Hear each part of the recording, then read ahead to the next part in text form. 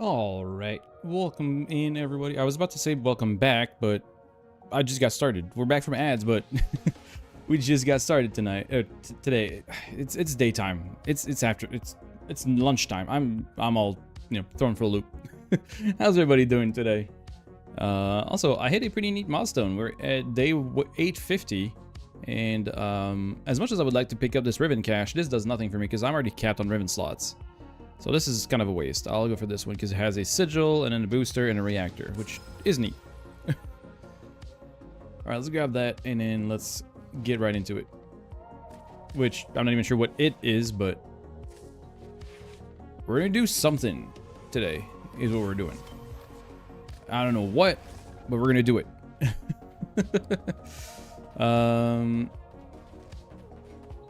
Do we have anything special ongoing? The alerts. I'm pretty sure I have that already. I'm pretty sure I have that too, and that is nice though. I will do that. I will be doing that. Survival, sure. You would love those ribbon slots? Yeah, I wish they would. I wish they added more, but I'm already at max capacity. Like 210 is the max right now. And yes, that means that I have 202 ribbons mods right now.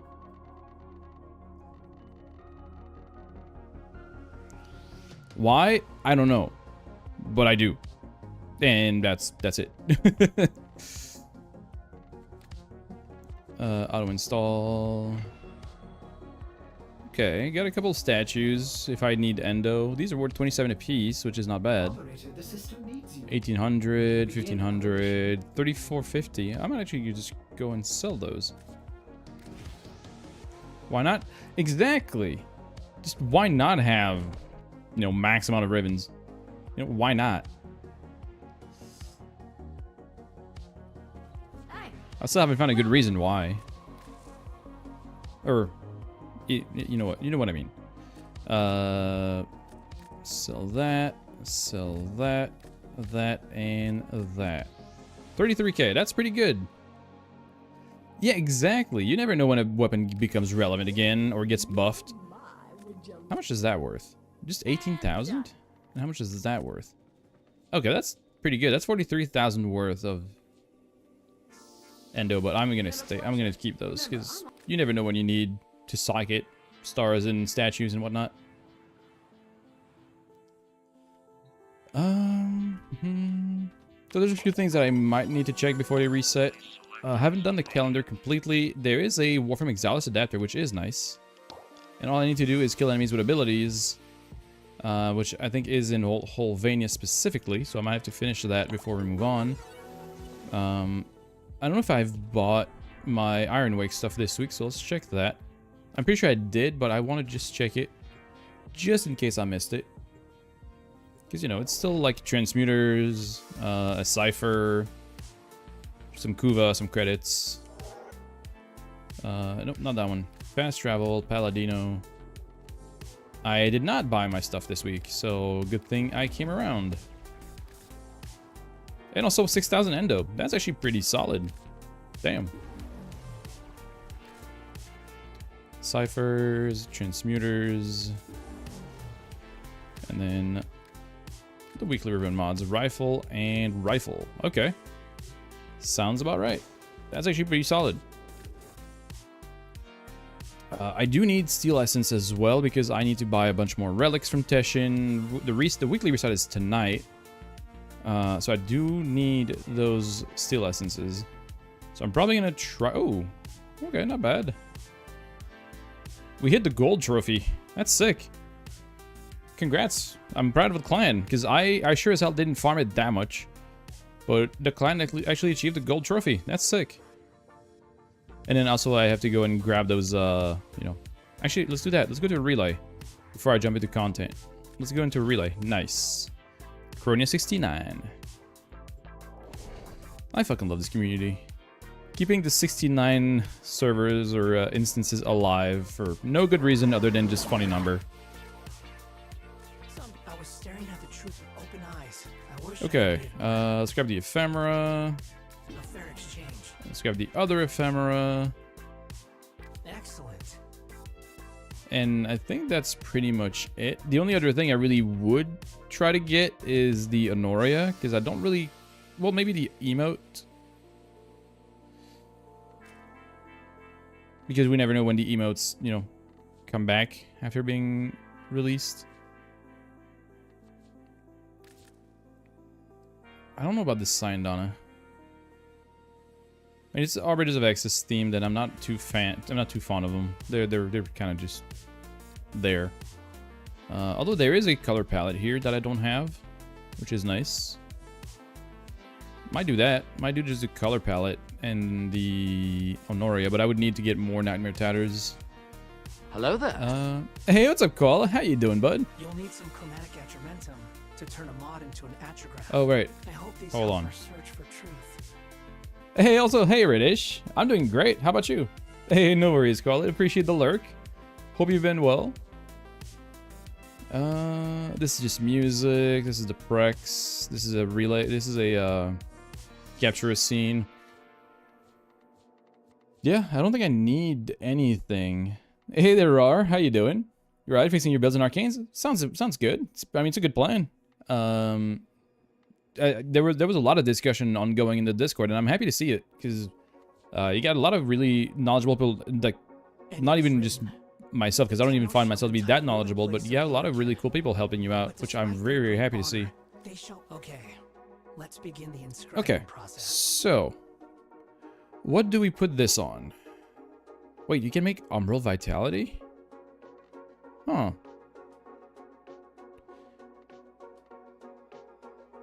Wait, why is it only the pistol and the shotgun multi-shot mods? Why not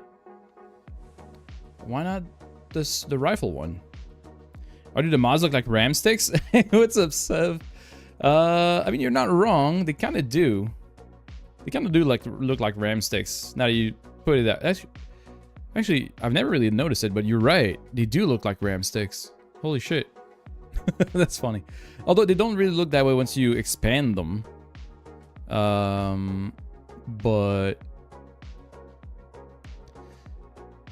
I don't even know.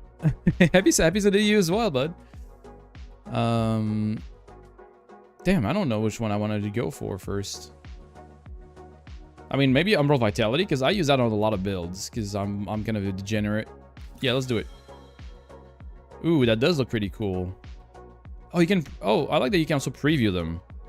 You'll be lurking. Hey, no worries, Presto. Appreciate you. Thanks for lurking. As I keep saying, lurkers are the lifeblood of a lot of channels. So, lurkers, lurk ahead. You're more than welcome to. Berserker Fury. Oh, those are really, they are really cool looking. Hey, what's up, Edge? Dude, this is such a cool addition. It does nothing except look cool, and I'm here for it. I love the notion of just making stuff shiny for no other reason than just making it shiny. Oh yeah, it does literally nothing, Reddish. It's purely cosmetic, just for something. Never seen this before. This is brand new from the Foley update. So about what, a week ago, or yeah, about a week ago, a week and a half at this point. But yeah, so when you do the Foley mode, you get this currency, the Atramentum. Full upgrade. Yeah, that's exactly it. That's exactly it. You just make your mods, which are more or less cards, into like holographic foil, just for, you know, fancy stuff. And yeah, so you get Atramentum from doing the Foley mission, and you can trade 360 of those into one chromatic Atramentum. And then you can go down here to create an atrograph mod. Okay, let's begin the inscribing process. Heard of it? Oh, gotcha. Okay.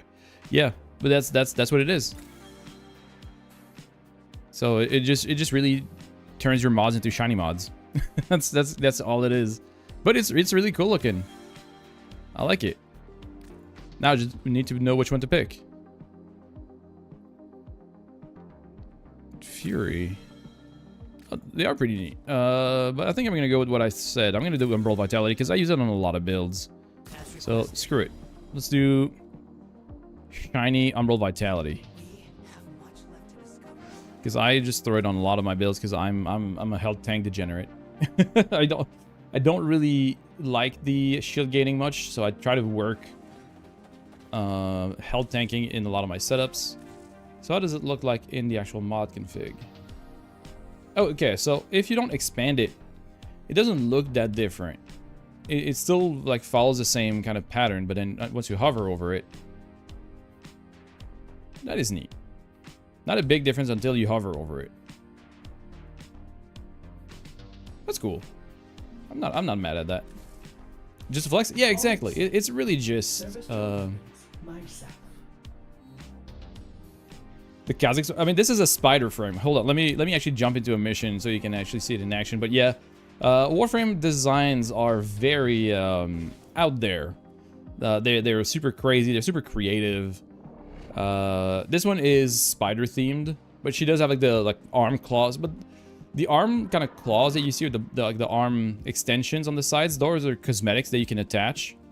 So she doesn't come with them naturally, but you can just add them on. And then if you activate her fourth ability, she grows spider legs and then just walks on those legs instead of her own 2 feet, which is potentially phobia inducing for some people. But it looks freaking cool.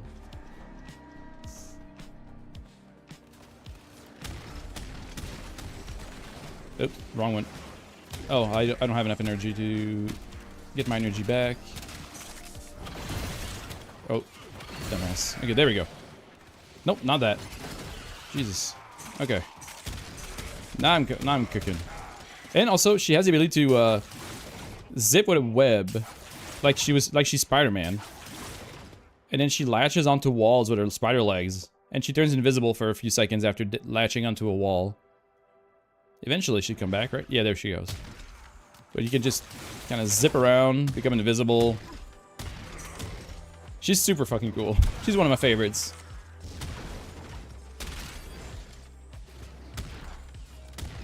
On her, you prefer Gloom over third. How do I manage survivability? Strictly from pure health pool. Like, as you see at the top, I have over 8,000 HP. And I have a bunch of armor, which takes care of my, you know, immediate survivability. And the other part is she generates a lot of health orbs if you just execute someone with her first. So whenever you're in your spider mode, your melee key will just use your first skill and dash to someone. And if you execute them when they have the marker over their head. So let's wait a second. Once you see that, hold on, when you see that, oh, well, it just vanished. Once you see that green mark over their heads, they're in execute range, so your first ability will instantly kill them and create a bunch of health and energy orbs. Doesn't heal enough for your preference? I mean, part of the other thing is arcane persistence. So the other half that makes this even stronger is persistence, which is the arcane that makes it so you can't take more than 500 HP damage per second. So even if I have 10,000 HP, it would technically take 20 seconds of me taking damage without any healing to die. So that gives me a pretty long time to just find an enemy, dash at it, kill it, get a bunch of orbs, and heal back. Like you can see the health going up pretty consistently if I just execute someone. So as long as you just kill and get orbs, you are pretty fine. So yeah, arcane persistence is the really big ticket here. That's what makes it actually comfortable to survive with. It kind of functions like a shield gate would, because it gives you a hard cap on how much damage you can take in a certain span, since you can't take more than 500 HP per second. But the difference is you're not completely invincible, or you don't have like an easy way to reactivate it like you would with shield gating, where you just press one button and instantly your shields are back and you get your shield gate next time you take damage. But the duration that you can sustain with a large health pool, like, you know, over 8,000, is really, really solid. Oh, Khan, thank you for the follow. Appreciate it. I thought for sure you would be you were following since you've been here a couple times, but I appreciate it. And yeah, if you want to get Arcane Persistence, you have to do the Old Peace questline and do the Descendia game mode. Hey, what's up, Troika? Good to see you. So yeah, it's really that simple. If you want to do health tanking, you need Persistence, more or less. Unless you are playing something very specific. You already have it, not maxed? Gotcha. The other thing is you have to make sure that you hit the armor threshold for Persistence to work. Persistence does require a 700 armor threshold to function, which also means that you have to be wary of any form of armor reduction. If you're hit with heat or anything that reduces armor, you have to be aware of that reducing your armor and potentially disabling persistence for the duration. The other things that can disable it are magnetic procs and nullifier bubbles.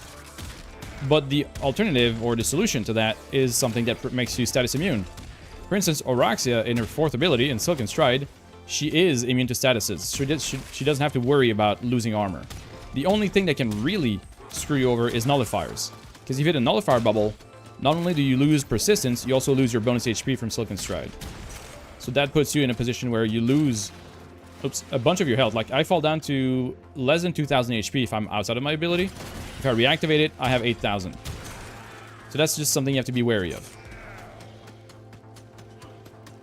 I would say you can still survive on health tank outside of persistence in Star Chart and Steel Path Star Chart for the most part, but you do have to be more careful about your HP. You might need something like Rolling Guard to give you a slight buffer to recover your health after you take damage, since you don't have the window of invincibility or like the DPS cap that persistence offers without it. But it does still function without. Do you have efficiency and large health energy pool? I have, oh yeah, you don't really see it because of the bar, but I have about 600 energy, Traco. And I don't really run high efficiency, but I do run a decent duration, which for channeled abilities, efficiency and duration both positively impact it. Hey, what's up, Kyle? So efficiency and duration both positively impact the drain on channeled abilities. And the real thing is using your Mercy's Kiss, so the execute ability with Equilibrium just basically covers your entire sustain needs. Unless you are really bad at managing a couple kills, you shouldn't run out of energy at all on Oraxia. I can share the build after I'm done with this mission. There's only like 2 minutes left. I can kind of explain it and show it in details. Yeah, good morning to you. Oh, I already said. Either way, good morning again. Sometimes I just turn my face back to chat, see a message, and I forget that I forget that I already answered it or, you know, acknowledged it. But double good morning. Persistence is important for health tanking, endurance, damage reduction, and healing will work and all. Yeah, absolutely, Taylor. Yeah, if you want to go higher than just base Steel Path, you will need something like persistence for health tanking, because otherwise, enemies will literally one-shot you. How's the cats? Oh, they're great. Bazer's right here. As well, you don't really see him, but he's right here, as usual. Always on the desk. True in most cases, persistence only is rolling guard. It depends. Yes. Oh yeah, status immunity. Yeah, you're right. Yeah, it's either status immunity or rolling guard does the job, because you need to cleanse those statuses to re-enable it. I need to read full messages before I reply, because yeah, that's exactly what it is. You need either of those things to really make persistence consistent or uncomfortable. Otherwise, you have to be really wary of statuses, because you can lose your defensive layer in a split second if you're not careful. Not fully built for Oraxia yet. Figured Equilibrium would work. You don't really need strength that much, because, I mean, strength increases the kill threshold, so it does help. But you want strength for other reasons. Like, yes, strength for the first ability is good, but that's not the reason you're going to be building strength, really. I already tried Solveig with Acid Shell and Oraxia. That's currently what I'm running. That is exactly what I'm running right now. And that's part of why she's one of my favorites, because I love Acid Shell's Sobek. Hey, good morning, Amar. Good to see you. How you doing? I mean, it's like 12:30, so it's coming to the afternoon, but still. Jesus, can I just get in the... There you go. Get in the pipe. She gets a bit of a reduced gravity thing, or like she has a higher jump velocity in Silken Stride, so sometimes it makes jumping in those little things a bit awkward. You have 2 mails from Deshin about Dark Refractory? Oh, yeah, probably. That's kind of odd. Also, yeah, we are still fundraising for charity. Today's the last day. We've done amazing. We raised over $1,000 for charity, which is incredible. shattered my own personal record. My last highest charity stream, which was last year for this exact same event, we did about it was 750 something or 750 something, you know, something like that. And now we just obliterated that. We went straight past $1,000, which is amazing. Also, Con, appreciate the 3-stream watch streak. Also, hey, Jord. Okay, what is this? Oh yeah, that's the arcane adapter. That's what I wanted. Cool. Hey, what's up, Atlas? Nice to see y'all. Did amazing. Thank you. I mean, I was just the messenger. You guys did the donation stuff. You guys did the contributions. I was just here to give you guys a way to know and learn about the charity and the organization. I didn't really do a whole lot than just incentivizing it. You guys are the ones that actually put the money forward for it, which is crazy. You wonder if it's because you have a link, Jordan? It could be, yeah. It could very much be. Okay, so this is the build that I run on Oraxia. So obviously, oh, hold on. I'm gonna have to turn off the little Tiltify slideshow so you guys can see. So this is the build. It's very straightforward. Growing power, which I think is on almost all frames that don't need a specific arcane or aura, the go-to aura, because it just gives you an easy 25% increased strength that you can snapshot for stuff.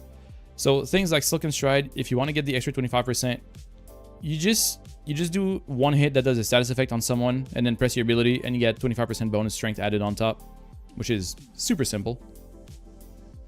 I don't have a play queue right now, Cal, but if you want to join or if you want to tag along for some stuff, feel free. Oh, Telly, thank you for the $10 for charity. Appreciate that. That's super generous.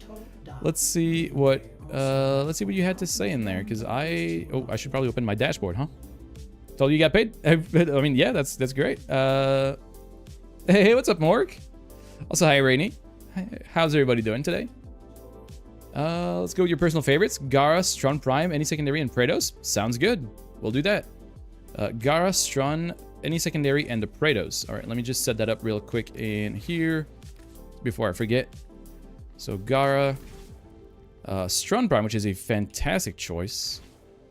Secondary, we'll just leave the Ocucore, Praetos. That's good. And then let's switch that back to Naramon just for good measure, because it is melee combo oriented. And then let's go back to Araxis so we can talk about the build quickly. Personal favorite? I mean, it's a really good loadout. Yeah, this equilibrium is currently at this capacity just because I don't always have the room for a max equilibrium, which generally works fine at this level. Like 90% is good. I might try to push it to 100% just for good measure, just to kind of round it out a bit, and then just invest a few more formas if it takes it away. But yeah, you're right that I should have the space to get more. You went to a concert last night. Since Cross Canadian Ragweed is oh, not familiar with the band, but awesome. Hope you enjoyed your time at the concert.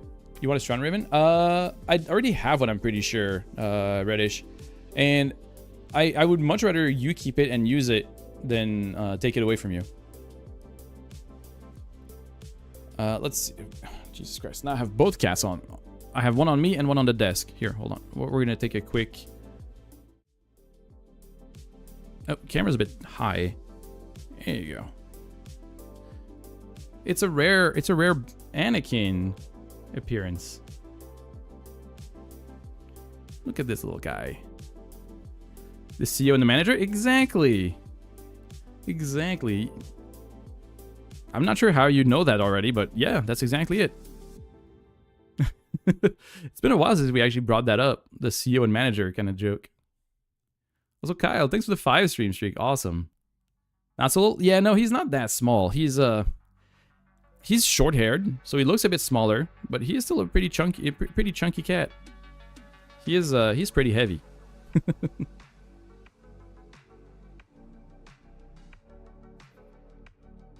And then you guys already know, but no, other side. This is a classic. 4 streams in, you picked up some knowledge. I can see that, yeah. Can definitely see that. So we have the CEO right here. We have Bowser.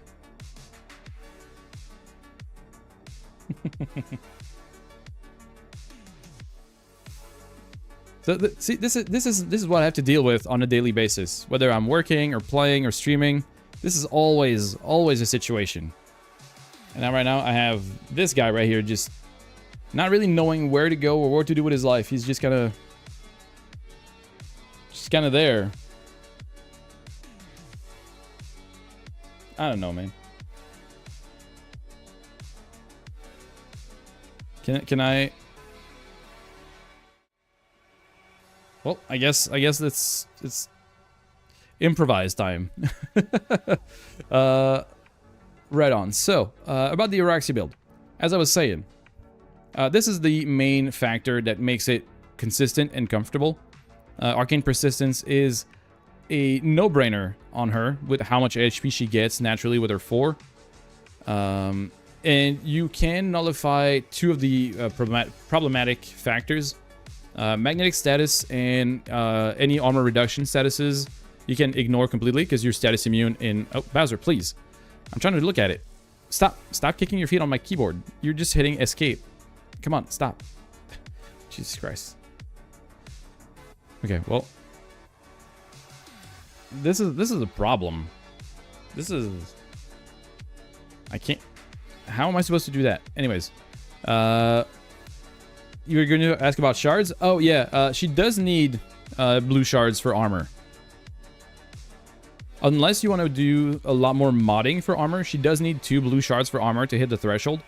She doesn't have very high base, which is kind of a problem, but that's very easy to solve. Hey there, mommy, how you doing?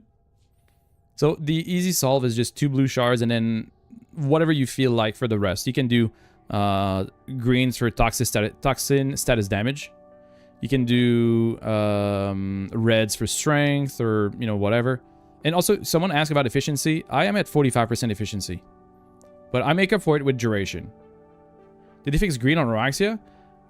You mean the corrosive stacks with the scuttlers? Yes. That does work now. They fixed it so that the scuttlers do get the benefits of the increased corrosive stacks on green shards. Did you get your Varuna Prime? Ooh, hell yeah. I still don't have mine, so I'll have to work on that over the couple days.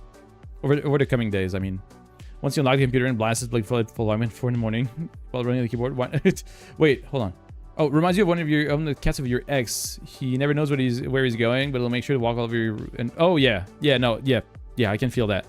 And I can't tell you how many times I've died or lost matches in games because of my cat walking up and hitting my keyboard and pressing like escape or pressing like any key that just fucks up my shit.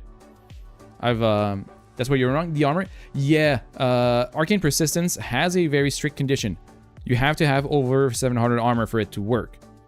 So if you have, or at least whatever it is on the threshold. Oh, it's 700 on all of them. Right. Okay. So it's 700 armor on all levels. So you have to have at least 700 for this to even function. Otherwise, if you have persistence without the armor, you don't get the benefits. So you will die. You will die. That doesn't change it. Wait. You're just gonna resend a question you had before Bowser required pets. Is the adaptation only there for Steel Path for making Steel Path more no-brainable? Yes. Yes, adaptation is adaptation is not required, but it makes it more comfy. This is very much flexible. If you want to just run it without adaptation, go for it.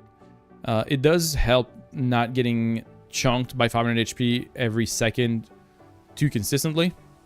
Because the armor is only 72% DR, which is good, but not that crazy. So if you want to go higher, then yeah, adaptation is nice. But you can throw almost anything else you want on there. You could do, honestly, pretty much anything. I don't even know what else, but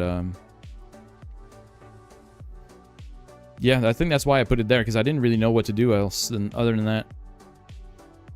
When you were in school, your cat liked to sprawl across your textbooks. Yeah, I feel like they always just kind of do whatever they're not supposed to do, Draco. That's kind of their thing. Yeah, no, absolutely. Adaptation is, like I said, my personal choice here, but you can throw in almost anything else. And yeah, so she's a perfect user.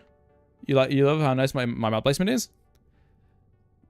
I mean, yeah, I don't know if there's anything really specific about it, but yeah, I guess I I do like to put like Umbral mods all lined up and kind of try and organize mods so they make sense in a certain flow. I could probably put Prime Flow up so it actually lines up with the other light mods, because Umbral are kind of like primed. They just have the little set bonus on top. But yeah, I think that's really it. The strength. Oh yeah, the other thing, the strength. So I have Arcane Bellicose because this is kind of a no-brainer as well. You don't get the full bonus of Bellicose when you enter Silken Stride because your health goes up as you cast it. So the strength you get from Bellicose increase from the extra health for Bellicose doesn't apply to the cast of Silken Stride, which is a bit awkward, but it's not a big deal. Like you can still utilize the extra strength for other stuff such as your Mercy's Kiss, your Webbed Embrace, and your Widow's Brood. But it doesn't really apply to what Silken Stride provides because you activate it and then you gain HP. So the strength you have on activation of this gets snapshotted before Bellicose goes up. So if you want to get rid of Bellicose for something else like Molt Augmented for a better benefit on the cast of Silken Stride, you can. Yeah, Molt Augmented is ideal, but I just want to have some worry-free stuff where I just press the button and I'm already like somewhat stacked up on strength, but you can definitely use Molt Augmented instead for a higher bonus overall. Umbrals are prime. I mean, kind of, because they have the same, like they have the same style, the same coloring, the same outline. You just have the extra like Umbral mod little icon at the top. And also, yeah, the instant kill threshold doesn't change, so that's an important thing to notice. The strength, I thought it did. What it does though, the strength does two things. It increases the damage, which is not really important because if you just do the instant kill threshold, you don't need the damage itself. But it does increase the orb drop chance, or the orb drop ratio. Let me put it in the screen where you'll see it better. Oh, you don't see it better. Well, let me just turn that off for a second. So, hey, what's up, Lulu? So the health and energy orbs drops here are what makes the strength actually nice. It causes your Mercy's Kiss to drop a lot of orbs, and those orbs combined with Equilibrium will take care of your sustain.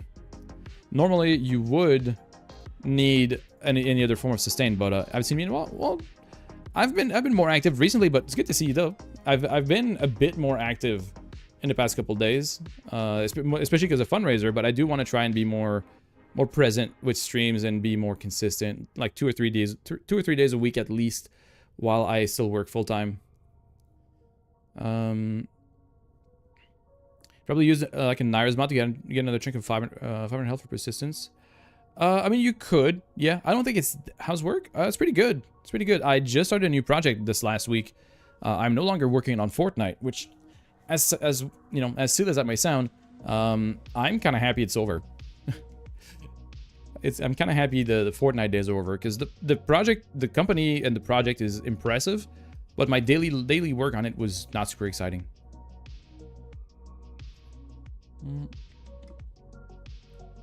Fortnite, yeah. Right. So, short version. I work for a standalone third-party company here in my local area that does video game QA for other companies. So my company is not a game studio, but it's a quality assurance company. So other studios hire us to test and QA and do bug report and bug testing on their games. And for the past about 6 months, my project that I was assigned to was Fortnite. Yeah, contract that. Yeah. We're contractual workers, but I'm a full-time employed, tester or analyst, as they call us at that company. But we have, various set duration or long-term contracts with other companies. So even though they stopped our contracts, I didn't lose my job. Like, the company I work at is still keeping us hired. We're just shifted from where we were to a different project. So now I'm working on a completely new game. I'm working on a completely new project, and I have more responsibilities and more actual work that I have to do. I didn't know. No, I didn't. This one I can't disclose, unfortunately, because that one is under NDA. We do sign NDA like non-disclosure agreements. Fortnite I could talk about because it's an ongoing game. It's a live service, so the game was already released. I couldn't talk about the stuff that I do test because I was working on the cosmetic branch of Fortnite. So we were testing like the new outfits, the new, you know, everything that was cosmetic. Everything that was, you know, like I said, outfits, backpacks, pickaxes, emotes, that kind of stuff. So I was looking at and like doing quality assurance and quality control on cosmetics, making sure that they look good and they don't break or they don't have any issues prior to release. So whenever they released, they look good. You know, that was my job. That was my task, really. We were in like a 20 people team and we were spread across like various platforms and all that. But Epic kind of pulled the contract after a while because they were asking us to charge less. Did you make Jigglefist? No, I didn't make anything. I tested things. But I didn't make or create anything. You have 2,000 hours in Fortnite? That's crazy. I have just above that in this game. Oh, I'm nearing 3,000 hours in here. But that's crazy though.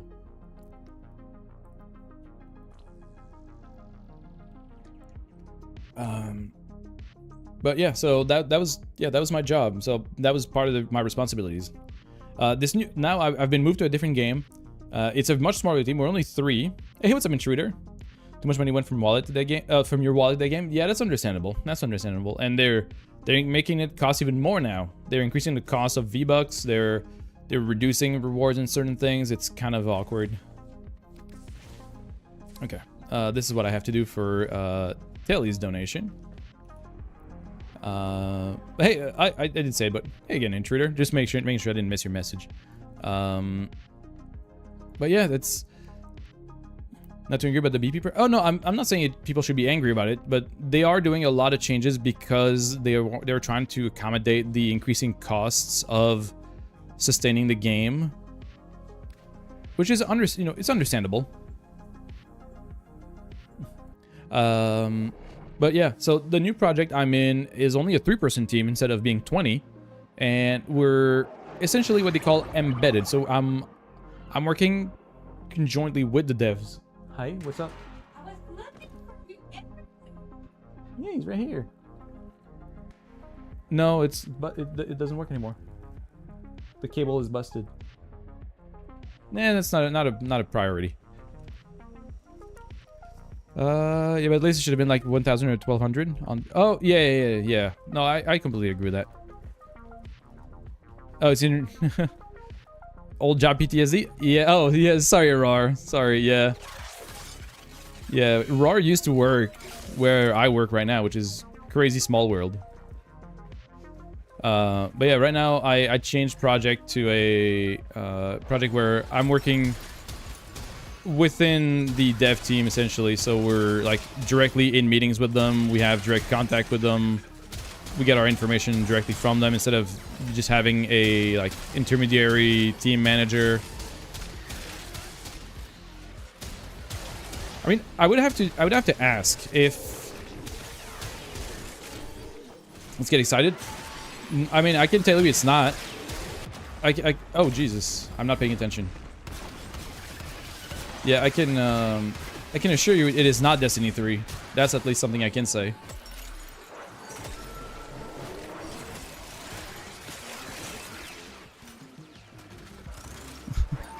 I mean, I would have to ask if the name of the game is under NDA. Because it's technically not fully out, but there is something that is playable of it. So I'm honestly not sure if I can talk about it or not. But when in doubt, just shut the fuck up. Essentially that's how NDAs function. If you're not sure, just shut the fuck up.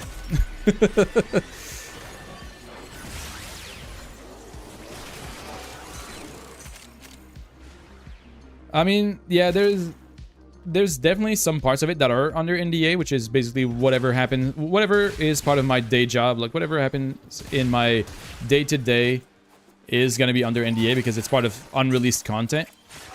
But because there's a part of the game that is accessible to players right now, I think I might be in a position where I can just mention the name of the game or the company I work with, but yeah, I'd have to verify that just for good measure.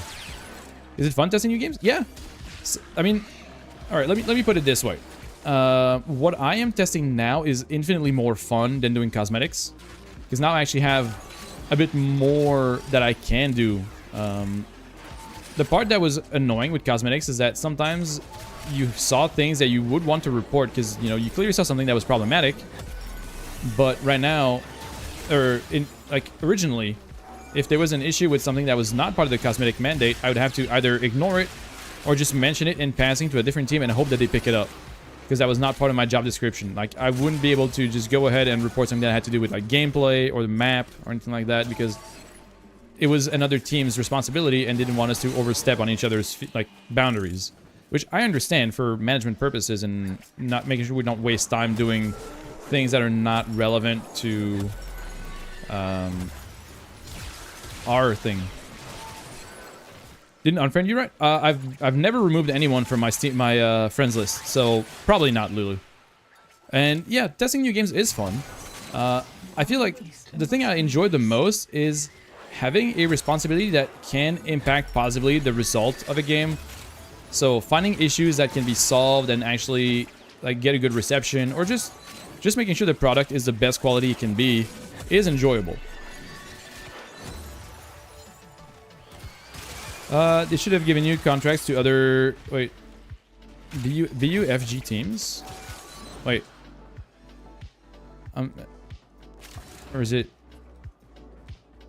I think I'm... Is that a typo, or am I just not understanding what you mean there, Draco?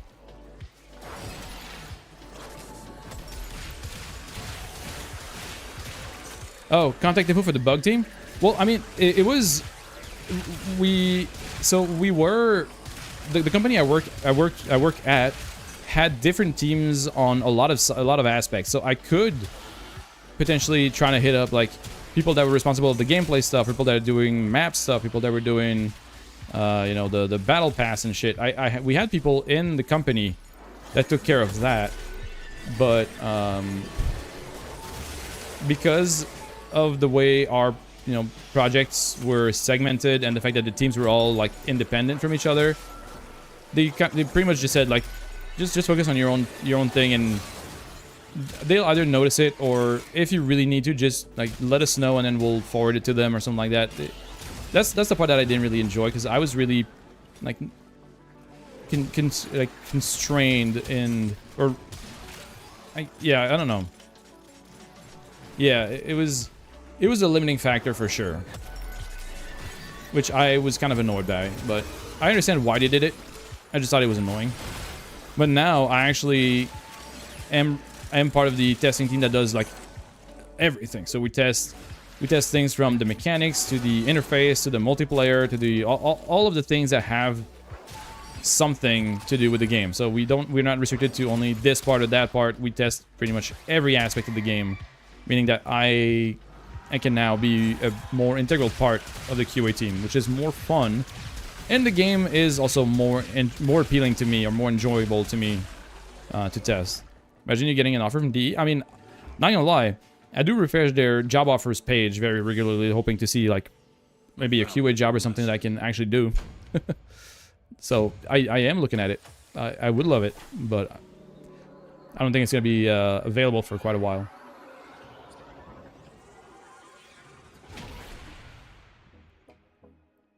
But yeah, like, we had some contacts with the, like, Epic team, but we were only really told to contact them in very, like, specific cases. Try as you play, I know the game very well. I mean, yeah, I could do a, like, spontaneous application, but, I mean, yeah, there's nothing that says I couldn't. Any help desk openings in DE?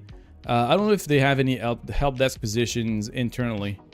Most of their help desk stuff is outsourced, as far as I know. If your QA position opens on your site, think of me. Well, I appreciate that, Rar. Can I ask where you work at now, or is that something you don't want to disclose publicly, which I totally understand as well? Do you have any? I don't have a portfolio, no, because I'm not a developer. I'm not someone who does creation. I do. You're at Ludi. Oh shit, that's awesome. That's really cool. That's a name I know. I know that company. That's really sick. And I mean, yeah, if they have an opening, shit, send it my way. Yeah, I do QA. So I I do testing. I hunt for bugs or, you know, anything that could be a bug report that needs to be fixed. Oh yeah, I just did the Gara mission, Taylor, but I can do another one. I don't mind. Gara's fun, so I don't mind doing a second one just for good measure. But yeah, so I'm not a developer per se. Now, my testing job has me work conjointly with the developers of the game that I'm testing for. So I have like two meetings a week with the developers over Teams. So we have, you know, conference calls with them. We have a direct contact with them. I have a account on their Teams platform, so we have like direct messaging straight with them, and we're an integral part of their QA team as well. But I don't do development. I do, you know, bug finding essentially. That's what quality assurance is. It's a glorified way of saying video game tester. But testing is more than just playing the game and finding bugs. It's sometimes you're testing things through like a very specific workflow. Well, indirectly on the dev team, yes. Like you can have internal QA on a dev team, but right now I'm not part of the dev team directly, but I am working conjointly with them as a external contractor. So it's not exactly the same, but close enough, yeah.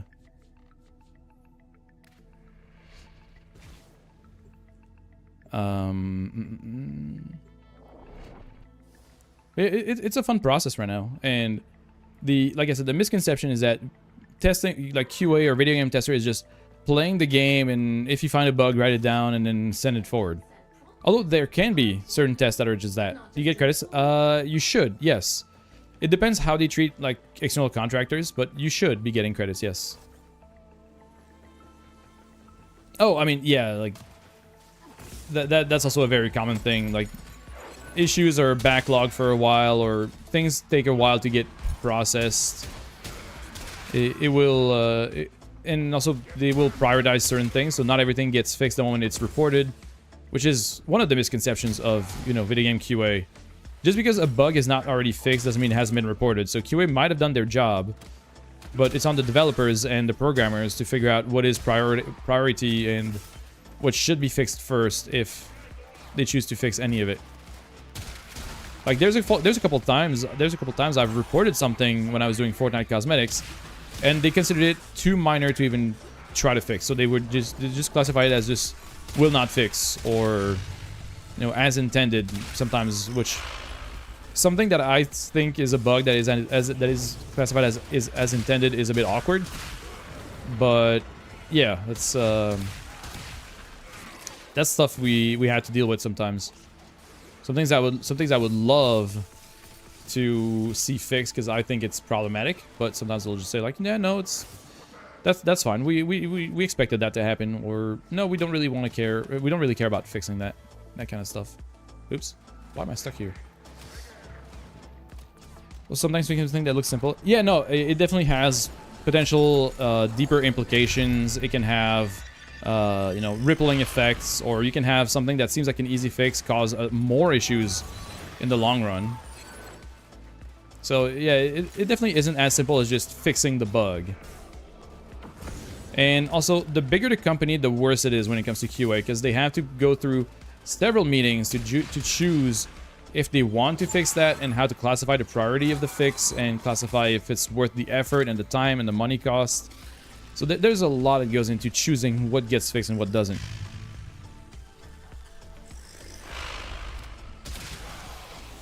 So that's always kind of funny. Oh shit.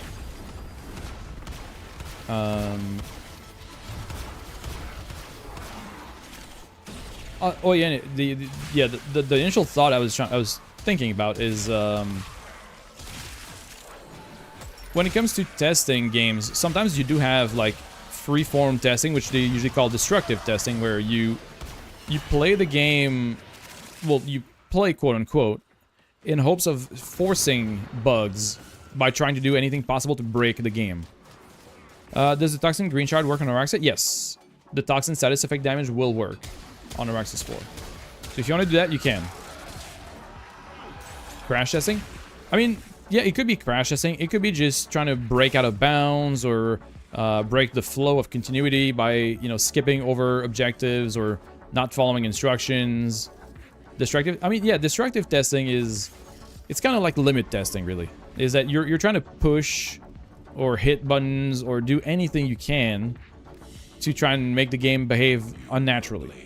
And that's not the majority of our testing. You know, that does happen from time to time where you just have something happen while you're testing something else. But for the general part, destructive testing is not the majority of what we do. Is it probably to say idiot proofing? I mean, yes, but also not necessarily. Like, idiot proofing is one thing, but destructive can be just any form of wacky combinations of actions, or trying to pick, pick something that you're not allowed to pick, or trying to see if you can like break out of bounds. A lot of that is found in speedrunning strats. An imprint of Smita. Let me check. Intruder. I might.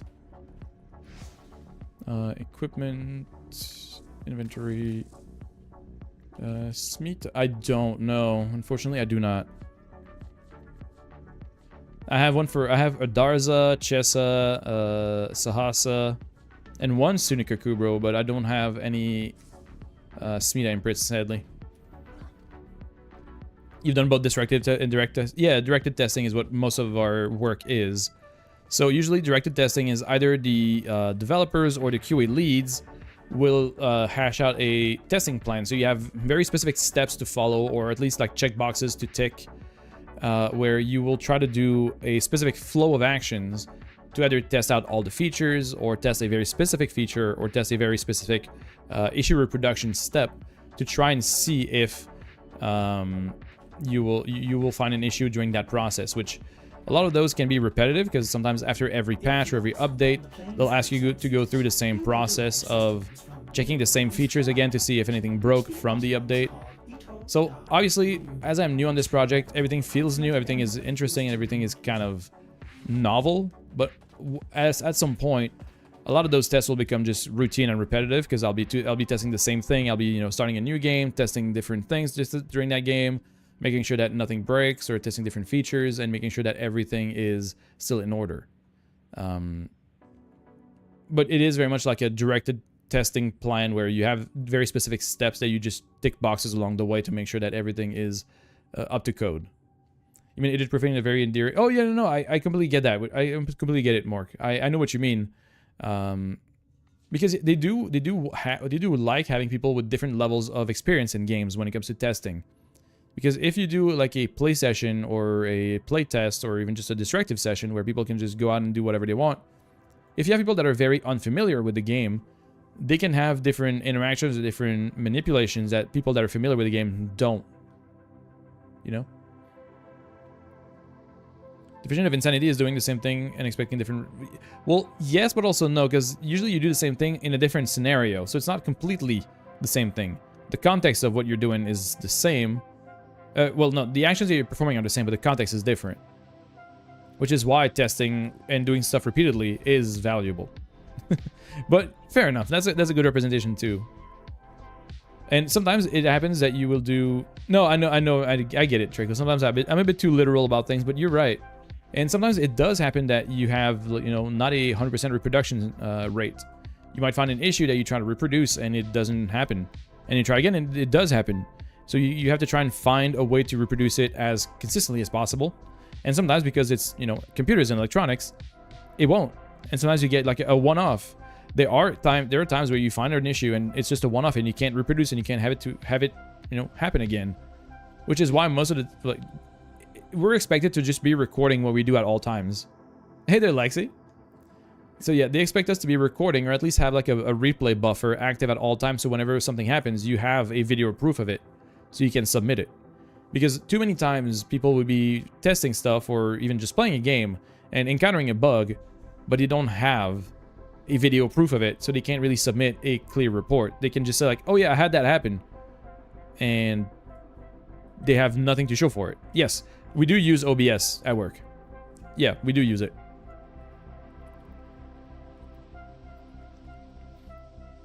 So you lost space on your Oraxia? Did you format it? You wanted to try and record your keyboard and mouse inputs? There is a thing you can do.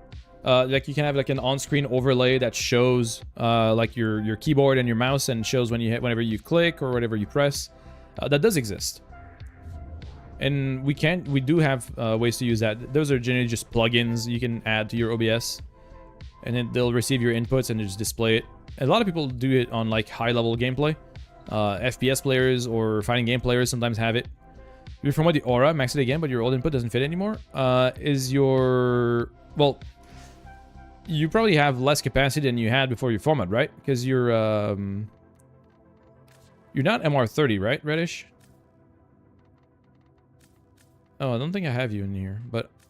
Yeah, if you use a format and you're not MR30, you'll lose capacity until you re-level her. Which is normal. It's level 30 again? What was the other... Yeah, need MR30 for... No, but if it's formatted... If it's re-leveled and you format it for a aura... What you farming? Probably gonna be just doing Steel Essence today, Lexi, for relics. Because reset is tonight, and I need more relics for, Varuna. Is it allowed in Trackmania replays? Yeah, Trackmania is one of those as well, because as much as Trackmania is just a racing game, it does require very precise, very minute controls and adjustments. Also, shit. Ads are starting soon. I gotta take a quick break because the ads are running. And I'll be right back. I almost forgot. So see you guys in 3.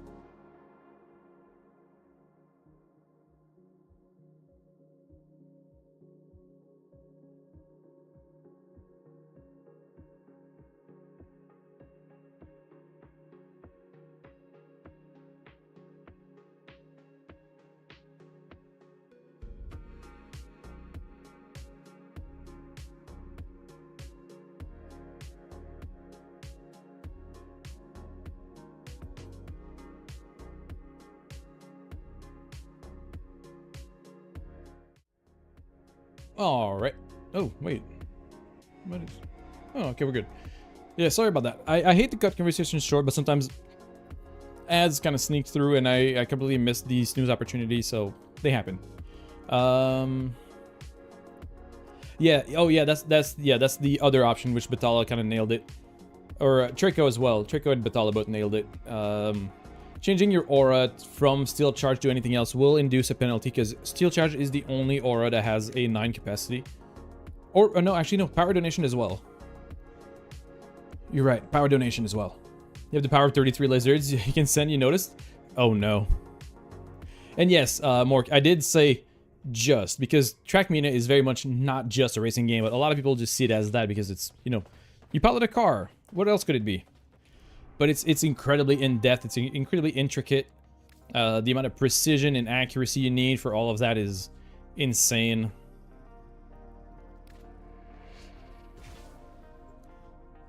But yeah, so all that to say that on-screen inputs are popular for games that have a high skill ceiling or high mechanical input skill, as well as fighting games. You know, some people will have like a on-screen mapping of their fight sticks or anything that they use, whether it's controller or fight sticks or keyboard, to illustrate what their inputs are for viewers to see, which is definitely relevant in certain circumstances.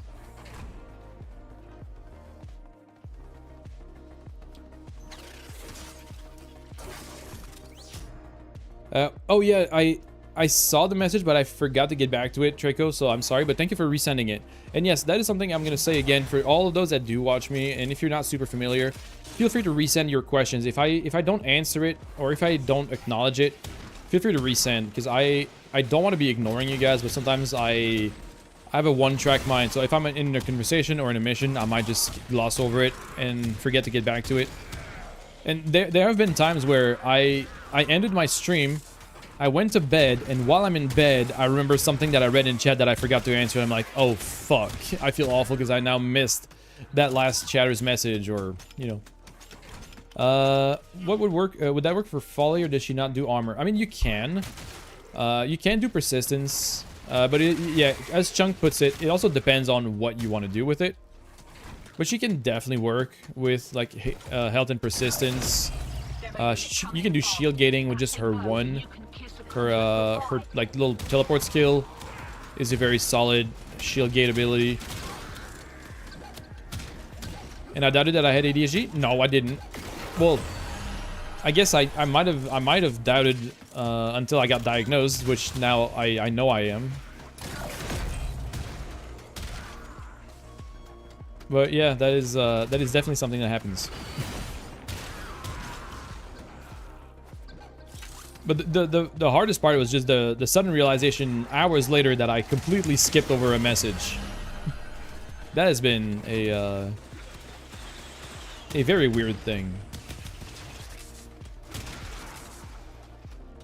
I mean, yeah, I'm not against it. I'm always open to friends. I should have I should expand my matching and have it like clan matching, but Demo units on its way. a good Summer Prime build. I do have a Summer Prime build. Yeah, I can show it after this run. I don't mind. Her 3 is damage reduction, so if you use secondary fortifier or arcane circumvent and get overguard, staying in your refugee can help extend it. That's pretty good too. Yeah. I know some people are not fans of the 3 because it has a pretty wide-reaching slow. And that can cause, you know, grievances in certain game modes, because some people don't like the fact that the massive effigy does a large AoE slow. One of us? Oh yeah, I mean, I'm fully aware now. I am fully aware that I am 100% ADHD, and even medication doesn't completely solve it. It does help attenuate a lot of the effects, but it doesn't have a like 100% efficiency rate. Oh yeah, absolutely, Mork. I don't think I will ever not have like moments where I go to sleep and I spend an hour just reminiscing things I didn't do right, but I forgot. Oh, a Demolisher Cougar Guardian? Odd. Taking squared away. All right. Right. Same again. Again, it depends. Yeah, I mean the strength doesn't matter though, because the slow is just static from her passive. So even if you have low strength, the effigy will still apply 50% slow to everyone in range. Also, what's up, Null? Good to see you.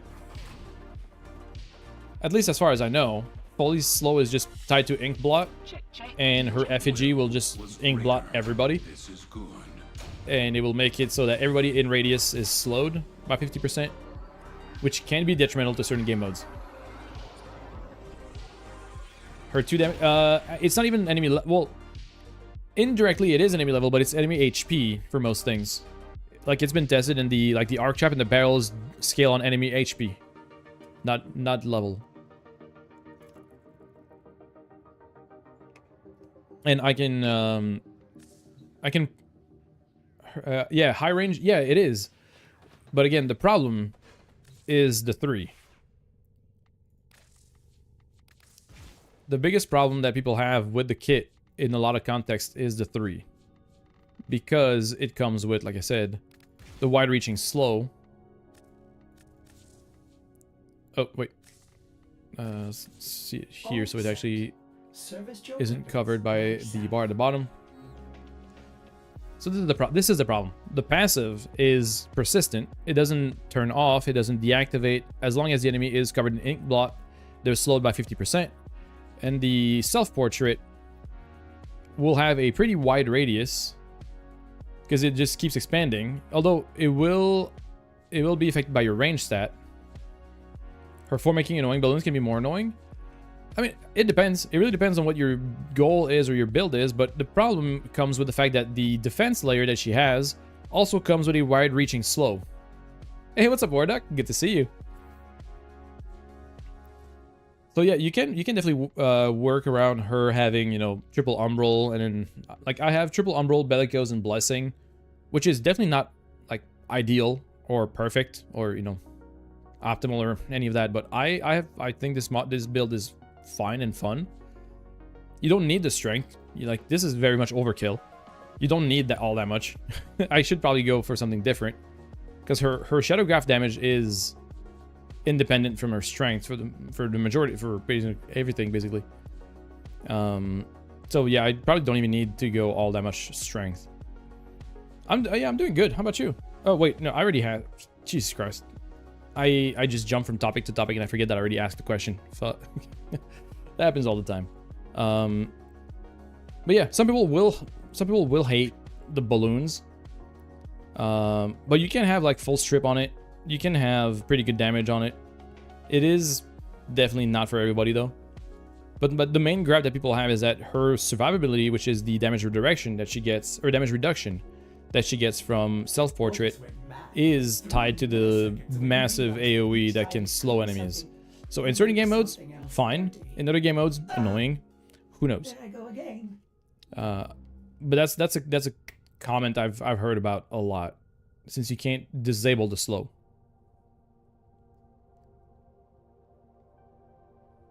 Yeah. I mean, I have 5 formers on her already. Jesus Christ, I didn't even notice, and I even threw an Omni on there.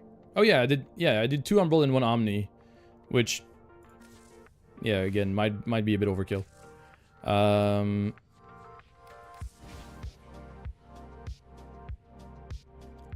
Well, yeah, obviously, MR. That's very true.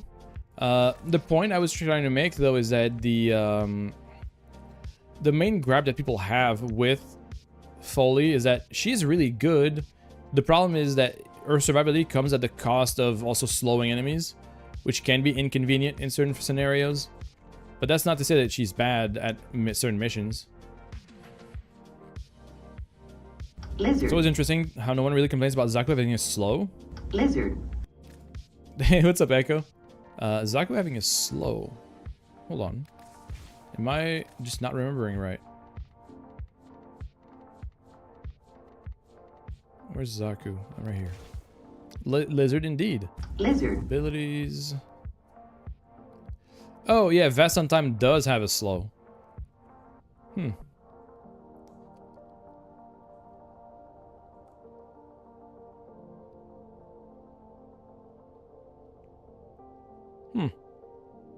Yeah, I do remember. I'm going there in just a second. It does. Okay, yeah, it does have a slow.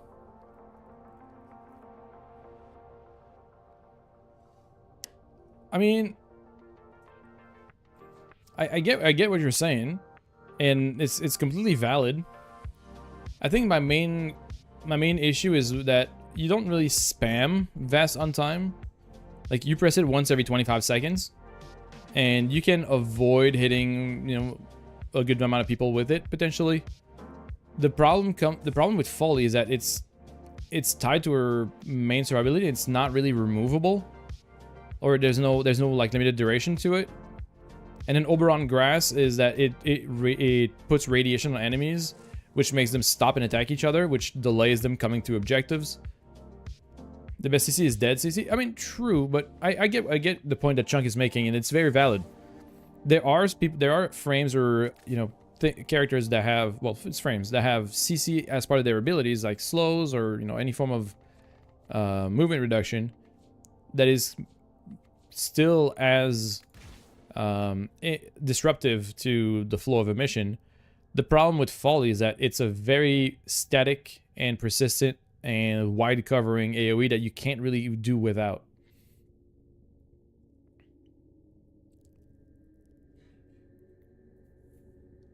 You get it. You found resources with someone this morning, and they were annoyed that that something in my greedy pull Necros was nuking enemies as soon as the enemies touched Korra's dome. Huh. Mass CC is fun, like Noko. I mean, true.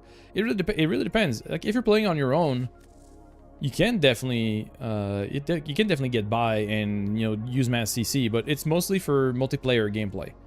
Like, some people don't like that if they're running missions with other people, you have people just severely slowing down enemies, which can make missions last longer or make it less convenient or reduce the amount of farm you get because less enemies make it to your room where you kill them. You know, there's a lot of scenarios where people don't like other players slowing down the enemies. Genuine opinion, if you're going to bring something that can take away from someone else's game, just running it with friends or solo.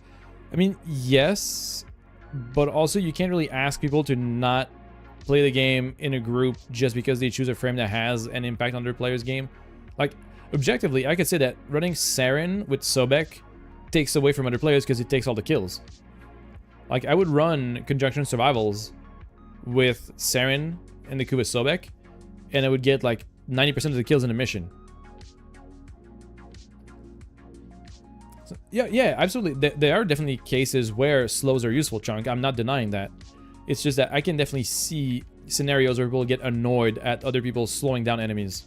Also, hey, what's up, Ice? No, I get that. I completely get that, Telly, and that is mainly why I tend to play my games solo for the most part. The reason why I play solo mostly is because I don't want to have to interact with things that I don't find enjoyable.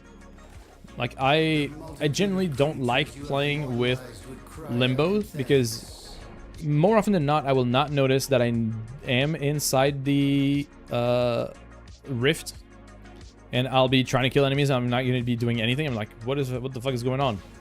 It's only to realize that I am in the rift, or the enemy is in the rift, and is the right tools for the job? I mean, yeah, but some people like me will bring an Omni tool, which is called Saren or Oroxia.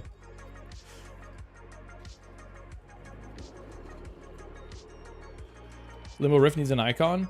It definitely needs more visual clarity. I will definitely agree with that. Limbo definitely needs a lot of extra visual clarity for just group play. Also, yeah, thanks for the 3 stream streak, Echo. Appreciate it. Lizard indeed. And yeah, so the Soma is, you know, pretty solid. Lizard. Lizard indeed. And Bathala, thank you for the 5 stream streak. Lizard. It hasn't been very long since I had watch streaks on my channel, and it's very nice to see.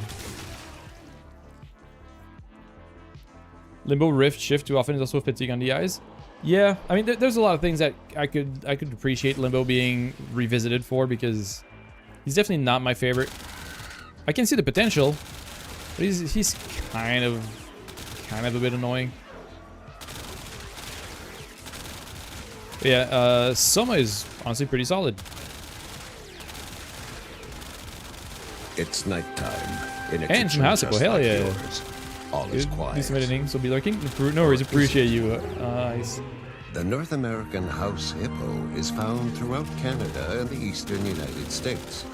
House hippos are very timid creatures and are rarely seen, but they will defend their territory if provoked.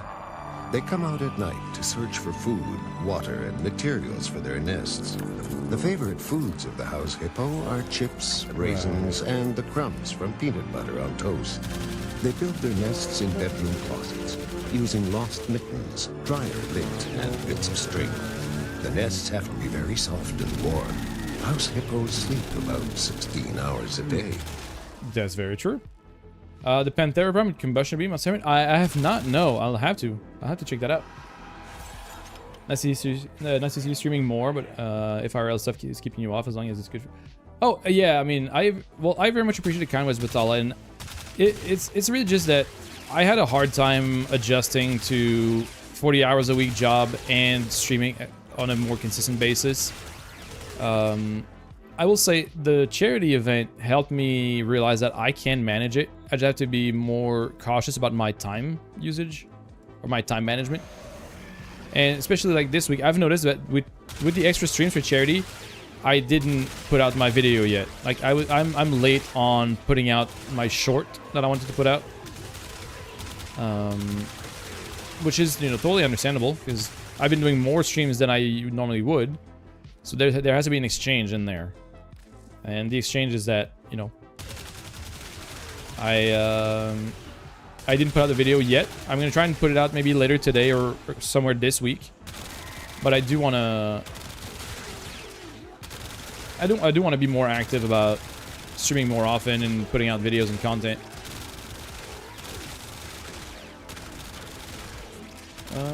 But yeah.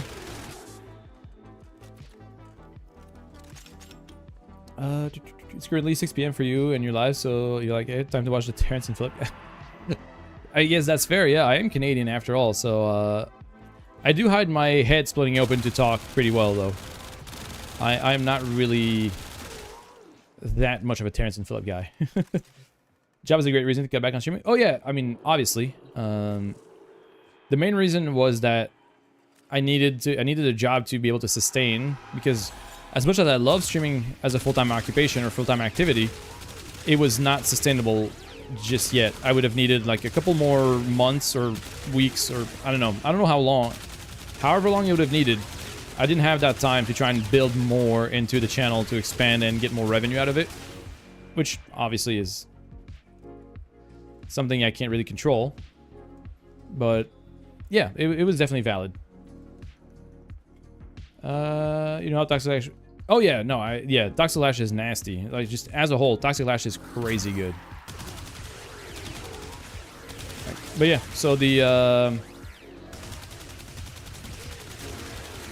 Soma is actually pretty solid, as you can tell. I've been just kind of messing around with it while chatting, but yeah, Soma Prime is good. With the Incarnon specifically, yes. With the Incarnon specifically. For this one, I mean, this one is actually pretty much better because it's just more base damage. Fortifying Bloodshed doesn't seem to work out too much unless you're doing specifically like very high slash build. So I don't even know why I didn't have Fortress Salvo for more damage. In here, weapon recoil, accuracy, or reload speed, which is entirely up to you.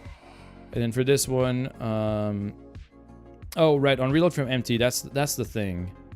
Right, you do need to get fresh havoc on, or you can do 40% CO or base crit multiplier. It's pretty much up to you what you pick here. You remember the butter pasta? Do you know the plugin for OBS for key inputs? I don't remember off the top of my head, but I can check. It's not a ribbon for the Soma if the game can tell you. Toxin, Photoshop magazine capacity. I would try to keep rolling it, honestly. The reduced magazine capacity, because it will scale up, will cut out a lot of your mag. And if you're trying to build with the augment, you do need the mag capacity to get the most benefit out of Hata Satya, which is not the right thing. I need to be here. So this mod here is pretty damn good on the Soma. And the more ammo you have, the better. So if you reduce your ammo capacity, you get less benefit from this mod. So I would strongly recommend trying to roll for something that doesn't have negative ammo capacity. The other two stats are good. You know, multi-shot and toxin is good, but magazine capacity is actually kind of detrimental. Unless you don't care about Hata Satya, in which case, you know, just do whatever.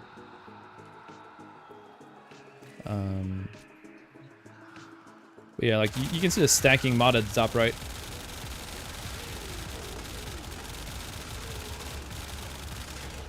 And the funny thing is, it caps at 500%. But because I'm running primary crux, I have a lot of spare ammo still.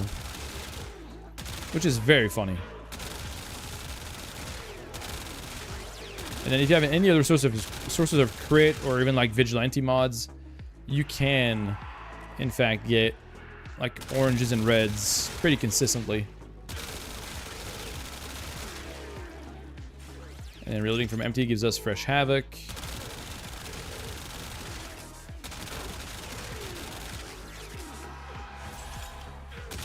And then you can also have the encounter mode. The encounter mode is a bit unwieldy because it does kick a lot more than the base, but it's still pretty solid. Has some AoE, reduces the fire rate in exchange for more damage. So it's you know, it's really good. It is a really good job. A really good mod. Not job. Gun. Holy shit. It's a really good gun. I was half reading chat and I saw the word job and my brain just went job. But yeah. And then hunter munitions can be changed too. That's kind of an older build style. I could potentially throw Hata Satya in here and then add base. Oh, I have a Riven too. Ooh. Crit chance and viral. Damn, I might actually play with that. We could do critical delay as well if you wanted to.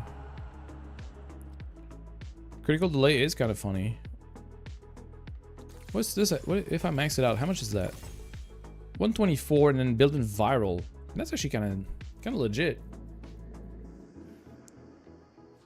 Because I could get rid of Malignant Force here. Keep Prime Cryo rounds because it's good damage. Could get rid of that and maybe go for... what's the... Is it... It's not a crit, right? Magnetic... Oh, Magnetic Capacity could actually be good here. You could throw on Magnetic and have more bullets in the mag. What is better on Torrid, Corrosive Blast, or Viral Slash? I mean, you can't do Viral Slash... I mean...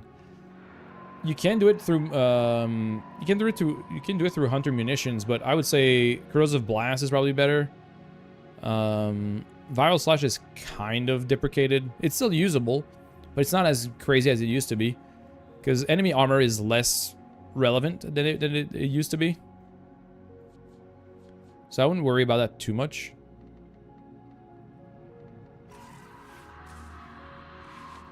Like most Viral Slash builds are usable still, but not as important or not as crazy as they used to be. But they'll still do fine. Okay, yeah. You know what? Critical delay actually is kind of a good play here instead of Hunter Munitions. Because now we're getting pretty consistent red crits from the increase in starting crit. That actually might be a better play in overall.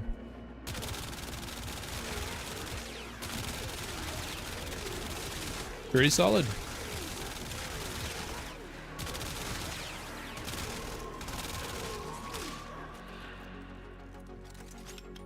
And I'm thinking Viral Heat. I mean, there's a lot of ways. I have mine as pure toxin. Like, I have a pure toxin Torrid myself.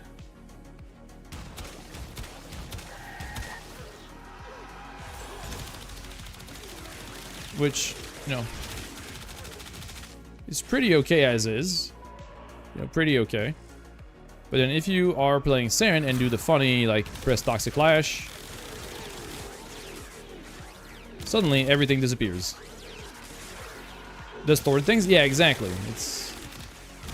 And that's not even the best part. Like, this is good, right? This is good.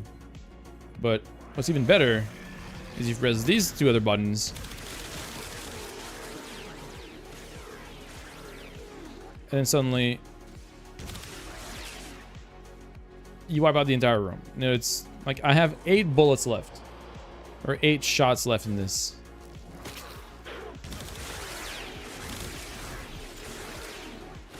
And in 8 shots, I killed about half, if not more, of what was here already.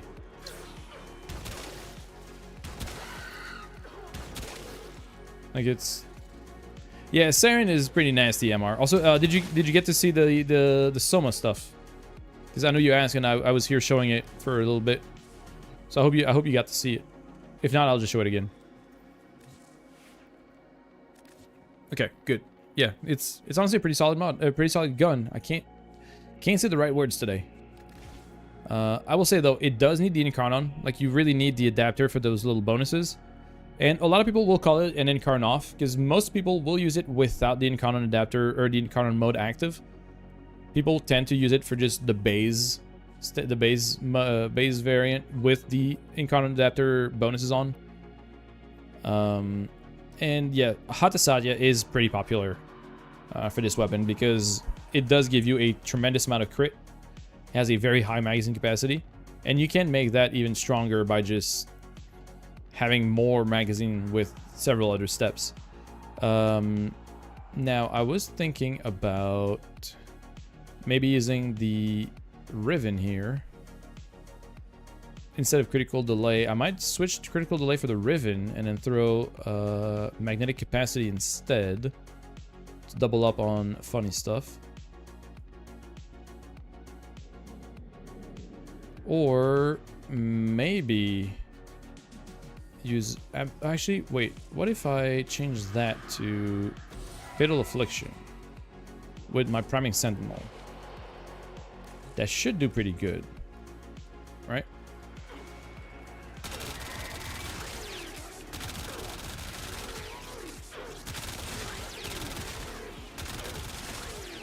That might be a more consistent damage gain than the reload from empty. Wait, hold on. I can't see chat now because the cat is in front of it. 1 second. I saw the quick question.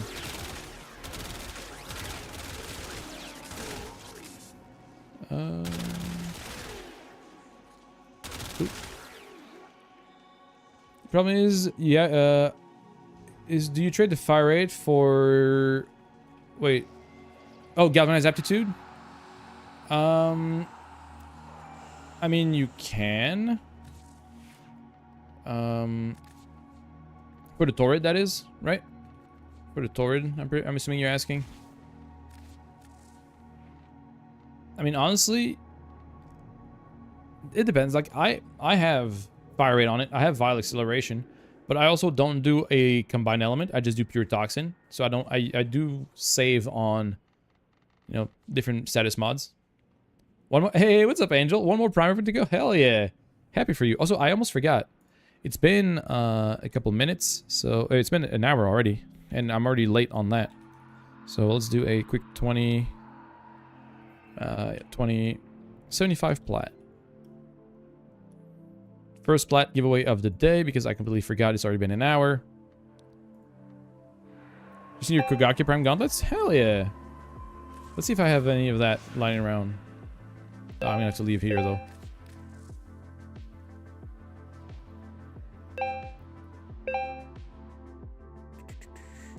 Kogaki Prime gauntlet. Those are vaulted now, so it's probably gonna be unlikely, but...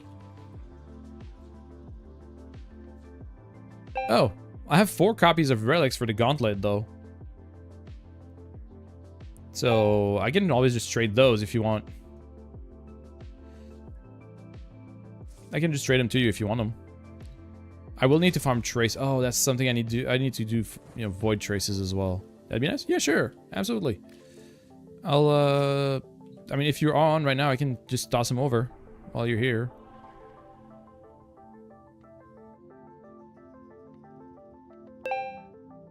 Oh. You changed your, Wait, did you change your profile from the Void Angel? Is it bad to copy builds? No, I don't think it is, Jazz. I don't think it is. As long as you understand why you're copying the build or what the build does when you copy it, that's probably the best way to start. From Void Angel to Valkyrie Heirloom? Gotcha, okay. Just... For some reason, that threw me off for a sec. But no, there's nothing wrong about copying builds, Jazz. I mean, a lot of people will start learning how to mod by looking at other people's builds. Has been counting Yeah, exactly, Jordan. You're completely right. Everything has to be unique and everything has to be specific. Clearly. Iceman, thank you for the follow. Appreciate it. Oh, failed to join the session. Oh, shit. Wait, are you in the clan? No, okay, you're not. Let me just try and toss an invite again. An hours redirection build? That's the craziest of them all. But no, seriously. I first started playing Warframe and copying builds before I started making up my own. There's nothing wrong with starting that way. Just trying to make your own things and it never works? I mean, that's fine. What I can say is, if you have your own builds that don't work, the best way to learn how to make them better is just ask people. Either share your builds in like your community Discord, or ask other players if they have a minute to look at your modding and see if they can help you improve it. Just like I said, the important part is understanding why you're making those choices when you start modding. Because it seems very overwhelming and complicated, but once you start understanding, as Amar puts it, once you start understanding the basics of why and how you should mod things, you just start getting it. And it's pretty straightforward. But I can go over a few things if you want. I don't mind explaining. I don't mind helping you out. Because like I said, I first started by copying builds from Overframe. Unless it's the Stug. I mean, there used to be a time where the Stug was like a very meta weapon. So even that, I disagree.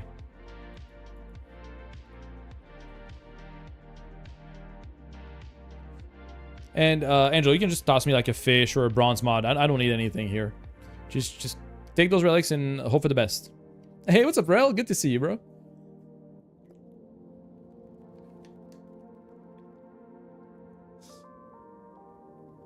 And yeah, it has. If you have anything in particular you'd want us to look at, we can go over it and we can talk about it. 9 Omniform a Stug, ready for everything. Damn, that's commitment. That is a big commitment.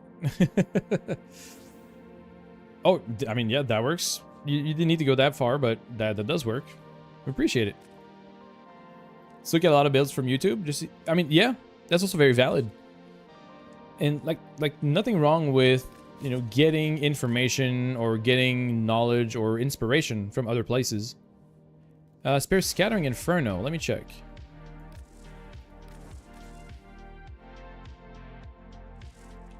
Scattering Inferno. Yes, I do. Yes, I do. I wish you the best of luck, Angel. You got 4 attempts. Are you online right now, Reddish? Because if you are, I'll toss you one. Yeah, you're right here. I'll toss one over. I don't mind. But yeah, like YouTube builds, like I used to. I don't make them as much anymore, but I used to make like build videos upon request for shorts on YouTube and TikTok. And I mean, they kind of worked. Some of them were not as, you know, well received or popular, but there's a couple of them that did do pretty well, and overall it did get people talking. That's the main thing. Submitting build videos and build guides, as it were, definitely gets people talking about like choosing their preferred mods or wait, no, not the right. That's not the right mod. That's not the right person. Yeah, no, sorry. I thought that was Red. Yeah, Reddish is here. So people enjoy that? Yeah, sure, absolutely. Scattering. There you go. I mean, not necessarily that, Echo. Sometimes it's just people like suggesting. Then you got Varuna Prime Neuroptics to trade? No, I don't. I only have half of Varuna right now, Rel. I wish I did, but I don't even have a full Varuna for myself. Like, I have the chassis and the main, but I don't even have the rest of it. Need some Perigale relics? I mean, I need a bunch of stuff still, so either or. I'll take what people have to offer. I need the barrel and the receiver still. Relic cracking time? Well, it's mostly farming currencies for relics and farming void traces before cracking relics. Rumors comments you see on build videos mostly what you see at the time. I mean, yeah, it depends. Some people will see it as a way an opening to discuss build strategies and build ideas, but some other people will. Hey, thank you so much for that. Appreciate it.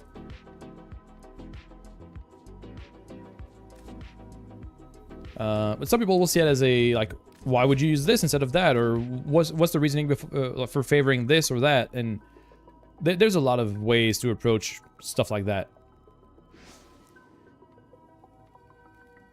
So I try to use that as a way to try and bring in discussion and try to interact with those people. Hello there. To see if we can get something good out of it. Yeah, it can be constructive for sure. Hey, what's up, Frankie? How you doing, bud? Good to see you. Hope you're having a good weekend. Oh, I mean, yeah. Like, social media platform comments are very rarely, you know, positive and wholesome. But it can happen. Occasionally. Sometimes it does happen. I'm doing good. Just on my last day of a big fundraiser, I've been super happy with the whole process. It's been a great time. What do we have here? The nuke. Let's see.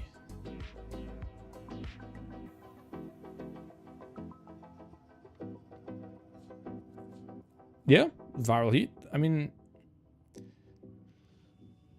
that can work. Yeah, viral heat can work definitely. It depends what your end goal is and who you're running it with, but yeah, that does work. Yeah, pretty solid.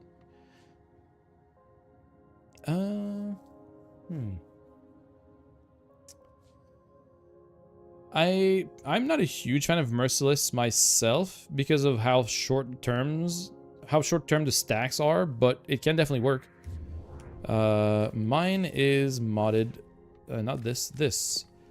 Mine is modded this way. So it's just pure toxin.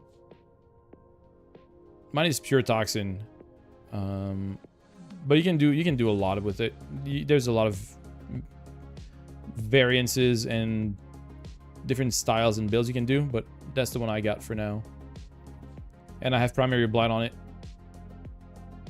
Yeah, no, and that's totally valid. Like I said, I'm not trying to tell you that you're right or wrong. I'm just saying that there's a lot of ways to go around modding it. And mine is primary blight because I'm doing pure toxin with either Oraxia or Saren. Always appreciate when people give like 2-3 builds with various complexity. You got all the mods and you know the technical stuff semi-decent, but your girlfriend needs more easy to use beginner build. Right, yeah, that's definitely something that is not very well covered right now. Most people that do builds and suggestions and guides tend to go straight into the people that have everything kind of approach, which understandably is not ideal.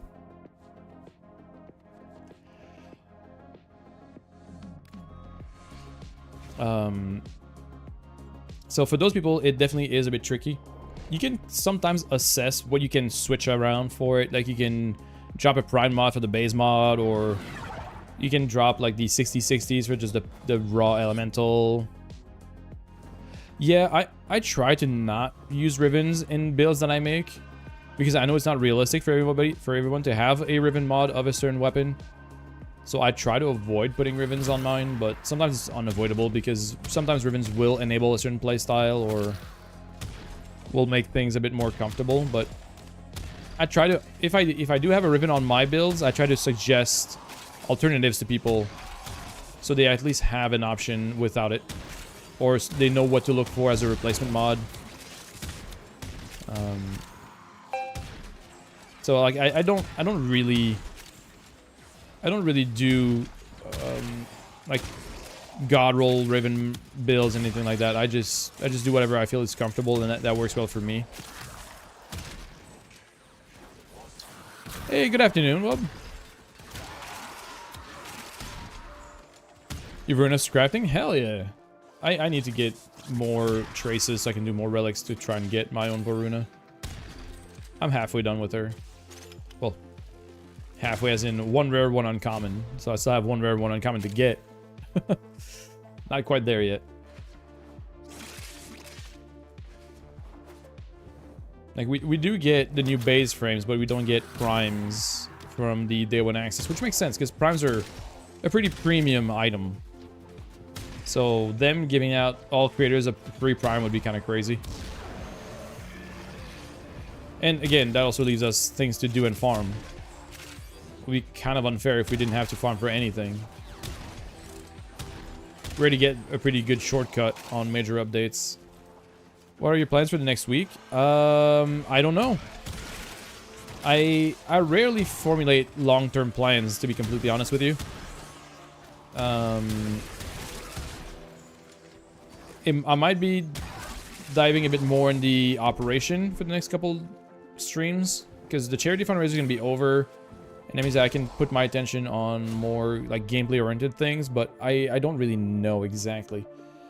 Considering being an AFK frame in nuke hole rooms? Not exactly, Bexy. Like, you can nuke hole rooms, yes, but not very AFK. You still have to have some active gameplay. They have a few things on her that make it so you can't just AFK. Even if you use like the spores as they're intended, the spores are pretty good for AoE coverage, but they don't spread naturally. So if you only kill enemies with spores on their own, they will not be spreading to more people and keep persisting and existing. So you have to actively interact with them, either shooting them or hitting them with melee, or any form of other damage that kills them can spread the spores. But if the spore damage over time kills someone, it doesn't spread. So you can't just apply spores in a large area and just leave it to do the rest of the work. You actually have to play the game. But you have a lot of ways to do AoE on her. Have you have enough essence? Not yet, no. I am starting to build up more essence. I have 76 essence, which is not great. Can you still get the parts for the Boltor Prime? I don't think so. Boltor is with Rhino, I think. Is it? So it's vaulted right now. What about some CC frames to have fun and build them? Well, they are very against AFK frames, so there's not a whole lot that you can do to completely be AFK. Well, you have to be people, not the parts? Well, I got some good news for you, Rel. I got everything. So get in here. There are a lot of frames that have CC, but yeah, there's not a lot that are very AFK. You always have to periodically cast abilities again, or like use your damage tool. But for CC, there's a lot of options. You know, you have Vauban that is really good for CC. You have, I mean, technically Oraxia has great CC as well with the web. Foley has great CC.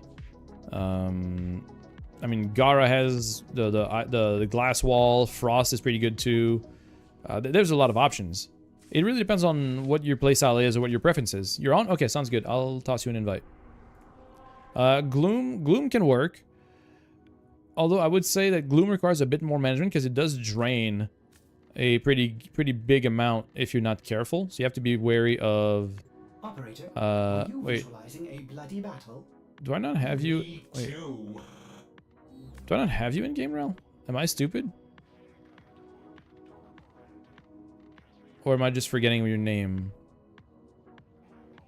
I'm probably just scrolling over you, right? Oh, right here. Right. I was looking for the same name as Twitch because I keep forgetting that, you know, different names on Twitch and in game. But yeah, I mean, Bexy, there's a lot of variety, honestly. There's so many different frames that you just have to pick whatever flavor you enjoy and then find a way to make it work. Yeah, I mean, I don't remove people from my friends list. So if you're already on the list, I'm not taking you out. I don't think I'll ever hit the cap anyways, so there's no reason for me to reduce that. Here, Bolter Prime.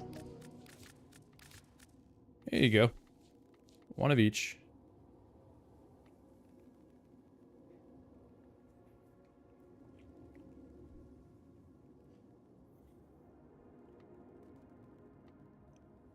I can't see my chat. Don't okay, here, let me show you something. Do you guys have that issue where when you have a cat in a place that they shouldn't be, and you try to move them, they kind of just put their entire body weight on your hand trying to stop you from pushing them. Like right now he's pushing back very hard to not be pushed back. Like I'm trying to scooch you over and he just doesn't want to. I don't need anything, Rel, just a bronze mod or a fish or anything completely random. I really don't need anything per se. Like, I love you, boy, but please lay down or something. I need to try and read chat and you're blocking my view. Can you please? I swear to God, it's like he's just rooted in place, like just stood and refuses to move. You are the worst, and I love you, but you are the worst. Please move. Please do something with your being. Please do something with your... Okay. Thank you. That's good. Yes. Please lay down. Perfect. That I can do. Thank you. There's a cap. There is a cap in the friends list. But I don't think I'll ever hit it. Like I have... Holy shit. That's so many people. What the fuck? Huh. That is Anakin, actually, Bathala. That was actually an Anakin. They're both very similar, so understandable. Hey, no worries, Rel. Appreciate you, and I hope that actually serves you well. You were going to sell the blueprint? No, yeah, no. Don't sell that. It's the rare part, too. Your dogs do that? Yeah, I mean, pets in general. That's great. You have two cats, a British and a Scottish fold? Oh, those are super cute. Glad you didn't? Yeah, I'm glad you didn't. That's...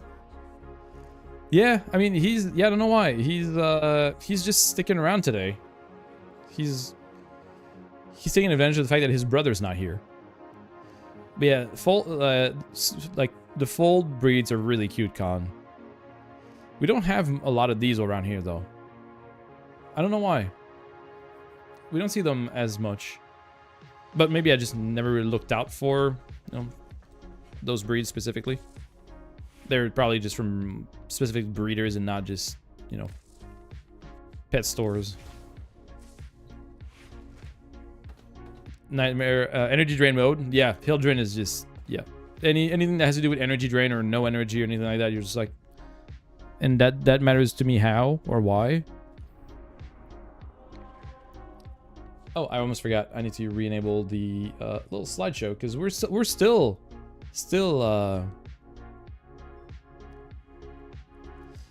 Oh, okay. Oh. Okay. You don't know English? Oh, that's crazy. Okay. Seconds when he realized that each time he cleans something, he makes something else dirty. Ah, there I go again.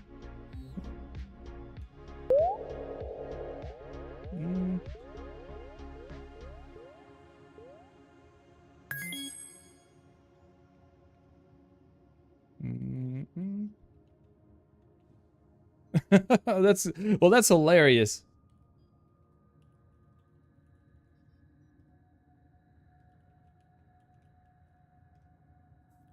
Well, that's very convenient. I think I already have your information. I think I already have it. So give me just 1 second. I know you probably don't understand, which is kind of incredible. Wait, I'm sure I have it somewhere.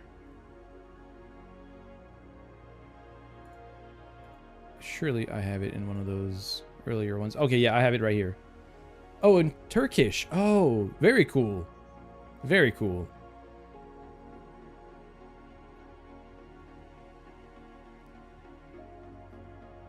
That is so nice.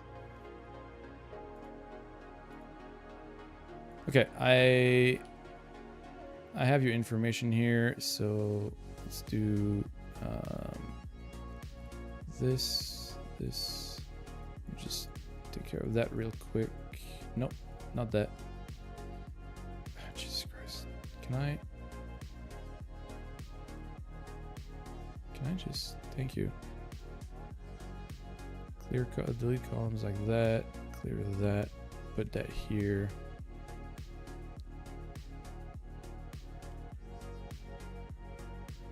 I have your information for Lizards. There you go. Okay, that's done. We're good. Let's do a quick reset here. Okay, well, now that I know, I'm gonna try and use chat more for that specific thing. But that is very cool. It's impressive how wide-reaching streams can be. Where am I going next with that? No, still bad incursions, spy and interception. I mean, spy. Oh, actually, no, I can do spy. Hey, what's up, Slimy? How you doing, bud? Wukong. If you don't mind, you have one more question? Yes, it is, Khan.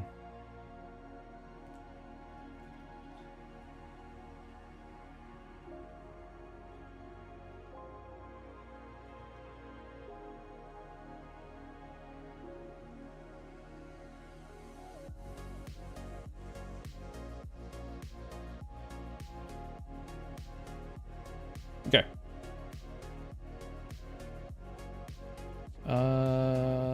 Wukong, Oloro, perfect. This is the right loadout. Master Summon, yes. Okay, cool. Yes, perfect. Yes, I got that. Okay. I'm not used to using my chat that much when I stream, so it's gonna be it's a bit odd or different, I guess. After you're done with your smoke, can you do some organ cell farming? I normally wouldn't mind, but I do need to do a little bit of my own farm, especially with the new prime that I have not completed yet. It's non-tradable plat? Yes, it is non-tradable plat, you're right. Because it is a DE prize, so they are giving plat that cannot be traded to other players.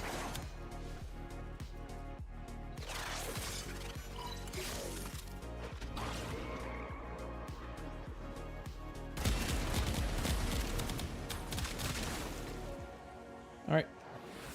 Go do your job.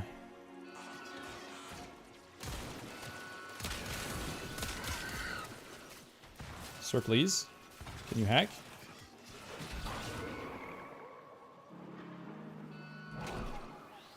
Can you go ahead and hack? No? Alright. Moa said fuck you. Alright then. Alright. Moa said no, not today, sir. Got 2 more nightmare missions to do. Oh, that would be awesome. Yeah, if you guys in chat want to make like a group together to do those farms, that would be appreciated. Like, is it green ocean toilet? Was it? That's the elevator. Oh, right. Yeah. I didn't pick. Yeah, Moa said nuh-uh. Not today, sir. I'm not doing your business. Oops. Please? Can you please do your job? I brought you here for one specific reason.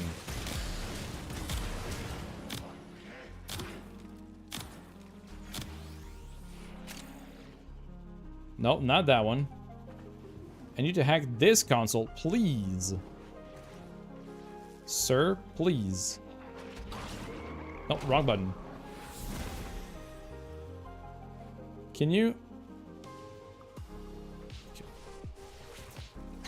This thing is the worst. Wait, really? Is there really no and I fucked it up. Oh, Jesus. Alright then. I'll do it myself.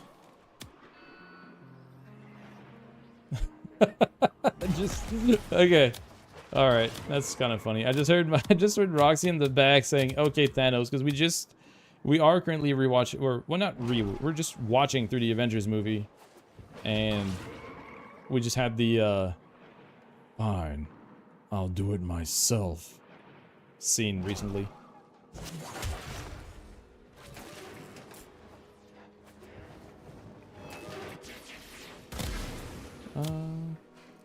Oh yeah, sounds good. Oh shit, ads. Damn it. I missed it.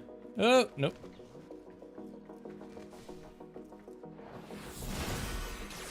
Please. Please do your job at least once.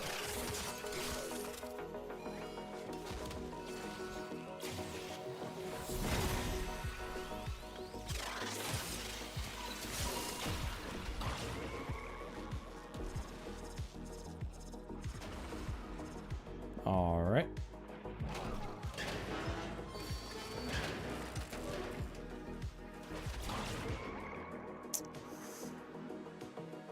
Yeah, it's just not working. Wait, what? Oh, up and around. There we go. Almost. Control modules. Neat. Yeah, I would take a jobs for now. Yeah, exactly. That's a job that's still not good enough for AI. Oh man, that was disappointing. Man.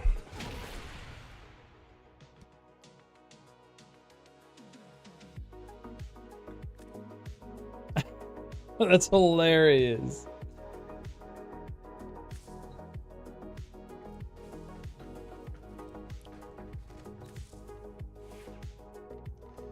Okay, am I just If I may say, operator, unlucky? your chosen warframe suits you.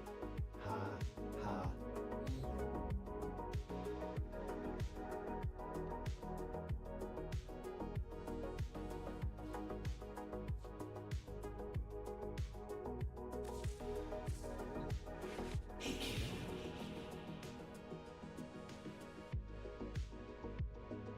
Huh?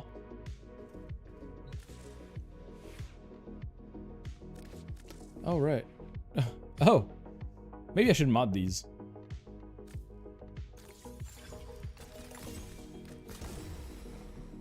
Oh, shit. I just remembered something. Hold on. Cooler bow. Siam.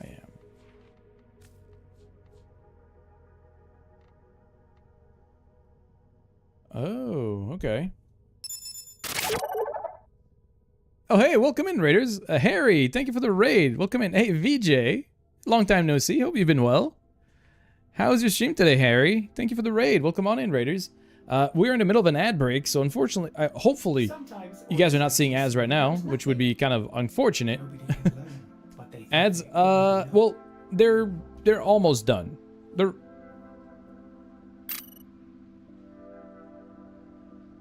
Right now. Yeah, okay, right now they're done. It's Simply Purple. Thank you for the follow. Appreciate it. I hope my alerts are not too busted. Good. I'm doing great. I'm doing great. Thank you for asking. Hello there. Hey there. Hey there, Elementalist. That's pretty good. Or Ellen. Jesus Christ. But I'm doing great, VJ. I'm doing good. But yeah, how was your stream, Harry? What'd you get up to today? First and foremost, if you do need to raid and run, though, please feel free to do so. I know that, you know, after your own stream, usually you... or after my own stream, usually I like to get some rest, you know, take some time off. So if you do need to do the same, feel free to do so. I very much understand it. Hey there, Purple. I need to... How about your cat? Oh, well... Yeah, I guess that's a great way to do the introduction. If you guys are new here, either from the raid or from just new in general, My name is Phenom or Fen. I'm a Warframe content creator. I've been streaming the game. I've been streaming Warframe for about a year and a half. I've been playing the game since its early beta days, and I am now basically part-time streamer because, you know, real job and whatnot. Well, not real job, full-time job, because content creation is a real job, just not something everybody can do. And yeah, I do have 2 cats, so let's do the there's one right here, which is very unusual because this one is the very shy one. This is Anakin. He's a short-haired black cat, and he tends to not show up on stream a whole lot. He just kind of pops in and out from time to time. The main one usually is Bowser, which is a larger, fluffier black cat, which tends to be in this exact same spot. But they're both very very sweet, very cuddly. He's just kind of shy normally, but shy and cute. Yeah, that he is. He's a very cute cat. He's just normally not very camera friendly. So yeah, that's kind of the rundown. I'm otherwise just an ordinary guy that plays a lot of Warframe. And some other stuff sometimes, but mostly Warframe. Oh, wait. You guys don't need to see my big face. There we go, we're back. Yeah, there's something that I wanted to do for a while. And before I forget, let's do a quick shout out to Harry. To thank you for the raid. Oh, I was not... Okay, well, now I am. So if the heart at the top of this chat screen is not full yet, please do me a favor and click that heart button so it's full. It doesn't cost you anything, and it helps people a lot. It's a very minor thing, but tossing people a follow never hurts. Yeah, no problem, of course. Some dailies and weeklies, nice, nice. Hopefully you had a great stream. We're currently in the middle of a charity fundraiser. Well, not middle, the tail end. The very last day of it, actually. Of a big charity fundraiser, which we've honestly exceeded my expectations. I had a $1,000 charity goal prior to like 3 days in, and then we just completely shattered those goals. So I'm super happy for that. You have to go sleep? No worries, VJ. I know time zones are, time zones and not super convenient for a lot of people. So absolutely do go sleep. Go get some rest. Take care of yourselves. As much as I appreciate having you here, it's definitely more important to just, get some good rest and sleep. So please do so. I need to find a good stance for this. Okay, not really any better. Is there a stance that doesn't have so much stopping in the animations? See you in the next live? Yeah. Ugh. Jesus Christ. They're all bad. Why do they have to all be bad? But yeah, there should be a couple of streams over the week. I'm trying to stream more consistently or more regularly these days, but yeah, it's Oh yeah, it does have a nice heavy attack. The thing is, I do need to light attack a couple times to get a Tennokai proc, which is the main problem. Like, I need to hit that Tennokai proc to get it rolling, and it doesn't happen if I don't do light attacks first. That Tranquil? I think that is decisive. Oh, you're having to go to it, Harry? It's totally understandable. Hope you have a great night. Thank you again for raiding in, and hope you had a great stream, and hope you have a good rest of your night. That is the wrong button. That is the wrong thing. This is the one I'm looking for. Yeah, this is Decisive Judgment. But they're all pretty bad. Like, Tranquil Cleave is also pretty bad. Welcome to the best Warframe live on Twitch, hands down. Oh, you're way too kind, Rel. I don't even want to pretend that I am, but if people feel that way, then I'm happy. But I'll never be the one to say it, because I don't think I am the best live stream on Twitch. But if Shaq was here, I'd be getting bonked right now, but he's not, so I'm cool. Yeah, Tranquil Cleave is not really any better in my mind, because like, wait, if you're moving forward, Yeah, see, there's just about as much pauses in the movement. Hey, no, okay, that was not an invitation for you guys to bonk me, though. No, absolutely, Rail. Absolutely. This is completely valid, which is why I'm saying I'm not going to be disagreeing with you. I'm just saying I'm not going to be the one to say it. That's the only thing. Okay, force, slash, and knockdown. Tranquil cleave. Oh, I guess, yeah, that doesn't matter because that's the Siam's unique. So stance doesn't matter for the heavy attack. The wife bonking? Yeah, well, she's not technically wife just yet. We're fiancé, but she's not officially wife yet. And now she's gonna bonk me again for that, probably.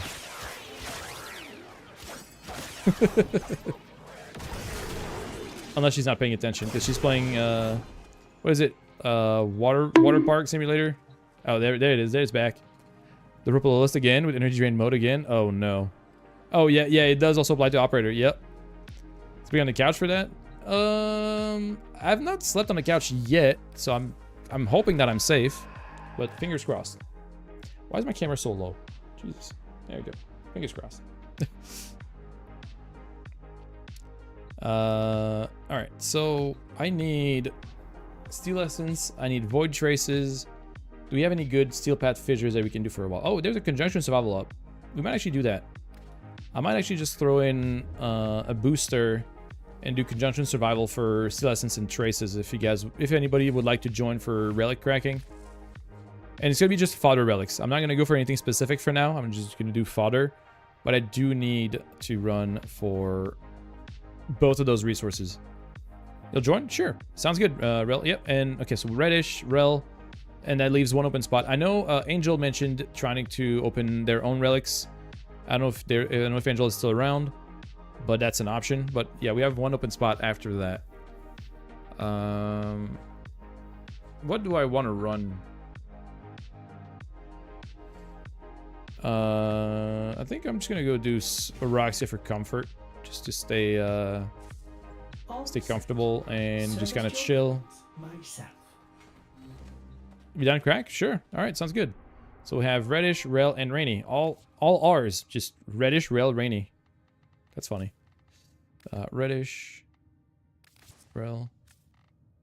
Oh, did the reddish one didn't go out? Didn't the reddish invite go out or not? No, it didn't. There you go. And then rainy is right here. It did? Okay, well, it got sent twice, I guess.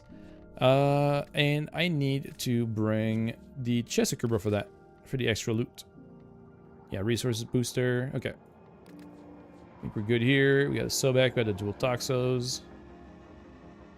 Okay, I think we're good. And then we're going to be throwing that into Circulus. Perfect. Omnia Fissure. And then you can throw in whatever you like. Doesn't have to be anything specific. We're going to be going for a little while.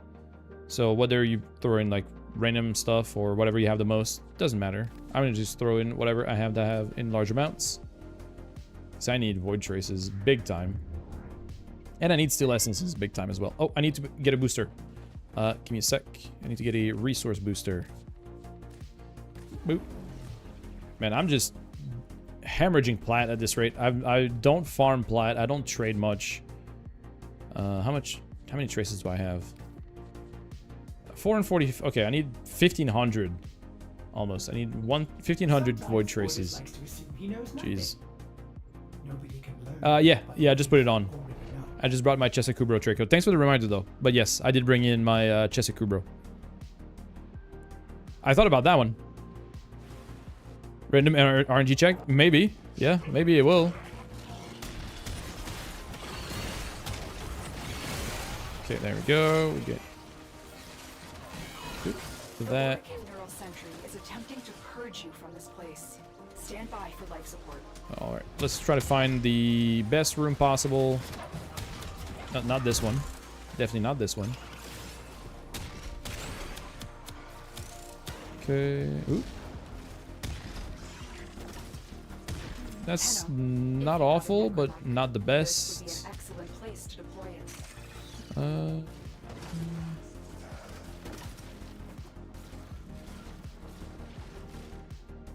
Oh, there it is.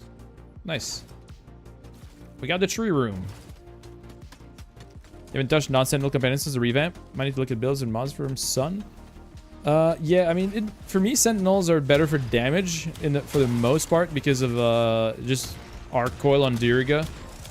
The arc coil mod or ability just makes it so convenient to have status spreading or status application that I don't really use a whole lot other than that or the Chesakubro for loot. But sometimes I do use the hounds for heat inheritance shenanigans. I just bust out Hot Dog because it's funny, and with a name like Hot Dog, who wouldn't like that kind of stuff? Yeah, it's Hot Dog.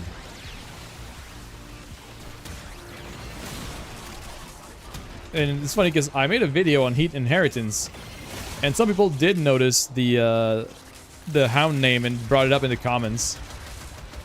So I thought it was pretty funny that people actually caught on to the Hot Dog name.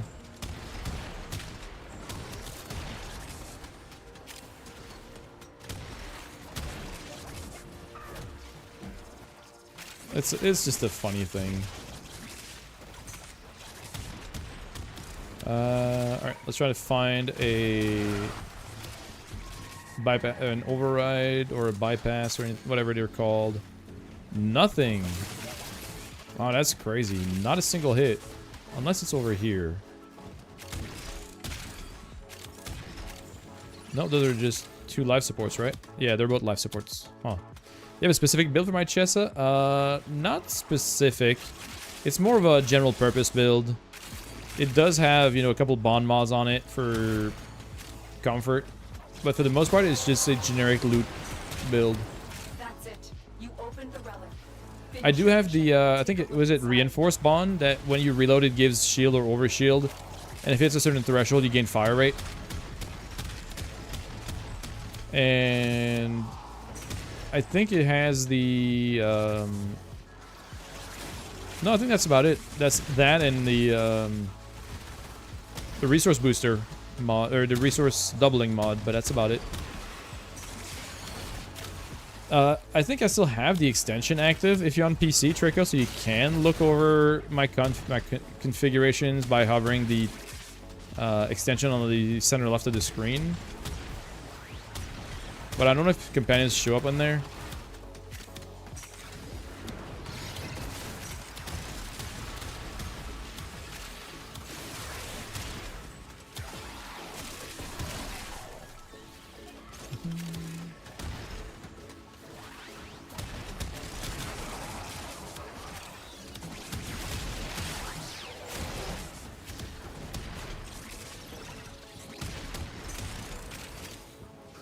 Okay.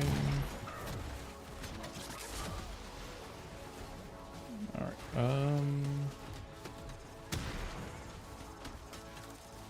it's unfortunate that we don't have any of the bypasses or overrides, because that would make things a bit faster. Chester does show? Okay, cool.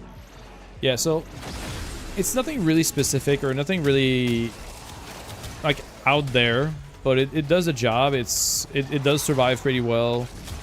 It provides whatever utility it has to provide, and that's pretty much all I can ask of it.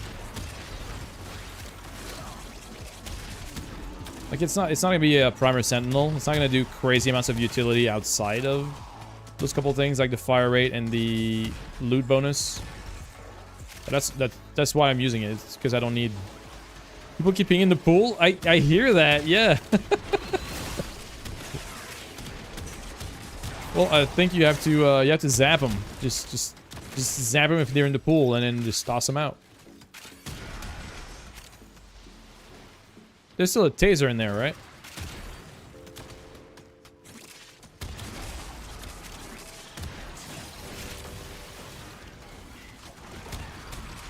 Yes. Yeah. Then, if someone pees in the pool, just tase them, and then get rid of them. But if you need to leave, extraction. I'm about to feel your wrath. All this over water park sim, because yes, this is not in real life. I'm not recommending to taser people that are in the water in real life. I'm talking about water park sim. of the director of Wee Whiz Park. Well, okay, okay. You kind of brought that on yourself by calling it Wee Whiz Park. You kind of did that to yourself. Anyways, I almost forgot. We have a second giveaway that we can start. Hello there. Hey, what's up, Kenpachi? Good to see you. Welcome on in. And you're just in time. We just got our second giveaway of the day started because we are now at 2 hours. We're past the second hour mark. And we have 75 plat for every hour that we stream Warframe. Again, courtesy of Digital Extremes. So all of those giveaways that I'm doing are part of the charity package, I guess, that D has for streamers. So all of that platinum is going to be handled by DE in the coming days.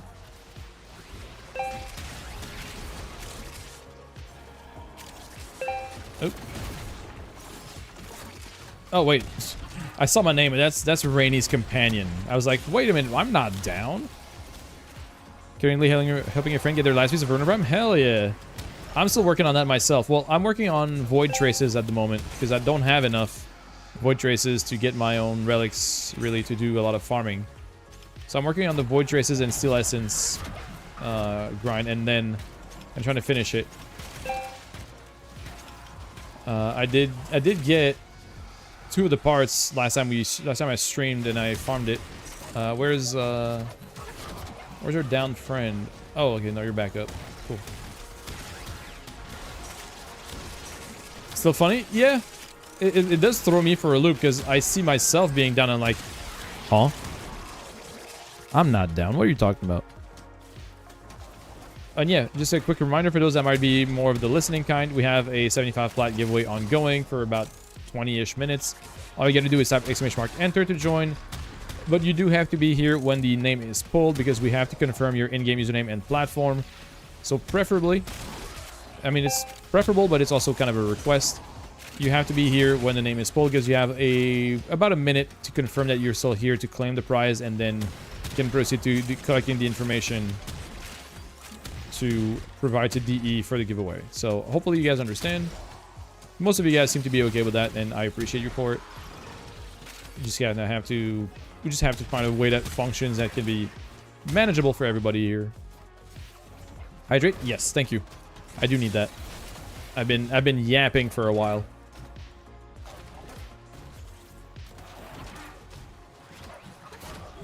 I'll take a little pause from the yappa yappa. And also for the giveaway, as a last little tidbit, there are no other requirements. You don't have to be a follower, a subscriber. It can be your first message in chat. It doesn't matter. Everybody has an equal chance of winning, so don't stress about that. Everybody is as welcome as everybody else to join and win those giveaways.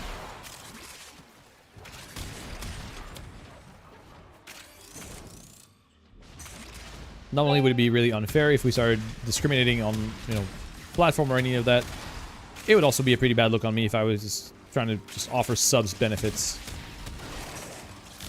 I don't see subs as something that should be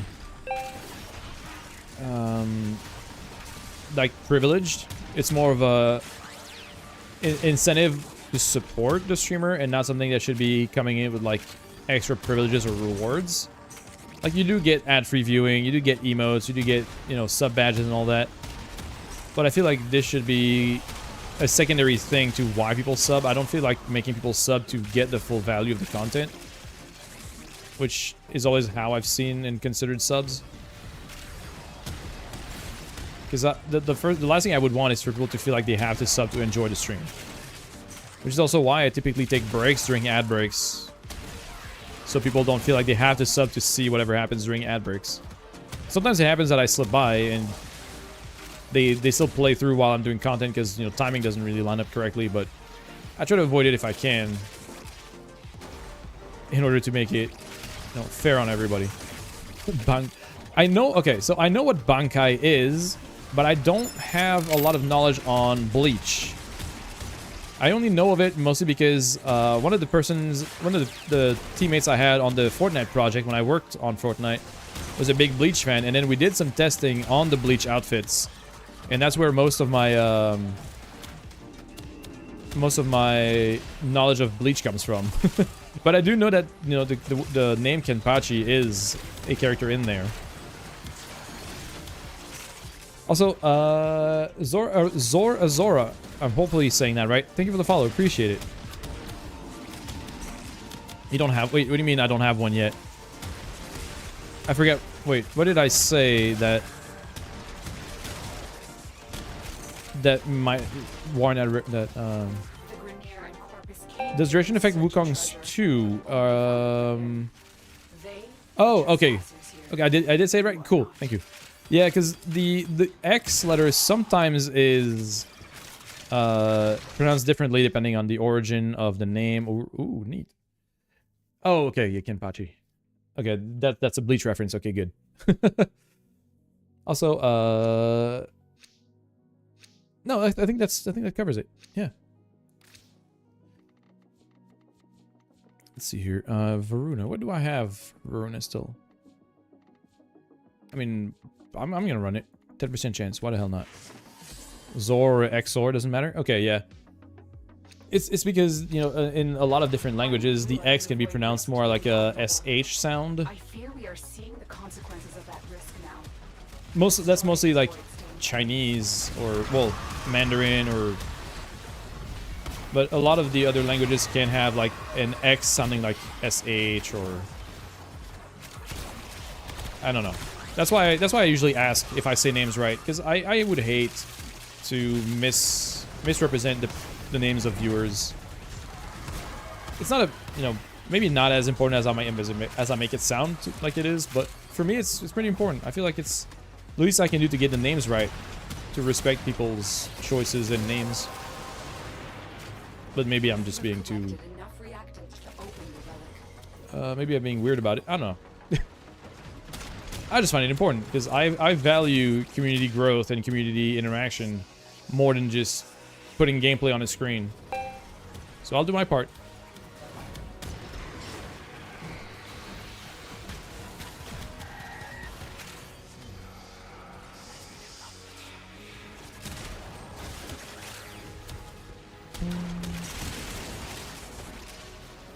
But yeah, Trico, the duration on I'd have to remember to I'd have to check. 2 is the Cloudwalker, right? Is that what it is? 2 is the Cloudwalker.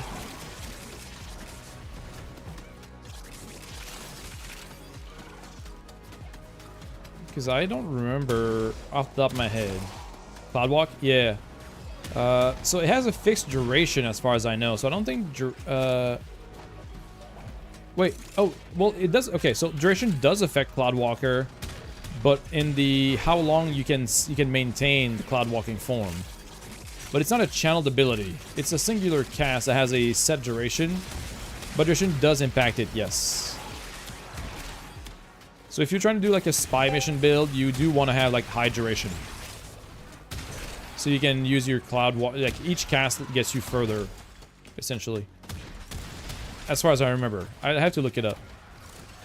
But I'm 99% sure that it is duration based.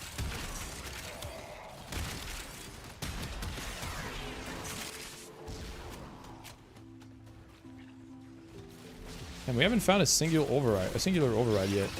It's crazy. Let's see if we find another one. Or if we actually find one now. Oh, there's something now. Yeah, that's one. That's gotta be. Yeah. A bypass. Or bypass. I keep saying override, but it's a bypass. There we go. For the help, Tenno. You've cleared a path for me. Johnny Bad, thank you for the follow. Johnny B Bad, my bad. Thank you for the follow, appreciate it. At this rate, we're just cruising towards the 2,000 mark, which is insane. Not even a week or so ago, I was about 100, down 100 from today, which is crazy. The amount of support I've gotten in the past couple of weeks is insane. Check here, how are you doing? You're doing second most damage just bouncing? Yeah. And yes, please do enter the giveaways. Even if you're a first-time chatter, even if you're not a follower yet, I don't have any restrictions. You could be just passing by, entering, winning, and then never coming back, and that's totally okay. I don't do giveaways to attract viewers. I do giveaways to reward people for supporting what I do. And in this case, it's a charity incentive. It's coming from Digital Extremes themselves. They're being super generous. They are providing 75 plat per hour that we stream while doing the fundraiser, which is incredible of them. We had a ton of other giveaways as part of the charity fundraiser. We've given out so many things. We've given out deluxe bundles, prime accessories, loads of platinum. And they didn't have to do that, but they decided to support what I do, which is awesome. And, well, I will say, though, about the damage done... Ooh, hell yeah. Easy. Easy fucking money. Sorry about that language, but I'm happy. That's one of the parts I was missing.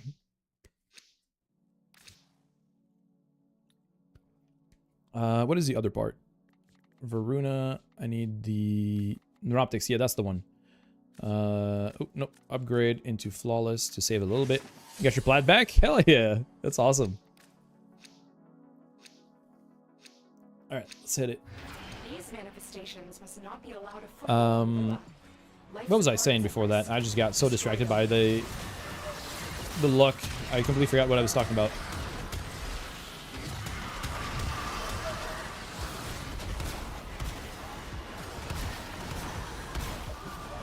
Oh yeah, damage counts on the end screen or the tab screen. So funny thing is, damage can easily exceed the maximum value, and then your damage contribution can roll over back to the point where it looks like you do no damage. You've done no damage at all. So the end of mission or like tab screen damage dealt is not always accurate. So that's not exactly something you should rely on too much. And also, it's easy to inflate that value with other stuff. Like, you can do, like, damage cap numbers and seem like you've been doing a whole lot of damage, but then you only did that to, like, one enemy. So you have no kills. You have, like, very low kills, but one super high damage instance. And just kind of overshadow other people. It's... Yeah, it's not super accurate. With this last caster relic, you will get the grip. I can check if I have some spare of that after that, Rainy. I can just throw random relics after I'm done with the Varuna one that I got on right now. Like, if I could get that part, I'd be done with Varuna Prime, and I could go on to the Perigale and the Serafang next. Lizard. Yeah, we got lizards. We got a bunch of stuff. You guys are, Hey, what's up, Shrew? I was about to say, speak of the devil. I haven't spoken of you yet, but I had you on my mind for a little bit because I saw how long you went last night, and I saw that you finished 2.0, which is crazy. That's awesome. So now you're in the big boy leagues. Now you can start doing the stuff that actually matters. I mean, yeah, I am. It's not every day that you get a homie that starts Final Fantasy 14, so obviously I'm going to think about it. I can't get my fiance to play with me, so I'll get some homies to play with me.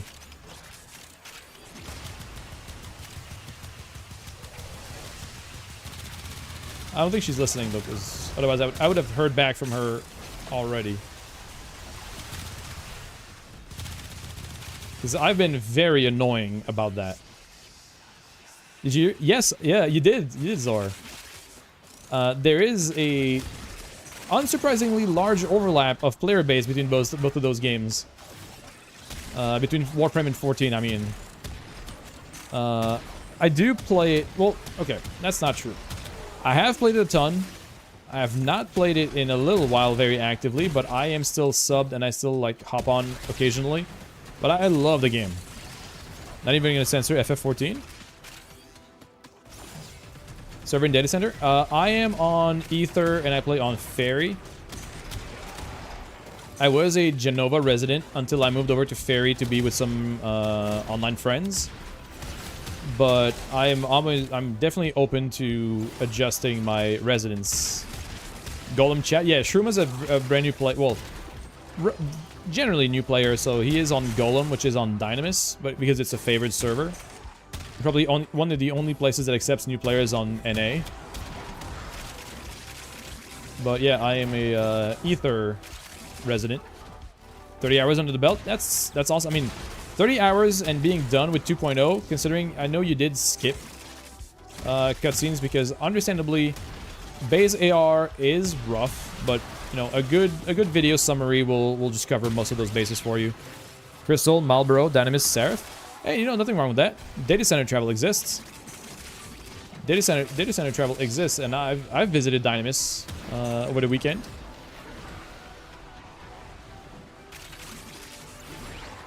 So that's, you know, pretty convenient to have.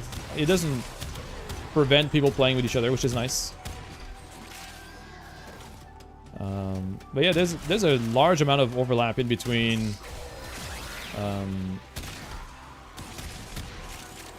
Warframe players and even Warframe creators. Like there's myself, Xenos, I think Dinos might have played at some point. But yeah, there's a large amount of Warframe content creators that are also Final Fantasy XIV players, and Zero to Hero streams are on that. Oh, you do stream. Oh, that's awesome. Hold on. If you do stream, then let me do a little something, then. Love to support other creators. And let me do the following. Bop. There we go. Sean, thank you for the 5 stream streak. Appreciate you. Thanks for hanging out. Thanks for being here.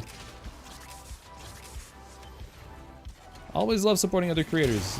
It's the least I can do. And I definitely want to see that, because...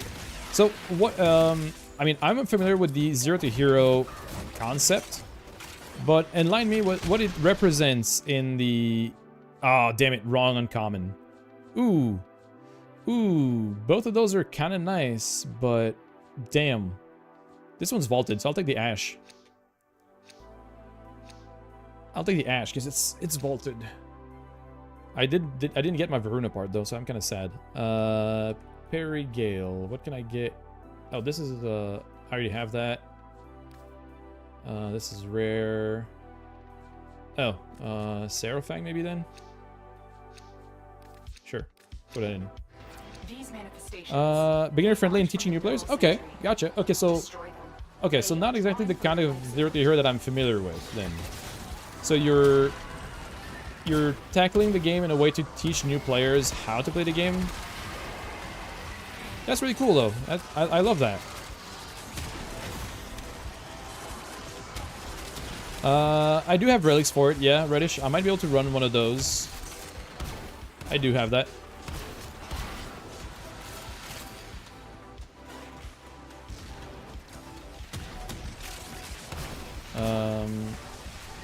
Because the terminology Zero to Hero to me is mostly in like extraction shooters. I've played my fair share of stuff like Tarkov. Oh, my monitor just went blank. Okay, so I think I might need a new monitor at some point, because this monitor keeps going just black. It just stops working. Hold on. The relic has been cracked open. Finish your mission to find out what's inside.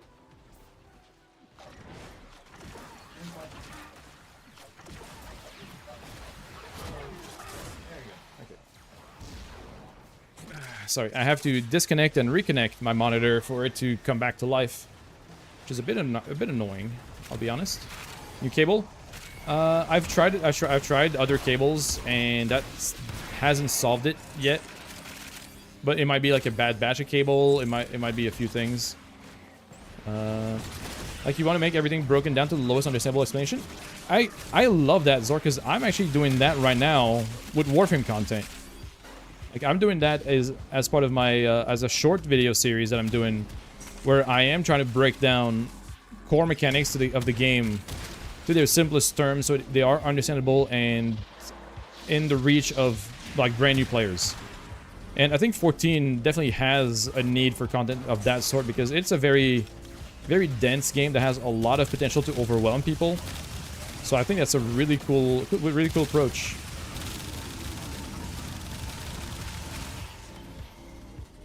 And I'm glad I asked, because to me, like Zero to Hero and other games that I know of are more of a you start your run with nothing, and then you try to build up to the best you can be within that. So in a context like stuff like Tarkov or any other extraction shooters, like you build a loadout before going in, and then you use whatever you brought in to try and do whatever you want to do in your mission or in your lobby, your session, and then get out alive with more stuff. And people would do zero to hero runs where they go in naked with absolutely nothing, and you can scavenge for stuff and trying to get out with more stuff than they had when they came in, or just at least come out alive. So it's a different concept or a different take on the zero to hero, but that's really cool. I really like that idea, because that's the kind of content that not a lot of people do tackle. A lot of the content is geared towards existing players and like higher end players, but not a lot of it touches on the new player experience. Sean, okay, perfect. Yeah, you saw the message in chat. Perfect. Congrats, Sean. Thanks for redeeming that prize almost instantly. And as usual, I'm gonna need your in-game name and platform just to double check, because I'm pretty sure I have you from previous rounds of those giveaways. But just for simplicity, if you can confirm that to me, so username and platform of choice, and I'll add that to the list very quickly. Anakin, please, I'm trying to read my chat. I need you to move, please. Could be a bad monitor. Yeah, yeah. It's been weird. Okay, perfect. Thank you, Sean. Appreciate that. Now your playthrough will be mostly SSF, so crafters. Oh, that's awesome. Okay, I like that. Just got a Ruiner Problem Blueprint, 40 plat. Congrats, Purple. That's awesome. Yeah, it's still a great time to get Varuna parts and trying to sell them for profit. Because the more time passes, the more common it becomes, and the less valuable it is. So the more you can sell Varuna parts right now, the better. But yeah, okay. So SSF is so closer to what an Iron Man would be in the MMO sphere. So what people do, especially in stuff like RuneScape or even in WoW, people have been doing like Iron Man rules where you cannot take any outside help unless you are forced to. So like group content, you have to group. But if you come down to getting gear and stuff like that, you have to acquire it yourself. And I think Iron Man rules also exclude quest rewards. So you can't even use quest rewards as part of your progression. You have to self-acquire the gear, which in 14 is basically crafting. You can't really, like, enemies don't drop random weapons. There's no random loot per se, so you don't have the opportunity to get just pieces of gear by playing naturally. So you have to craft. You have to dip out. You have food. No worries, Rainy. We can do a quick reset. I will get some traces and do a quick reset then. Ooh, Vidaria Prime stock. Don't mind that. Made 165 plat yesterday from selling Varuna Prime blueprints in a set. That's awesome. That's really good. Because you don't want to rely on outside sources. If you have no choice. Quest rewards and duty loot is allowed. Okay, so it's not completely Iron Man. But it's okay. That makes sense. I like that. That's a pretty good and fair set of rules. Like full Iron Man is very rough because you can't even take. In that case, you couldn't even take quest rewards or duty loot. You would have to just self-supply your own loot, which would make crafting pivotal and a large portion of your time just leveling crafters to get that condition fulfilled. But I really like the initiative, though. It's a very cool and very fresh take on doing MMOs, like not taking a lot of handouts, because a lot of people are very generous to newbies in 14 as they are in here. And that's that's part of the overlap that I see a lot, is that 14 players tend to be very generous to the Sprouts. The same way people here are generous to Baby Tennos. So I very much appreciate that. That's a very cool way to take care of your newer players and make sure that they have a good experience and enjoy their stay. But sometimes it will largely diminish the experience by making everything trivial on them. Like giving them free loot and easy. Sprout is what people call the new players in 14 because they have a little like green Sprout icon next to their name. So, well, it's because of the little icon that is next to the name on their nameplates. It's like a little green sproutling, like a little plant. So they call them Sprouts, and it's kind of fitting. Because you start as a sprout and you grow and you blossom into a big, mature, solid tree. Or a pretty flower. Whatever you want to be. It doesn't matter which one it is, but... You have experience up to until Shadowbringers? Oh, interesting. Okay. So you have not played Beyond Shadowbringers. That is... You have a lot of really cool content ahead of you then. That is awesome. Can I not be bubbled anymore? Thank you.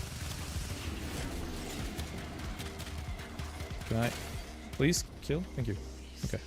I just need 2 more reactants for traces.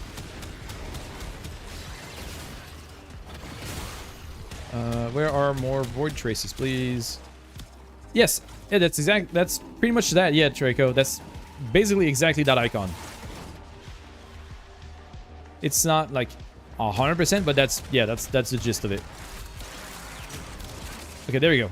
Got my traces, got my reactants. All right, we're leaving. But yeah, that's exactly it.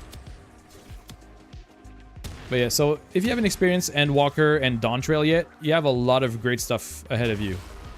Now, a lot of people have a very mixed opinion on Dawn Trail, and I can see why. Like, I understand the reservations that people have towards Dawn Trail, but I still think it's a very fun expansion. It's just, it's kind of like AR 2.0. Or, well, I guess the second version of AR, because it's the first expansion in a brand new story arc. Like, Endwalker closes out everything that has been happening since 2.0, right? So whatever happened, whatever started with Realm Reborn, closed out and ended at the end of Endwalker. And now, Dawn Trail is the beginning of a completely new story arc that will span the next couple expansions. So obviously it's not going to be as high stakes and as intense and as deep. Yeah, no worries, Reddish. Appreciate you coming in. It's been a pretty solid run. I still need to get a Varuna Neuroptics. But hopefully I can hit a copy of that relic in a couple packs. I need the this one, right? Yeah, the Mezzo D8. All you need is that there's a sleep-deprived scientist. Yeah, I would prefer that we even if it's like a very generic thing. I mean, obviously, I would prefer that we stray away from spoilers because there's a lot of people that have not experienced that far. But yeah, I understand that it is still very like surface level. That doesn't really explain much. Welcome back, Shrew. Oh, I can do GA reset on that. I just need to scroll back up and grab Sean's name. I know it was right here. Okay, there you go. Perfect. With the switch. Excellent. Discord, please. Okay, thank you.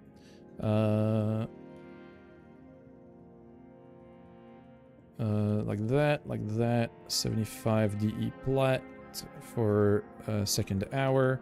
And I just need to go up here and do the same, but for con. So that was the first hour and is right here. That. Beautiful. All right. All that's sorted. Gateways are taken care of. Cool. Okay. You have some monitors and display panels you want to convert. There's online shops to plug the display controller into a USB adapter. If you're so inclined, you can try recycling it that way into a display picture frame. Oh, that's not a bad idea, Trico. I do like that. Hey, thank you, Gamers Outreach. Happy GFG Sunday. Well, happy GFG Sunday to you as well. I saw that the overall goal, the initial overall goal was already met, and that it just keeps going. So it seems like it's going great. The campaign is a massive success from my perspective. I'm super happy with my part, and the overall campaign is doing amazing. It's going super well. Holy, okay. I had not opened the page in quite a minute. So I think it's going well, you guys. I think it's going pretty well.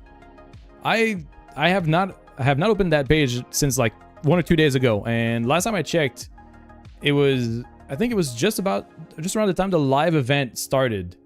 All thanks to amazing communities like this one. Oh, you're way too kind, but it's a very big community effort. Like there's a lot of people involved, and being a part of something this large is crazy. It's so fun. Hey there, OCJ, welcome in. So yeah, absolutely crushed at 1.2 million gold. That's insanity, and I'm super happy to be a part of it. Meso D8, hard to come by. Yeah, hopefully. Nope. All right, no luck here. Oh, well, yeah, obviously it's a big collective effort, and I'm not here to try and diminish anybody's accomplishment. How Warframe has been good, been good. They're not really helping me getting the. Nope, none of that, and nope. Damn it, unlucky. That's fine. We'll get it later. We'll get it later. You have 10 plus of them. Damn. Spare some for us. Spare some for the rest of us, Hoshi J. You've been grinding? Yeah, I can see that. Jeez. Oh, Ruby. Is Vauban worth investing in? You're new to the game and you finally got him yesterday. Just curious if he's good. He is, yeah, he is very good. Vauban has a lot of really cool tools, and he got a pretty good little touch-up recently. So they made him a bit more convenient to play. They removed a bit of his clunkiness on his Mind Layer ability. So you no longer have to cycle between 4 different types. You now have a tap or hold version. Exactly, Rel, exactly. But no, he's a very good frame. He has a lot of CC. He has a lot of really cool abilities.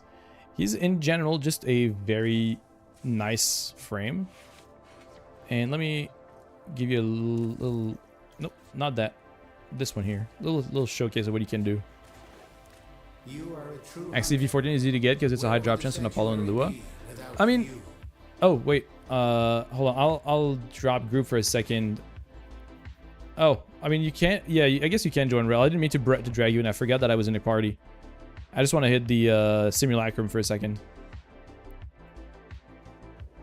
But yeah, you can effectively get the same drop chance on all relics by doing disruption. Hoshi J. The Apollo is probably the most straightforward one.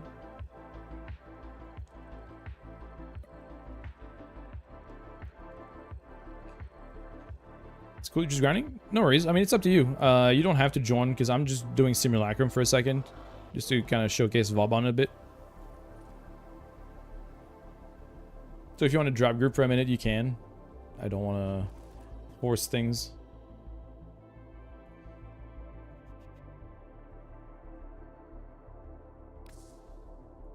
Okay, perfect. Yes, here. I'll just leave squad for a sec. All right, and then if I go back to doing relics, I'll just reinvite. We'll do another group. What am I? Okay, I'm here. There we go. Oh, I was on the wrong panel the whole time. Jesus. Oh, I think Strubot is kind of drunk.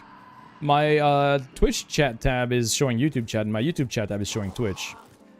I think you got that backwards. But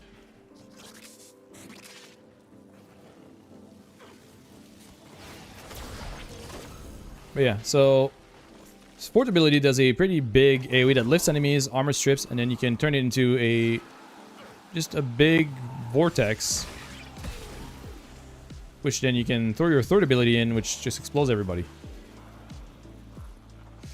So it's a funny little frame. You lurking for now? No worries, Oshij. Appreciate you. Excavation? Oh yeah, no, excavation is not great. I don't like excavation.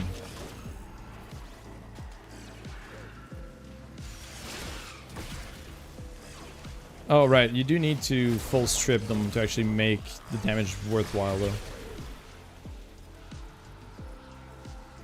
Bubonico alt spam?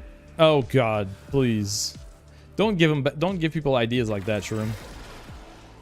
So the best part is waiting until the HP bars turn red, which, when they do, that's when they are at their most vulnerable, and then you can explode them with your Photon Strike. Meso V7s? I'll have to check. I don't know off the top of my head. The other option as well is doing the little throwables. like the Flechette Orbs. And then the Tesla Nervos, and you just toss a big pile of stuff that just happens to do a lot of damage and kill people. It's a very silly looking setup because it just pulls everybody together and then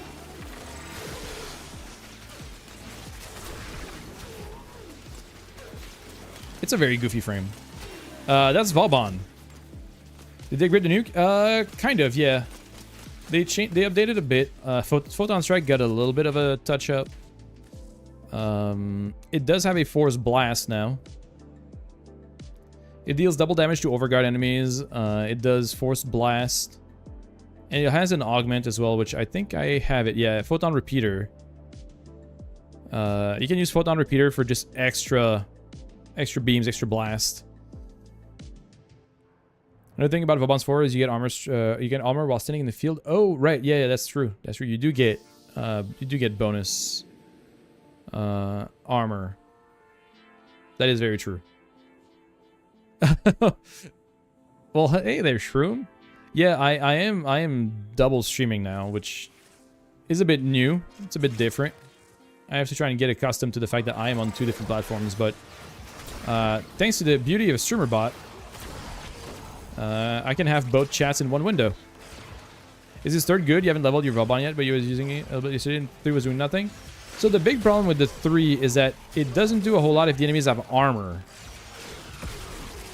The damage is good for enemies that don't have any armor on. But it does get mitigated by armor, which is a big problem.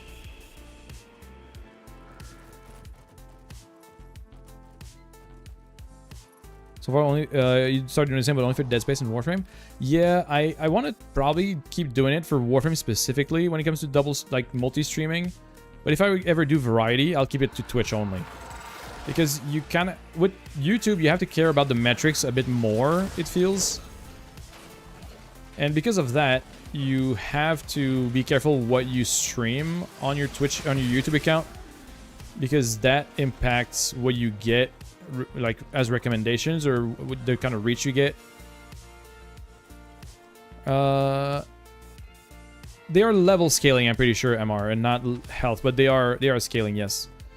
So you should play him like you how should you play him? Like what rotation should you keep up between his abilities? So let me just ditch the companion for a sec. Yeah, the algorithm on YouTube is very different because, like, as you said, it saves into VODs automatically, which causes everything that you stream to be still accessible unless you unlist it, and that will affect your algorithm and what you're sent, like who you're sent to, and what kind of recommendations people get for your content. So trying to keep your streams and your content on YouTube to a single game is ideal. Until you either make a alt channel for stuff like that. Okay, so on Vauban, so what you can do is you can do the first ability where you hold it down, get a bunch of these little guys, and then toss them over, and they'll start zapping enemies and applying a bunch of statuses. And then you can use that as a synergy with where is the... I don't have the other augment, do I? No, I don't have Tesla Bank. So there's another mod you can have that makes these guys that like build up damage, and as you kill a target, it just kind of detonates and causes a big damage effect. I don't have that augment, which I should have. But my favorite method of playing it is just tossing your 4, which suspends enemies and strips their armor. As you can see, their shields are depleting, and now they have a red bar. And then you can vacuum them in and either toss your little orb that does flechettes, like that, which can eventually kill them all. Or you can toss your 3 in there, which does like almost 1 million damage to each target. And combined with the blast proc, does AoE on top. Archon Stretch? Yeah, because I mean, I could do Archon Stretch because of Tesla Nervos, you're right. Don't have the capacity though. I would need more formas on it. But yes. Overall, Mag is a better CC. I'm not denying that, Zafman, but I was asked specifically about Vauban. But yeah, you can... It really depends.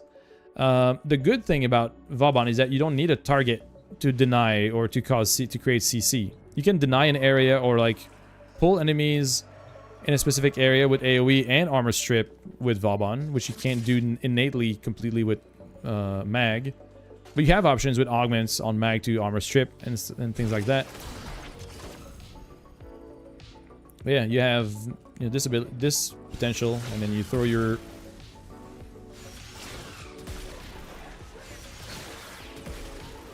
So you can do that. Ideally, once they are fully stripped, you want to pull them into the center so they can all stack for the photon strikes.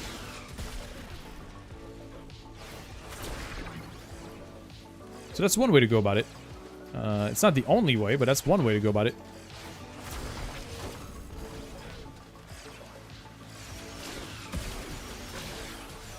Like I said, the only downside is the armor. Armor will reduce the effect of Photon Strike pretty drastically. So you have to either armor strip them to make it completely valid, or, find other ways to amplify damage, whether it's viral or... But there's a lot of ways you can go around to make Vauban work. They don't have to use Flechette Orbs and Bastille for more damage. Glad they dropped the other stuff in the mines. Well, they didn't drop it. They just merged them. So they made it so Mine Layer has a tap and hold feature. So now the Flechette Orbs also have the Tether Orb feature, and then the Vector Pad has the Overdrive Pad as well. Or Vector Boost and then Overdrive Pad. Either way, just... yeah. I think you can do both. First a Vortex, then a Status Field to strip them. I mean, yeah, you can definitely... you can toss both. Like, you can have two of them out at the same time. Like, I can do this, and then this, and go in here, spawn them, and then they'll be vacuumed in and armor stripped at the same time. So yes, you can do that. Drop from 4 choices to 2? Right, yeah. But they still have the other functions. They just merge them into 2 separate abilities instead of 4.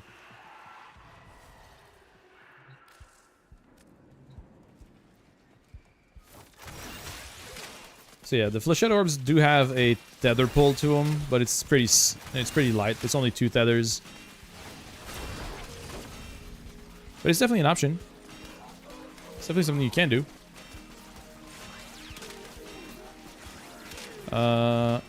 Vortex before Bastille. I mean, yeah. I mean, you don't have to. Like, well, okay, I see what you mean. Like, yes. So you can hold and throw it already in Bastille mode. Like, I can throw that and then do a tap. Or you can do tap and then hold and then tap again. Either way, the result is the same. Is that you get one in Vortex, one in Bastille mode. Yeah. For Rivara is the sound arrow. Wait, sound arrow? I haven't touched Rivara in a while. So let's see, Rivara. Oops. If I could type right.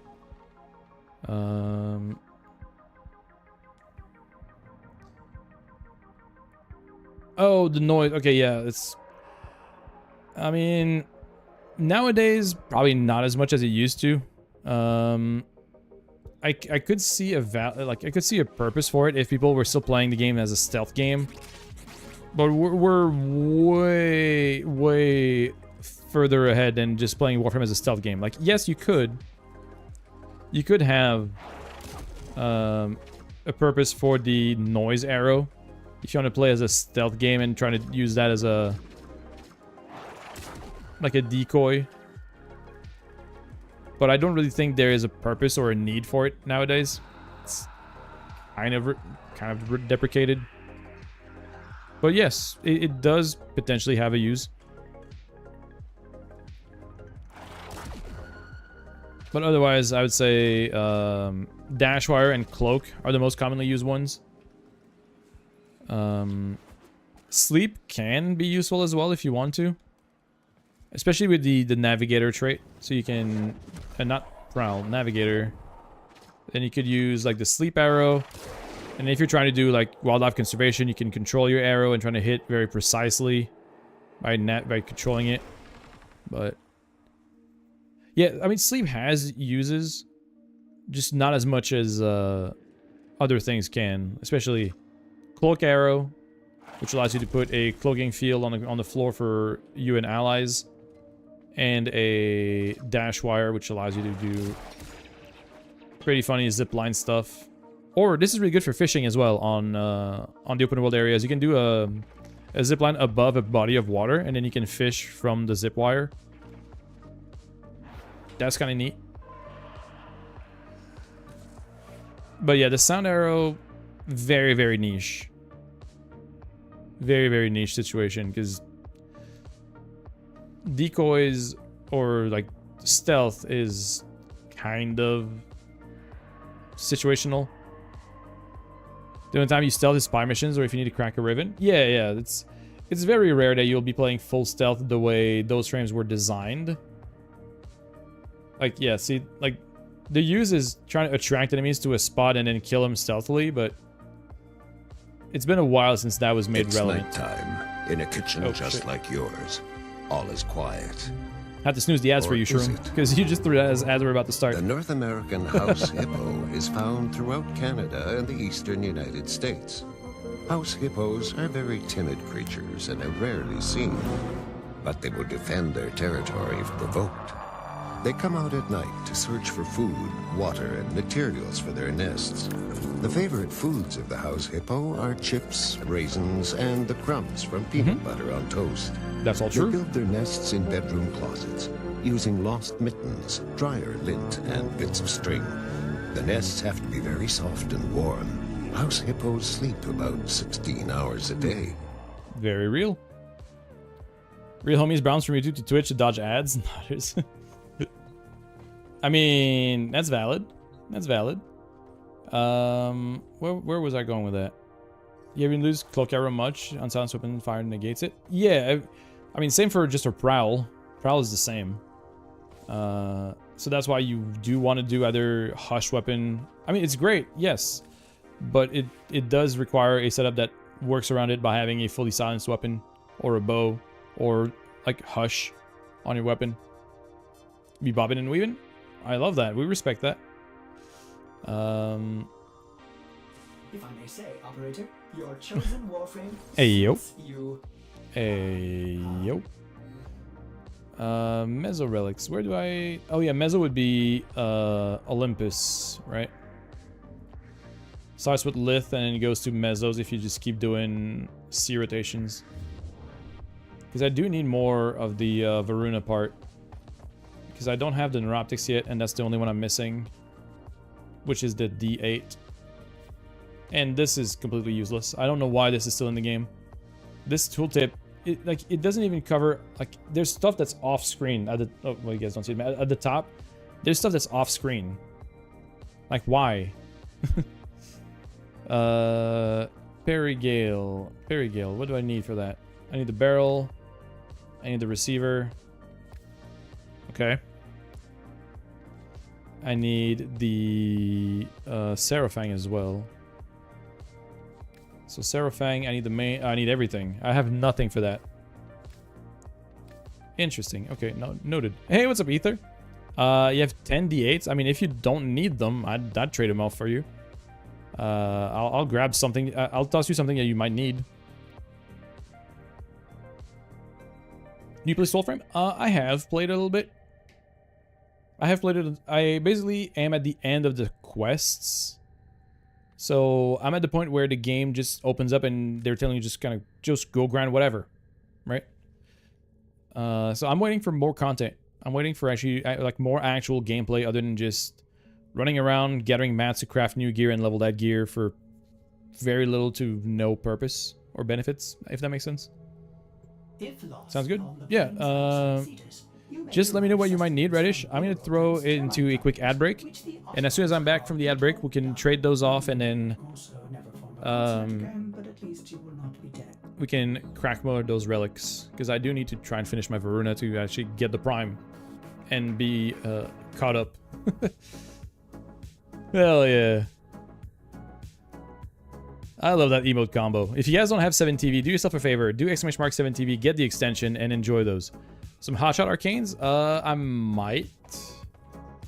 Let me check. Hot shot. It's in 2 words, right? I have 4. I have 4. That's about all I got. Anything or any useful? I mean, I have a lot. I don't know what else I have that could... Oh, Cascaded Flare. That could also be nice. Cascaded Flare is such a fun secondary arcane. Flare? Yeah, I can do that. Here, I can even probably get you the 2 extra copies to max it out. Alright, I'll do that while the ads are running. So I'll, where's Nodders? Wait, I don't have... Shaq, can I bother you for a little addition to 7TV, please? While I'm gonna be running an ads? Or if not, I can do it. For Nodders? I mean, there's a pretty easy one, which is the Peepo doing Nodders. V7, which one is that? The Varuna? I don't think so. I really only need the Neuroptics one. Oh, Meso V7. I don't think so. What's in there? They aren't making Grenier like they used to. The old ones, losing off. Take a closer look if you need to. Let's get a Flare 2. Damn it, I don't have enough. Whoops. Archimedean. There's a version of me who stayed behind on Lua, and I hate her.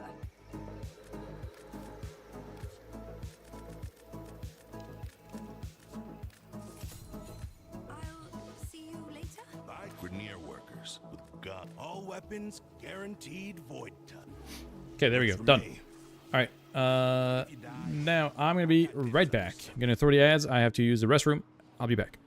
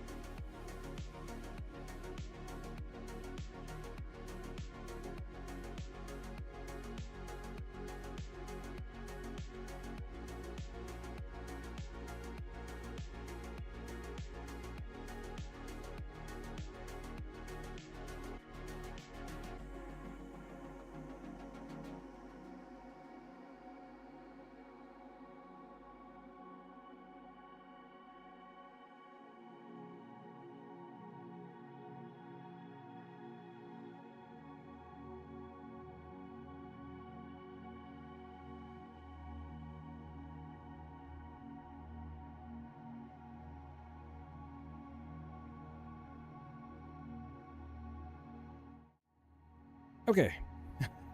Sorry about that little slightly longer pause. Had to take care of a few things. D8 is Varuna. Oh yeah. No, you're fine, Reddish. And yes, I do need that. Oh, you meant the Seraphang blueprint. Oh, okay, yeah. Your man can fly and jump scare you? Oh, hell yeah. Hell yeah, Shroom. Wait, loading screen hype? What do you mean loading screen hype? Hold on, what am I missing here?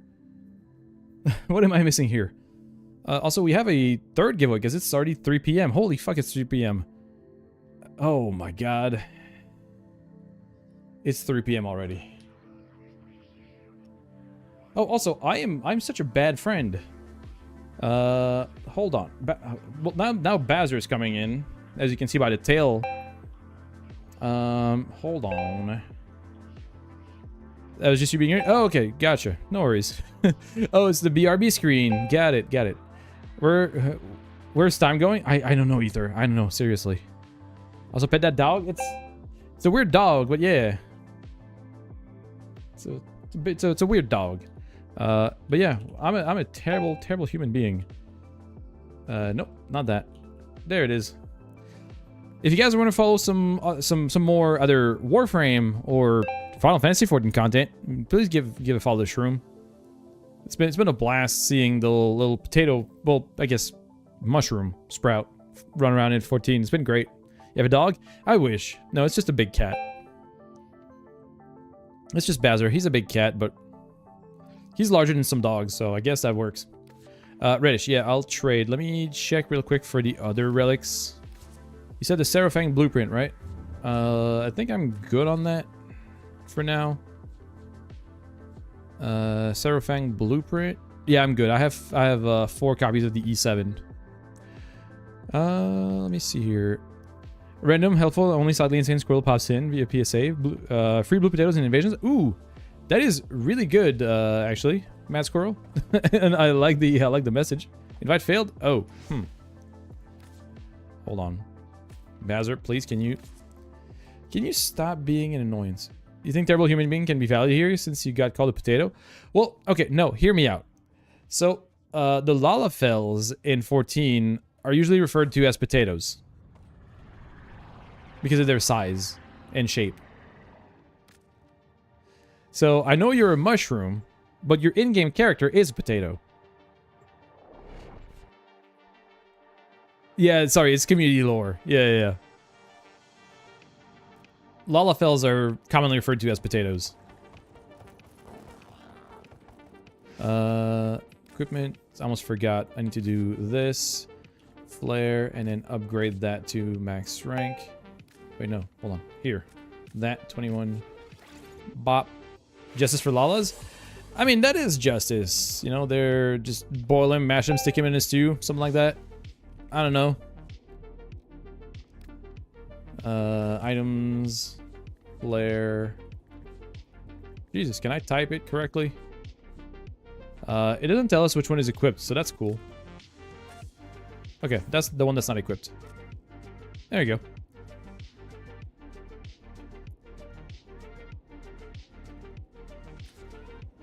I mean, it might have, but I didn't want you to also marinate and stew in that. You know? Just potatoes. Anyways. Yeah, it's community lore. Sorry, there's a lot of community lore in this game. Right. So now I have a couple tries for the Varuna. So the D8, Neuroptics. All right, let's do flawless. And we can run. I can throw another relic group together if someone wants to join. Is there a Omni still up? Ooh, it's alchemy. I don't like doing alchemy in a group. It's so slow. Is there a good meso fissure? Mobile defense? I guess that's all right. I guess we can do mobile defense for a bit. Because alchemy is fun, but I don't like doing it in groups.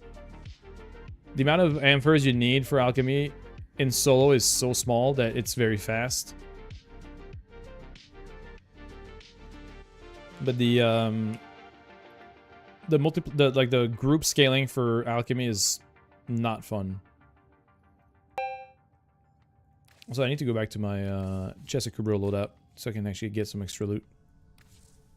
Also, let me see what my loadout looks like on that. Yeah, Tenacious Bond, Mecha Recharge, Contagious Bond, Fetch, Send Deconstruct. Yeah, I mean, a lot of the very straightforward stuff. For 3 milliseconds when he realized that each time he cleaned something. Also, yeah, Tenacious Bond for extra crit. We need for Meso. I just need the Verona Prime Neuroptics.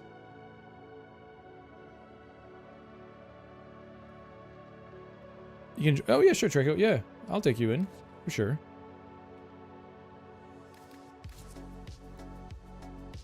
But yeah, it's the Meso D8, I think. Also, I think Rail needed it still. So if you're still around, I can also drag you in.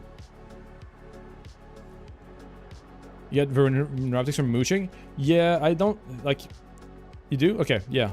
Let me take you in too, and then we have one open spot. What? Oh yeah.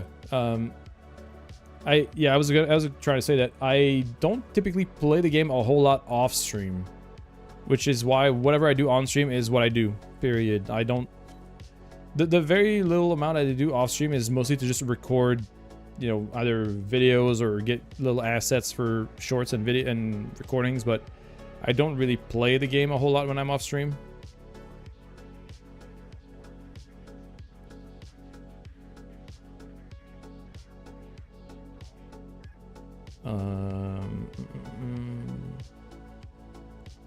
All right, do we have a last person that wants to join for relics? If not, we'll just run the 3 of us.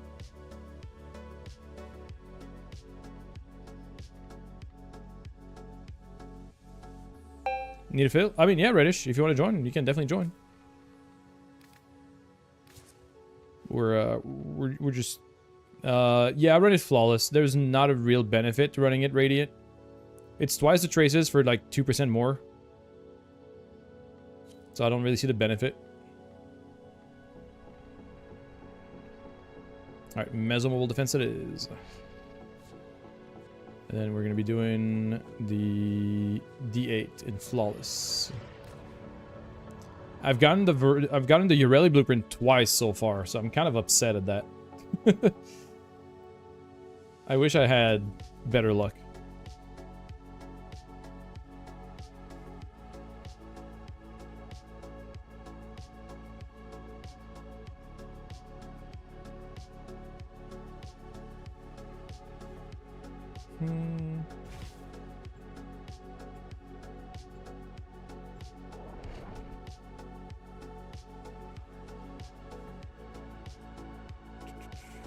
You do two rounds and then you gotta go grab dinner? Yeah, no worries. Oof, wait, someone force started? Oops. Sorry, I didn't catch that. You have the wrong relic? Oh, that's fine. I mean, it doesn't bother me if you have the wrong relic. Oh, well, wait, hold on.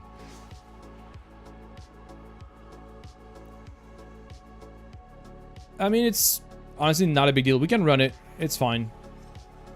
At least we all have a relic. The important part is that we all have a relic. That's all good.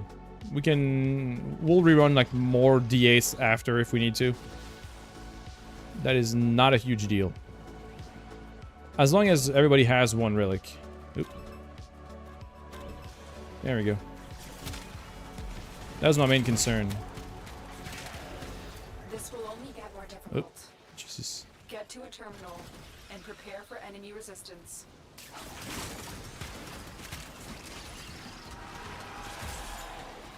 Just don't pick it. Wait. No, that's fine. We want to crack the relics.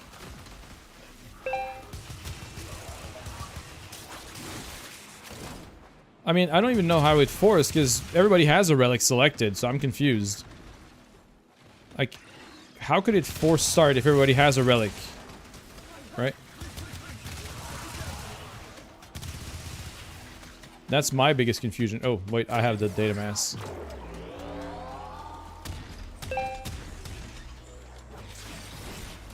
You hate that sound? Oh, I'm sorry, Purple. I can turn it down. Yeah, hold on. Let me turn that down. Hopefully it's better now. I can't. Unfortunately, I cannot control the giveaway tool, which is also why I want to replace it with something else. Right now, that's the only one that I really have that's functional. Oh shit, we're losing the... Hey, wait, hold on. We gotta defend this thing. This has to stay alive. Well done, Tenno. Your relic is open. You quick set... Oh, gotcha. Okay, I see. It forced you saw a question... Oh, okay. Weird. I don't know. But at least we got something, you know, at least everybody has a relic, so that's all good. I'm not too pressed about that. I'm not the kind of person to insist that everybody has like rad share or the like exact same. I'm not too picky.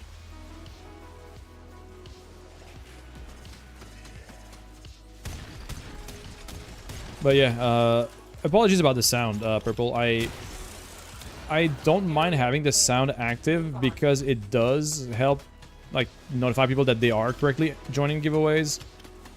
But if it is annoying, I'll turn it down or remove it until I find a suitable solution. Hey, what's up, Dream? Good to see you. Hope you've been well. I do want to make like my own custom giveaway tool with StreamerBot, or at least find a good functional giveaway system that doesn't require an external plugin like that, because I have no control over that unless I pay for it. And considering I can just make one for free with StreamerBot, I'd rather not pay for a tool that still has limited functionality. And it's also kind of buggy. It stops working correctly, or it lags out so often that I don't really feel very inclined to pay for something like that. Been playing a lot of the new Pokemon game. Which one is that? The online battle one or Pokopia?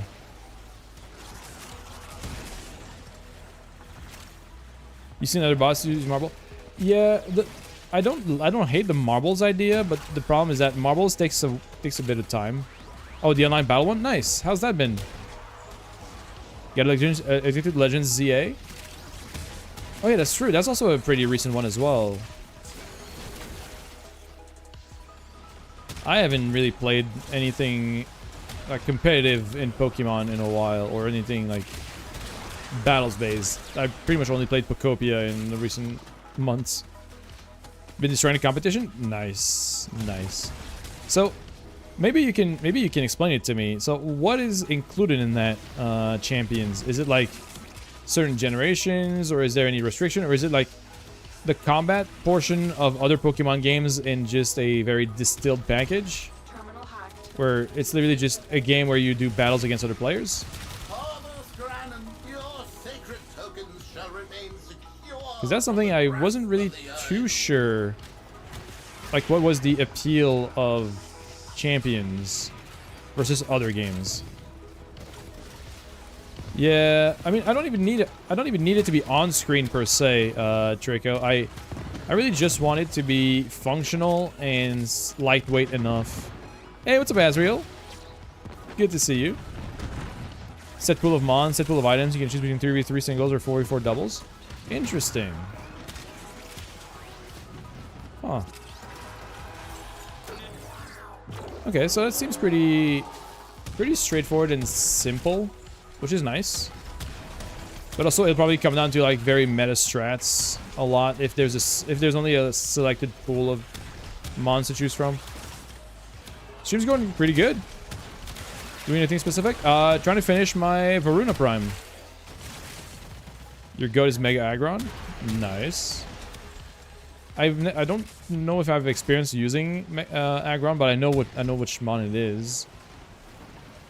My limited modern Pokemon knowledge is still somewhat okay. But yeah, like when it comes to replacing that giveaway tool, I don't really need like a visual interface or anything like that. I really just need something that's lightweight and smooth enough that I can run without too much trouble, and I can work off of StreamerBot, so I don't depend on a browser source or a like online service to be functional to work. Because I don't know, it annoys me that sometimes this tool just completely lags out or glitches out or freezes or hangs, you know. Hey, it's a Millie. I'm just missing the neuroptics, and before anybody offers to just hand it over to me, I don't take like handouts for new stuff. I do want to farm it. You got a main blueprint off of your first relic and haven't gotten anything else? Yes, I mean I got the blueprint on the first relic, and then I got the chassis not too long after, and then after that I just kind of struggled. We just got the systems earlier today on my last remaining relic for it. I think it was my last one, and we got it on that one. Yeah, sorry. Oh, unlucky. Yeah, that's why I have the command. That's the bot auto reply. Since that's a pretty common thing. A lot of channels have !join, And so but I have !enter. clarity and purpose. Oh, you're fine. You're fine. It's common enough that I had to make a command. I had to make a bot reply for it. So you're good. It's not a bit. Like it's very small. It's at the top of the little box under the prize, but it's very, very faint. Like, I don't know. There's probably a better way to go about it, but I'll figure that out once I get rid of this tool and find a better way to handle giveaways. Yeah, bad eyes. Yeah, no, that's why the command there. That's why the bot reply is also there. Because if people go by instinct and just do join, then they have a response that just tells them like this is what you should be doing to enter the giveaway. Because I know myself, I'd probably have the same issue. Yeah, that too. Yeah, the other problem is I am really bad at anything visual and artistic. So if it comes to doing like on-screen overlay or on-screen panels for giveaway stuff, and especially the logistics of having it scroll through all the names and all that, I don't even know the first thing about programming that. You don't know what this sound is, but you love it? Oh, it's the little cat. Hold on, what's the name of it? It's a little cat meme.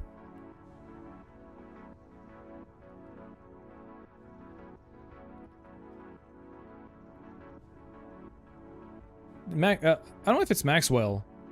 No, I don't know. It's just a spinning cat. It's very silly, but it's Counting stars, operator. All accounted for. Hold on. Is he gonna load? It's not loading.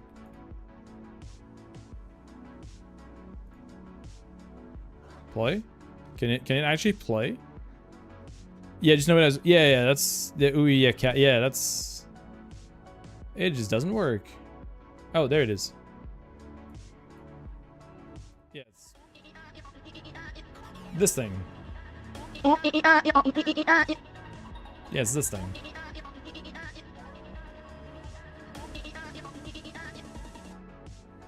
That's it.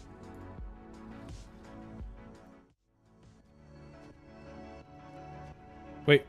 Oh, something canceled? Whoops. Or am I... Oh, did I just not start it? Oh, we have a sabotage. Or a rescue. Even better. Am I just that dumb? Oh, no, I went and refined it, but didn't start. Yeah, I'm just stupid. Don't worry about me. I'm just that dumb. That's just me. Yeah, so that's all it is. That's what that soundbite is from.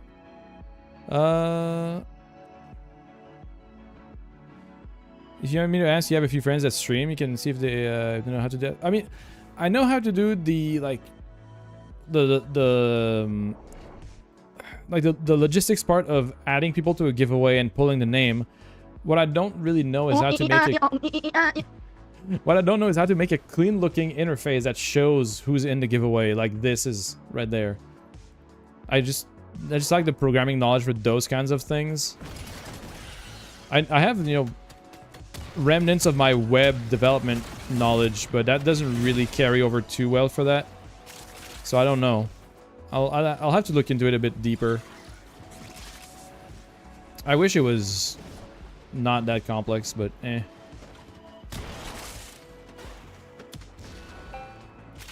Like I can manage the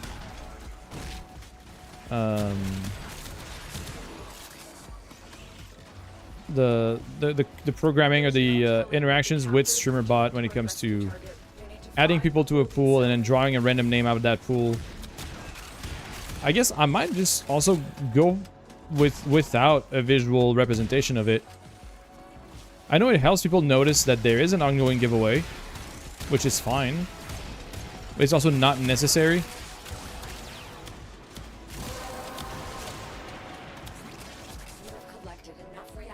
Yeah, I mean, it's probably not even being a database. Like the most straightforward method with StreamerBot is just a text file.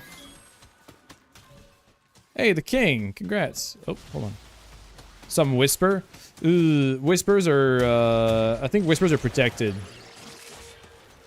or at least I don't know. I don't know about having like my bot whisper people. That might be a bit awkward. But hey, GG King. Nice. Okay, you already claimed. Make sure you just provide us with your in-game username and platform so we can provide that prize to you whenever we get around to it. Which should be also on the topic of prizes and all that. The prizes should be handed out somewhere over this week. Since as soon as I'm done today, I will be reaching out to Uday on the DE team to let them know that they can access my Google Sheet where I've been just I've been compiling all the winners, and then all they have to do is go through the list and distribute the prizes to the people and platforms. Okay, 5 dashes. Okay, perfect, King. Appreciate that. And appreciate the clarity on the amount of dashes. So, name and capitalization, all that is all fine. Really? Okay, that's kind of nasty. That's... Dude, what the what the hell is that?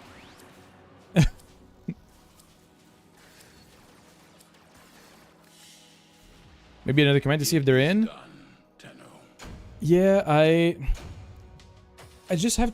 Like, that's something I'm really... You'll do one more? No worries, Reddish. Yeah, we'll run one more, and if we don't get it, we'll try to just run it still. Yeah. Let's do a quick reset here since we got the prize and the winner. So my main concern is with commands is that if you provide too many commands to use, it just becomes a command spam fest, and I want to try to avoid that.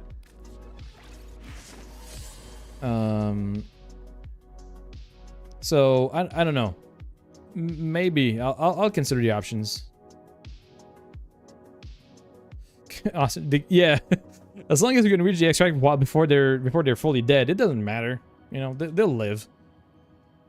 I don't know in what state, but they'll live. But yeah, that's my main concern is that I do try to focus, and like right now, I don't like, and I'm gonna say it in the best way possible, but I don't like the amount of overlays on my screen right now.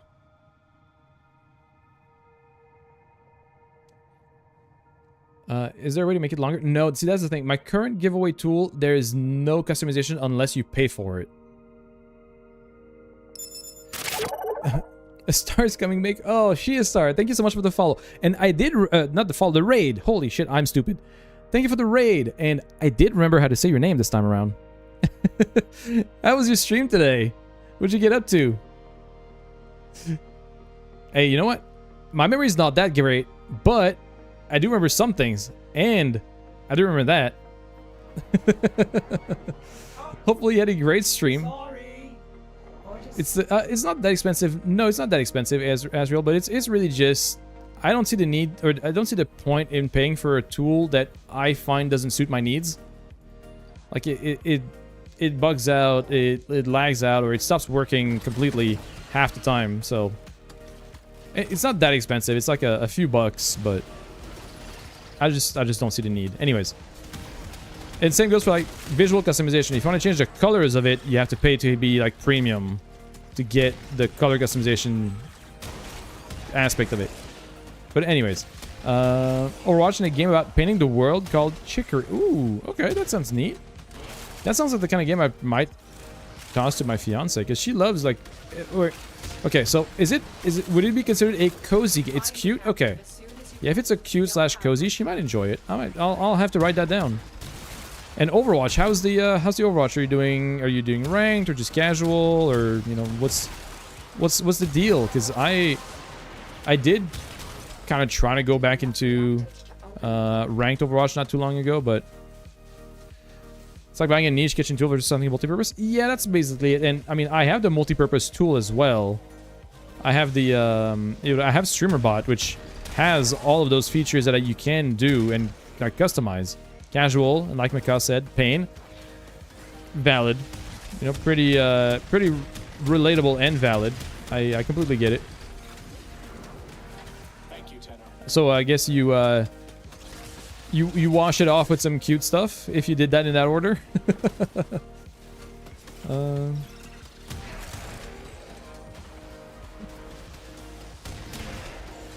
Gotcha. Yeah, that sounds about right. Started off with some Overwatch and just cleansed the palate with a little bit of a cute, cozy game. And that tracks.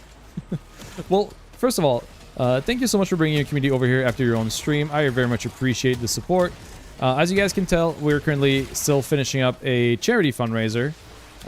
This ends today. I mean, my initial goal was $1,000 raised, which we did hit. That is not the right neuroptics. What the fuck?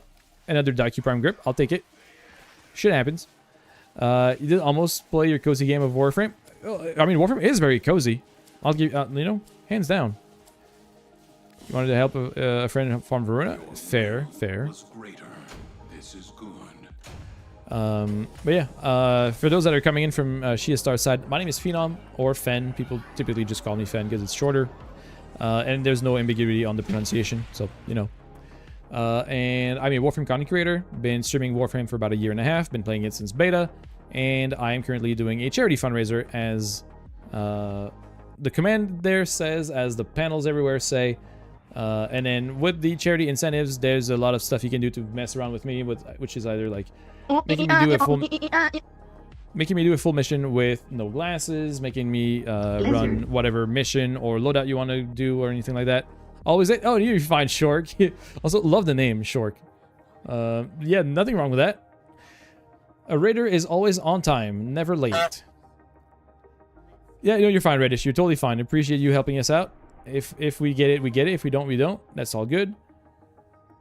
But they were framed out by the time you finish Overwatch. No, that's fine. I completely get that. Like a derpy shark, yes. I mean, that's exactly how we call, like, my fiance has a big, like, round shark plushie with, like, a tiny mouth, tiny eyes, and it's, like, super big and round, and we just call it Shork. So I'm very familiar. Oh. Thank you for the $10 boop, or, you know, whoever boop might be. I appreciate it. And oh, did I miss? Wait, hold on. Where's the... Oh, there it is. No incentives, just at $10, which is very appreciated. Any amount just all goes into the pile, and it's very, very kind. I appreciate it. Thank you for the contribution to the charity. Orders wonders. Yeah, exactly, Shark. Exactly. You're already in my plush collection. I mean, I'm gonna go and assume that that might be you, Shia, since you did, you know, bring out the link. But since it just says boop, I can't tell. Oh, there's oh, the IKEA shark. I mean, yeah, it was boop. Okay, yeah, fair. Or I don't know. I'm just trying to make sense of all of that. I'm a very veteran streamer. I know exactly what I'm doing, and I'm 100% right all the time.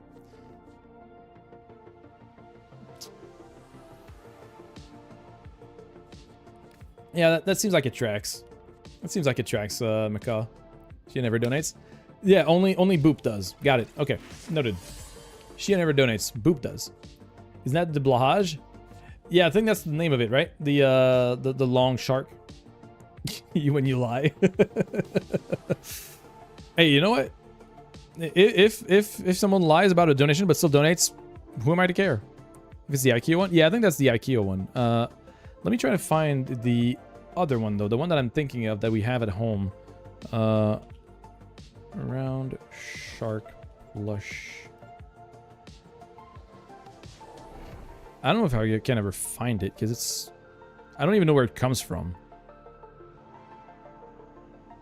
Wait,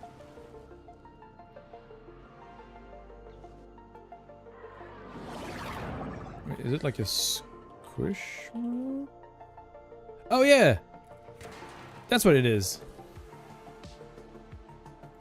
Yeah. Open a new tab. Bring that up. That's the one. It looks like that.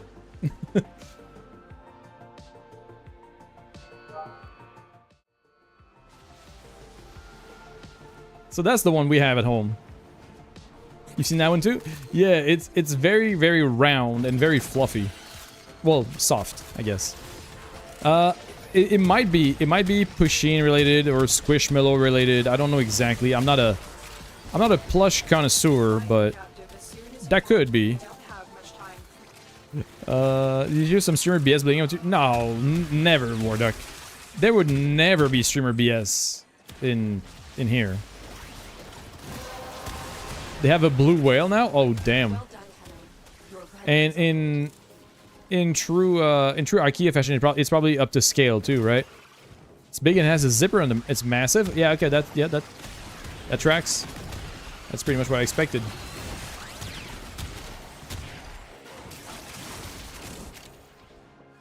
Oh, and I guess I also owe something to for the raiders. Well, okay, two things. I am a terrible human being. I totally did not Lizard. give Shiastar a shout out after getting raided because I'm a terrible, terrible streamer. But thank you so much again for the raid. If you do need to raid and run, because I know you're on the other side of the ocean and it might be getting a bit later for you. So if you do need to raid and run to take care of yourself, get some food, you know, get some rest, please feel free to do so.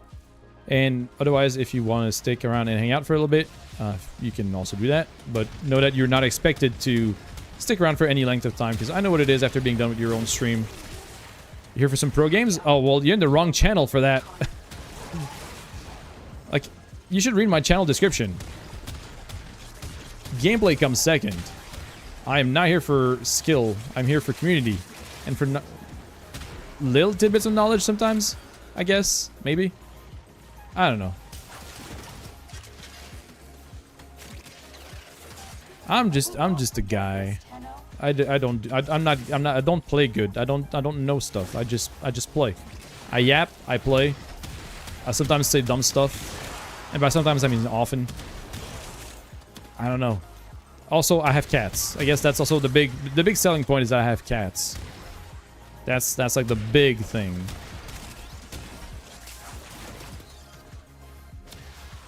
The raid implies it's a streamer making the shoutout and an oxymoron.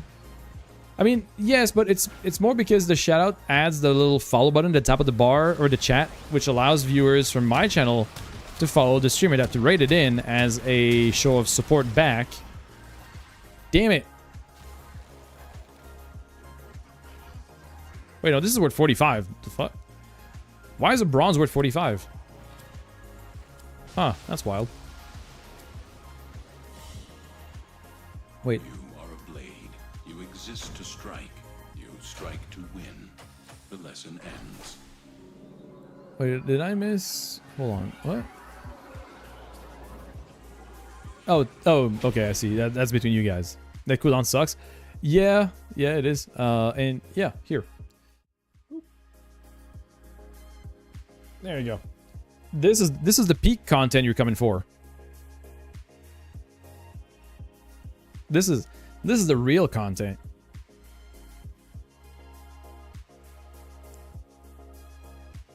The hand warmer? Yeah, exactly. Or the keyboard presser as well. Because you can see by the way he's laid out that he very often just steps on the keyboard or kicks some keys. And I've lost games. I've died in some games due to that. not Catros. I love that. I might be stealing that because that is very accurate. That is very accurate. That is incredibly accurate. I think that's good. Yeah, there we go. That's good. What? Why the bonk? What? Where's that coming from? Blaming the cat? I mean, it's true. It's literally true. No, yeah, that shot cat botter. Okay, that's... Lizard. It's just getting more and more peak. I mean, lizard. We have lizards as well. We have a lot of stuff here. We have cats, we have lizards, we have hippos, we have... I mean, that's about it. No, we have gooses, I think, too. I don't know if I still have the honk. I might not have the honk anymore.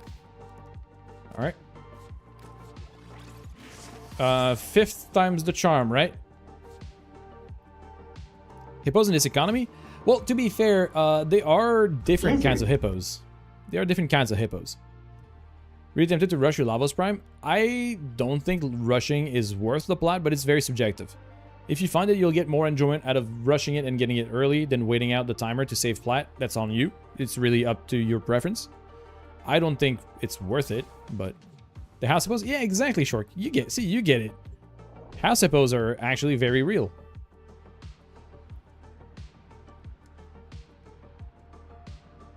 Like, where is it? Where's my hip? I have one. Somewhere in here. Lying around. Where the fuck? I think my cat might be rolling over on it. Yeah, I think my cat might be rolled over the little poor house hippo.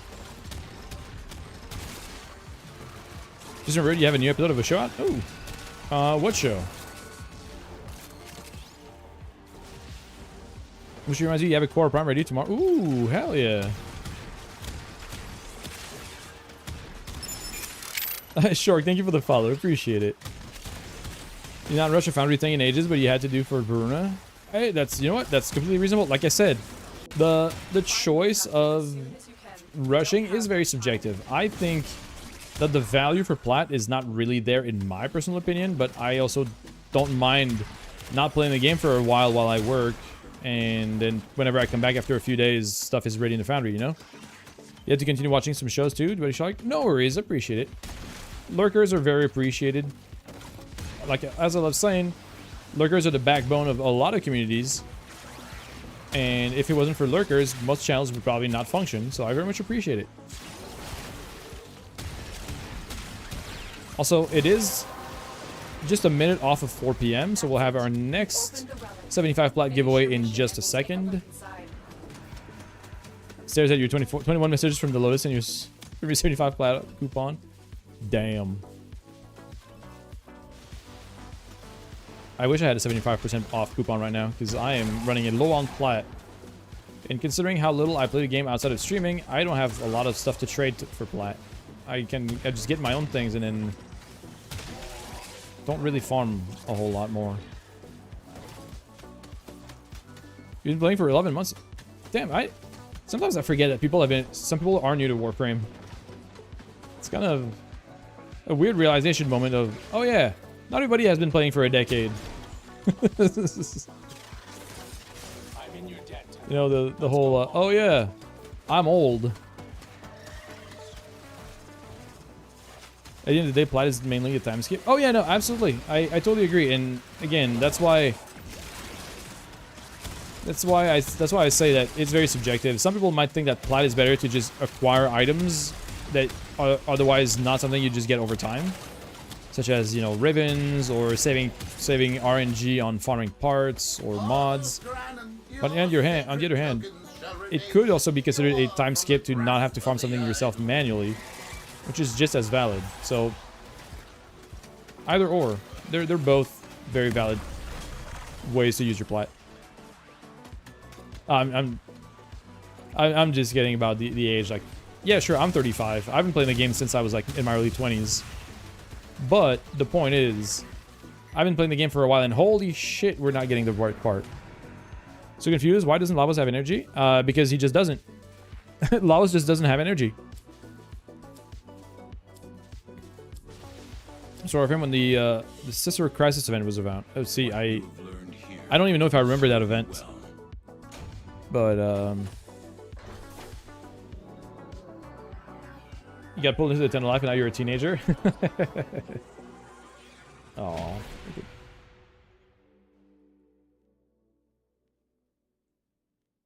This guy.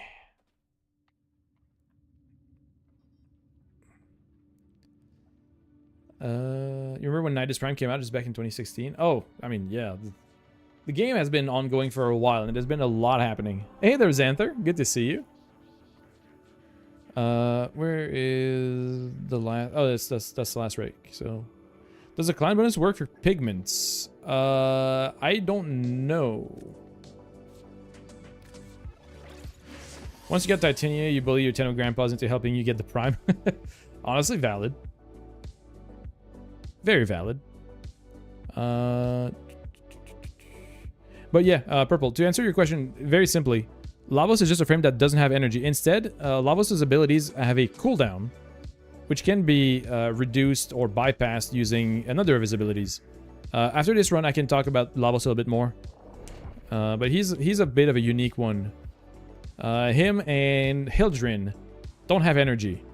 Last D8, yes, last D8 for me as well. So hopefully we get it here, because otherwise I'll be sad.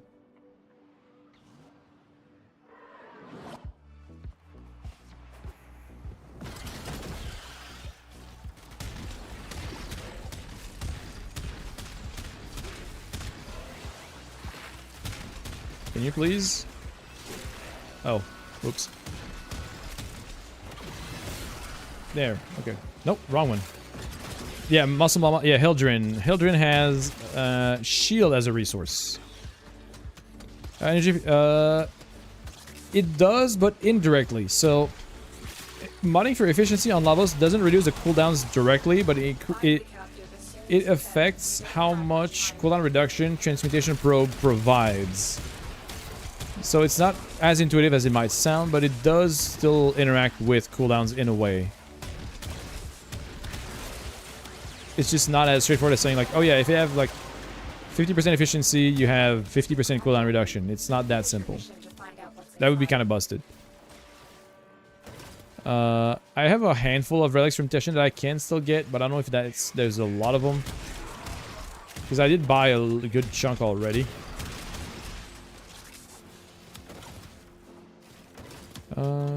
You've only been around since 2018, but considering that you started the game at the age of 14 when you first got a PC. Oh, yeah, no, absolutely. Absolutely. No, you're fine, Zor. It is a bit of an awkward frame and an awkward, you know, setup to explain. But you're right that it does impact cooldown reduction, but not in a direct fashion like efficiency does for energy costs. I guess is what I'm trying to get to. And like I said, I'll go over it in a bit after I'm out of this mission. And hopefully I get out of this with the Veruna part, because I really, really want to get it. I will not forget this, Tenno.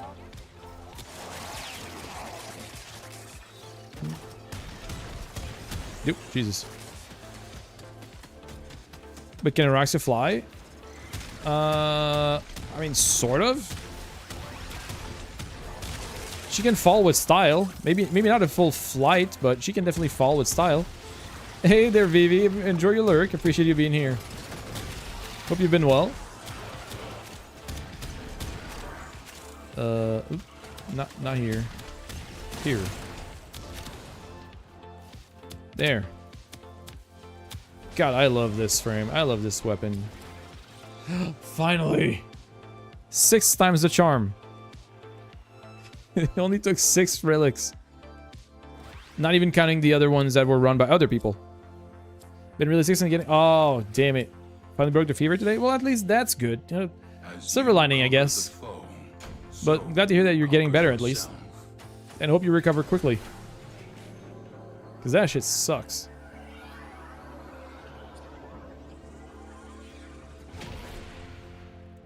Okay, now that we... Oh, okay, perfect. Now we're here. It is 4 p.m., so we have another 75 plat, because we have 75 plat per hour that we can give out. Why am I not able to... Okay, well, I guess I'll just go at it through here. There we go. There we go. Perfect. Like that. This, and we're good. The only piece you've gotten? Oh, that was the only piece I was missing. Alright, no, what am I doing here? You gotta go hit the hay, but I hope you have a wonderful rest of your streaming day. Oh, I appreciate that, Macaw. And thank you. Yeah, I Honestly, I'm still amazed that we managed to get anywhere close to $1,000 raised for charity. I did extend the bar just for good measure, because, you know, whatever we get as extra should still be highlighted. But for me, the main target was getting around $1,000, considering the scale and the size of my channel and all that. I thought that was a pretty fair goal, and we actually hit it, and I'm amazed, and I'm thankful for the generosity of my community. So, very, very happy, and thank you for that. Damn it. Argon crystals. You were going to help you crack your Varuna? I mean, I can help. I don't have a lot of relics left, though, to be completely fair. You have the full screen stat window. If you had a normal stat, you can see the clan bonuses. Oh. Do you know which finger the corpus used to count your money? Okay. Also, talking about Lavos. If purple... Okay, purple... Yeah, purple is still here. So, Lavos. He's a bit of a different guy. He's kind of unique. He has no energy. Actually, I'll go through the upgrade panel. It's going to be easier. So he has no energy stat. He doesn't have energy costs on his abilities. As you can see on the top, the first line is called cooldown, which you're probably familiar with the concept, but you can use the ability and then there's a cooldown before you can cast it again. And that's kind of the main concept, where his interaction is with cooldowns and especially transmutation probe. You can't really see it. I'm gonna just turn off the Tiltify stuff for a second. So if you look at the bottom here in the tooltip, it says cooldown reduction 0.68 seconds, and that is 0.68 seconds for each enemy electrocuted by the ability transmutation probe when you toss it towards, you know, enemies. So any enemies that are hit by the transmutation probe will provide a 0.68 second cooldown reduction towards all of the other Lavos abilities. And you can modify the efficiency of that with the efficiency stat.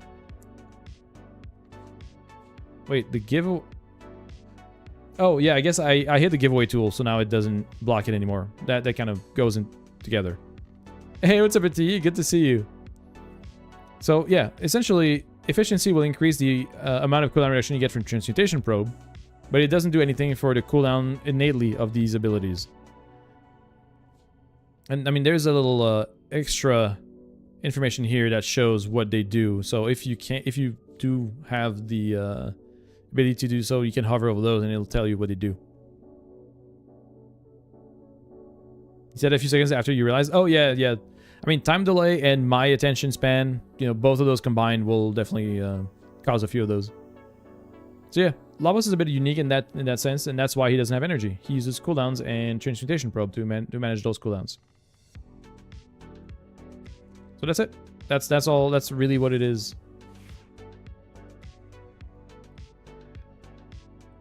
And that makes him pretty good at certain things, such as doing missions that have, you know, energy drain. Other nightmare missions. Like if you go here and you do nightmare missions in this section here, and you have energy drain mode, well, you can't do that with Lavos because Lavos doesn't have energy, so he doesn't care about that. Or you can do Hail Drain because she has shields instead of energy. There's a few things, but that's one of the biggest benefits of having Lavos, is that he has those little unique interactions instead. Now I do need to get some Argon crystals, so I'm gonna run a quick Zaku run. His status duration makes him a great Warframe to pair with Harmony. Yep, absolutely. Yep, he does get a very good point. He does get a unique benefit from the status duration, well, ability duration stat also affects his status duration. So he has a unique status duration ability modifier, which is directly linked to the ability duration modding, which makes the status applications that he does last longer, which is very neat. Oh, you're fine, Shia. Appreciate you. Enjoy your lurk. Definitely get that cat fed and some bed. Oh, that's a great... Wait, that's you. That's a great picture of the cat. Love it. Neo's a void defense. Oh, I was just gonna do a quick singular run in that you can indeed. Yeah, it's a very I could tell that by the emote code, but that's awesome. Oh, Zor, thank you for the Prime sub. Appreciate it. Thanks for choosing to spend your Prime sub here. Very much appreciated. Thanks for the support. That means a lot. Yeah, I just want to just speed run for a little bit of Argon. So I'm going to do Zaku real quick and Hepit. If you guys want to tag along, you can. But I'm just going to go run Hepit real quick for Argon crystals. And as part of your benefits now, Zor, you have access to some really cool cat emotes, which I've been here for about a year, but either way, they're pretty neat. I like them. I think they're great, and they're based on both of my cats. And you also have ad-free viewing, which is going to be kind of irrelevant. That's something I need to kind of get people's opinion on. Hey, Demo. I need to get people's opinion on like ad-free from subs and either taking like ad breaks with or without content, you know. You love ads, please play them. I mean, they will play whether I want it or not. My point is more, I want to try and provide a tangible benefit to subs, but also I don't like the idea of giving non-subs ads while subs don't get ads. But that's maybe just a me problem. Like, I don't know how people feel about it, because I've always preferred to make sure that people get to see everything, whether they're subbed or not. But play ads after every mission.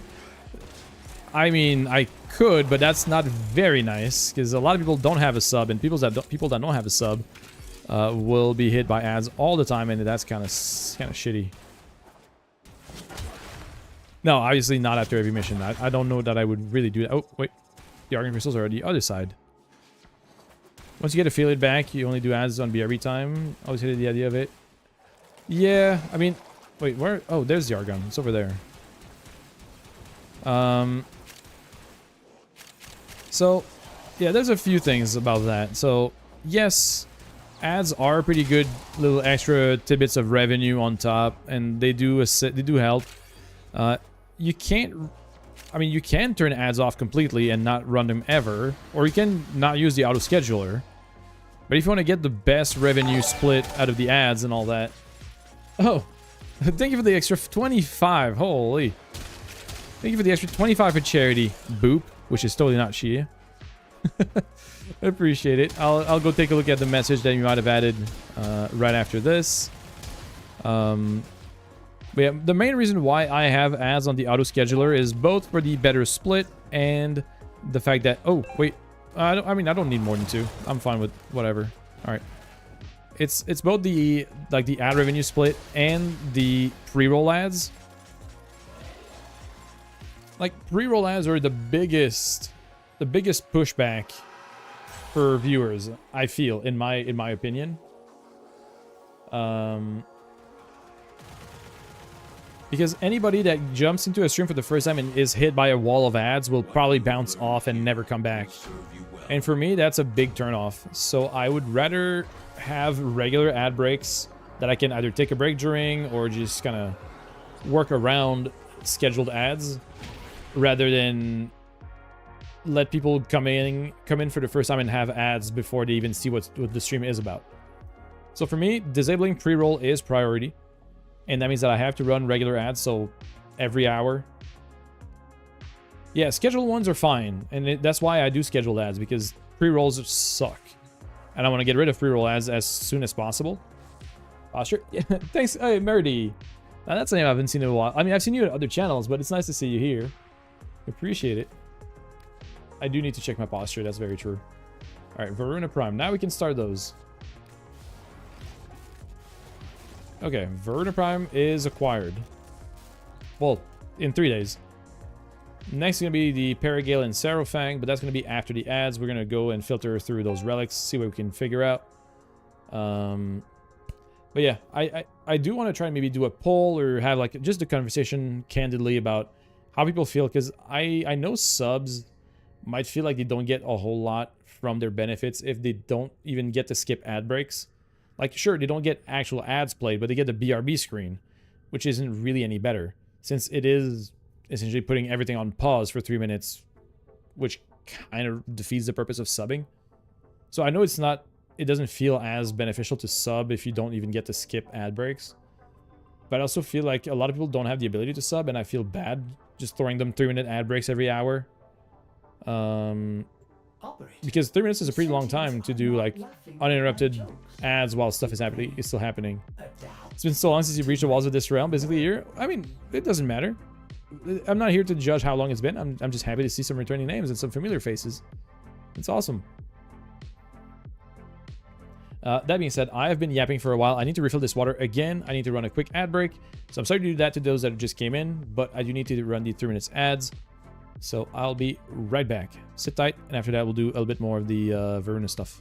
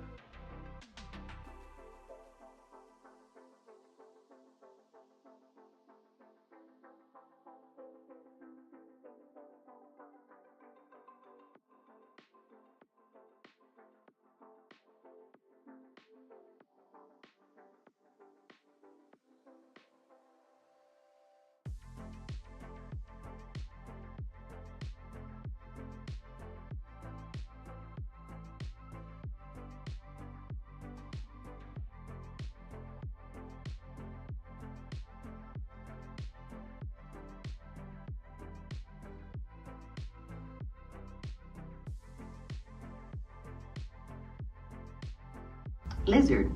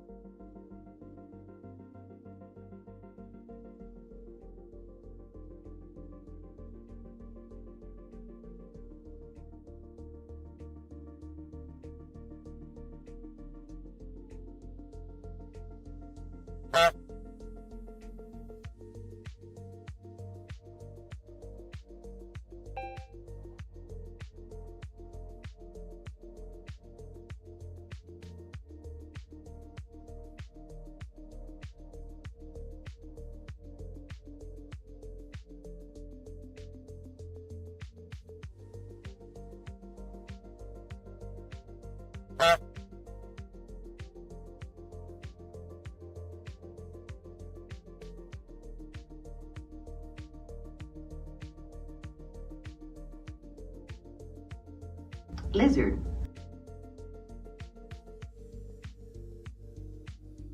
Lizard.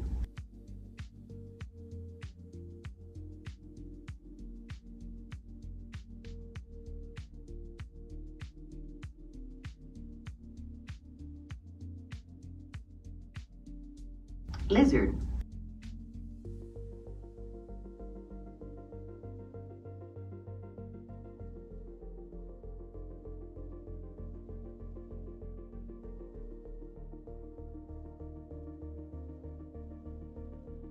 Hello there. Hello there.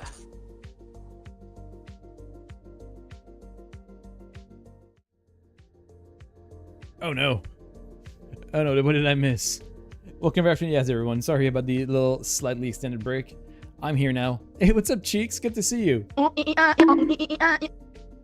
Lizard. This Deimos companions forever. Oh yeah. Yeah, Deimos with the sun tokens. Yeah, gilding all those companions. Definitely a bit tedious. Not my favorite part at all. I know the feeling, I know the pain. It was not fun. Lizard. Yeah. Cheeks, thank you for the resub. Hell yeah. Let's go. Appreciate it. Thank you so much for that. Also, yeah, I apologize if the sound bites and sound alerts are a bit too much. I have them set up for a while and didn't really revisit them. So if they are being like obnoxious or too loud or anything like that, feel free to let me know. I will try to adjust it to accommodate as much as possible. I know they're funny. I know people enjoy them, but I don't want to be like overbearing or like to be overwhelming and make it like unenjoyable to be here. I feel like I always value transparency with you all, whether it's from my side or yours. So if you guys feel like something is annoying or, you know, too much, I will definitely do my part to try and make it better. Okay, so Paragale. Yep, we have lizards. Okay, so Paragale stock I have. Okay, I need a receiver and I need a barrel.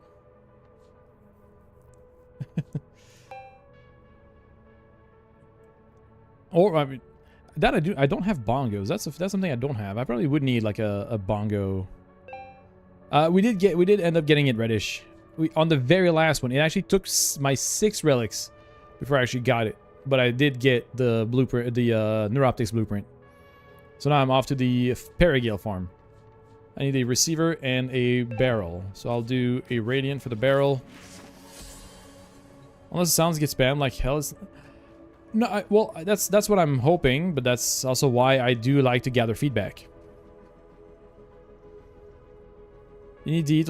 I know, Cheeks. I feel the same way. I really would love to see a simulacrum, like enter simulacrum. Wait, what do you mean a hype train started? The fuck? What are you guys doing?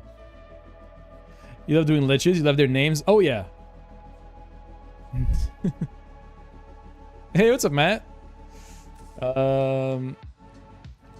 Choo-choo cast. No, stop. Don't. Say a star cheered 100 bits. Choo-choo chaos. That's also something that I added recently. Bits and resub messages should have a notification nowadays. Universe adversaries. I have a couple of decent one, like this one, called Sick Fug. I've had a decent amount of good names, and the other one is where is it? Where is he? Where is he? Oh, right here. I've also had Backcock Gross. This one is probably my favorite. This is probably my personal favorite. And our current winner for the 75 plat giveaway is Traco. Congrats. Yeah, Backcock Gross is honestly pretty fucking cool. I still find it funny. Rigged? I mean, it's always rigged. But like I said, you cannot spell rigged without GG in it. There you go. Traco, perfect. You You stuck with your lich? It's been so long since you last done liches. Oh, it's honestly pretty easy. What's up, Shadow? How you doing? Hey, oh, you ask first. I'm doing good. How about you? Also, oh shit, I completely forgot to go back and see the... Oh. I misclicked. I almost sent myself to the VRB screen. I need to go check the... Not that. Where is it? The Tiltify page. There we go. Oh, no, just okay. Just a no message, no incentives, just straight up $25 addition to the fundraiser. From Boop again, which is very generous. Very much appreciated. That puts us at $1,075 raised for charity, which is incredible. And actually, I have not done that in a little while. Also, thank you, Treco. Yes, this is written down. Appreciate it. I'm going to toss away the giveaway panel. And since I have not done that in a little while, and I would like to keep people informed, let me give you guys a little rundown on what the fundraiser is about. It's gonna be a 1-minute video, so nothing very long, just so you guys know what you guys are donating towards, which I think sometimes helps. So let me show you that right there. This is a Gamers Outreach Cart, or go-kart for short. It's a portable video game kiosk built specifically for hospitals, created by Gamers Outreach. Each unit helps provide recreation to patients and their families inside hospital rooms. The go-karts can be disinfected easily and have 360 degrees of movement, making them ideal for transport in hospitals. Go-karts can accommodate a variety of gaming consoles. They also come with wired controllers, a gaming monitor, and an assortment of different games. They're equipped with a lift mechanism that allows the height to be adjusted. Go-karts provide a safe, flexible, and efficient way to ensure patients have access to entertainment during their long-term treatment. To learn more about Project Go-Kart, visit gamersoutreach.org.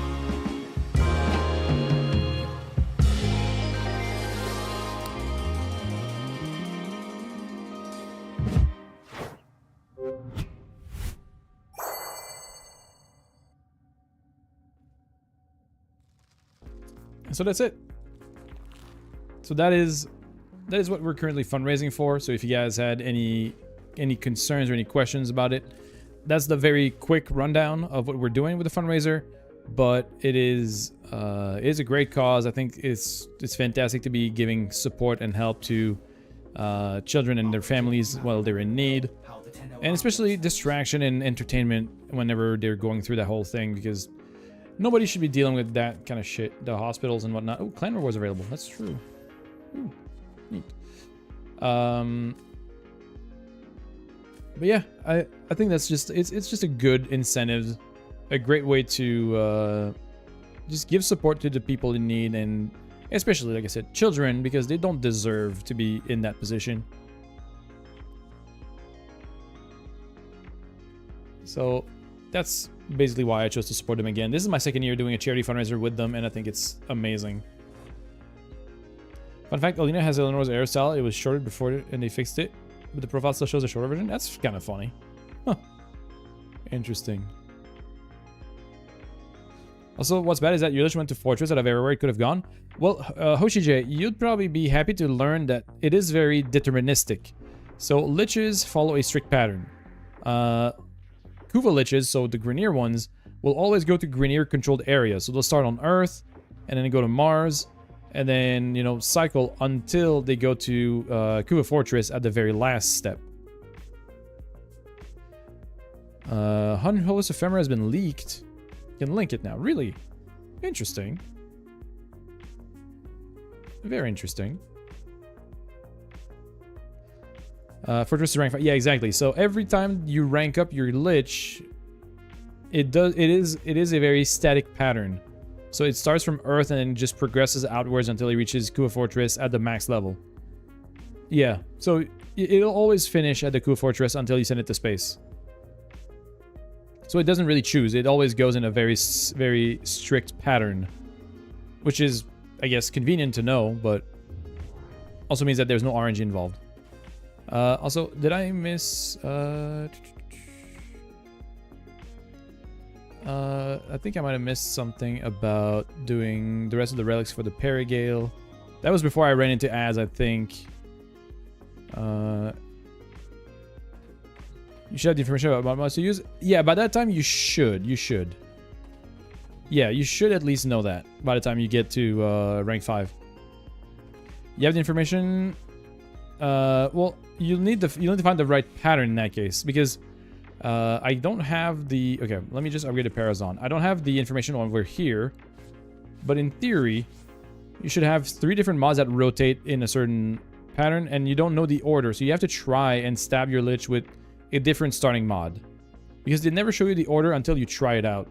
So, like, depending on what you have available, you might have like Foss and then Yahoo and then Craw as your available mods, but you don't know which order. So if you tried and stabbed with Foss first and it failed, but you know Foss is in the combination, you just switch it over.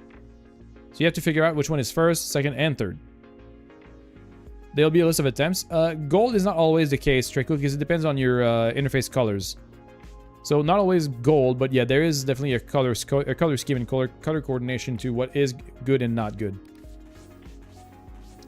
Worst case, Hoshi J, I don't know if you are in the Discord, but if you are, you can always send a screenshot of what your Requiem screen looks like, or adversary screen looks like, and we can try to assist you in figuring out the proper order. Yeah, there's Bright and there's a Slash. Yeah. There's gonna be one that's crossed out. So you have Craw, Netra, and Reese. You have Craw as the first one, and it's red and slash out. So that means that this is the wrong first mod. So just put Craw in second or third, and try with Netra or Reese in the first one. So being red and slash out means you try to stab your Lich with Craw as the first Requiem mod, and it failed. So you know it's not in the first position. You know you have these 3 mods somewhere in your combination. You just have to figure out the right order. It's kind of like that old board game called Mastermind. If anyone has ever played that, it's kind of like playing Mastermind, or I guess Wordle. You thought if it's red and slash out, it's correct. I mean, it's not dumb. It's reasonable. It's a reasonable assumption, but it's not that way. It's the other way around. But yeah, if people remember the game Mastermind, or like more recently like Wordle and those kinds of games, you have an indication. You basically learn which ones go in, and then you have to find the right order by matching the, you know. You want a Gyro Prime Access giveaway? You don't suppose you have the records of your giveaway winners? I should have, Murdy. Wait, did you win it and not get it? Or are red damage numbers good? I mean, yes, Purple. If you don't modify anything, red damage numbers means that you are at super crits, which is basically 200% crit. So you have 3 times the crit value. So you have 200% crit rate or more. And that means that it applies your crit multiplier twice, or 3 times rather. Because you have three different types of crits. You have base crits, which are yellow numbers, orange crits, which are big crits, which are crits that apply your crit multiplier twice, and then super crits, which are red, which apply your crit multiplier 3 times. But after that, you can go even higher than that, and it starts adding exclamation marks at the end of the number.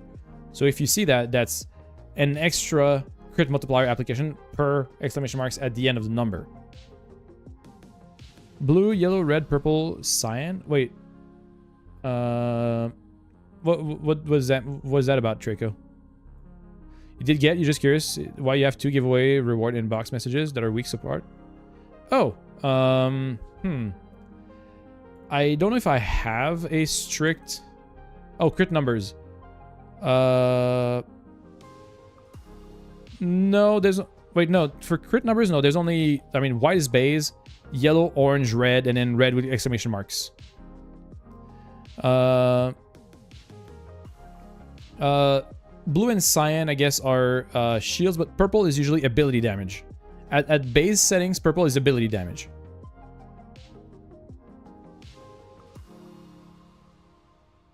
Yeah, I mean, I have a channel where I have my prize winners, but...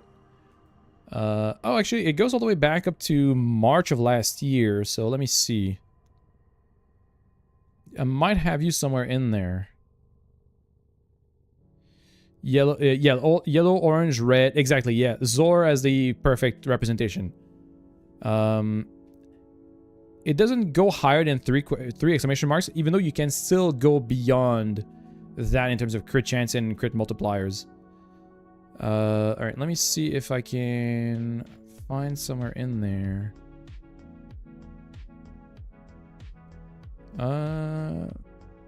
No, I don't think my Prime Access... Wait, no, Prime Access. No, I've not done Prime Access giveaways for that long.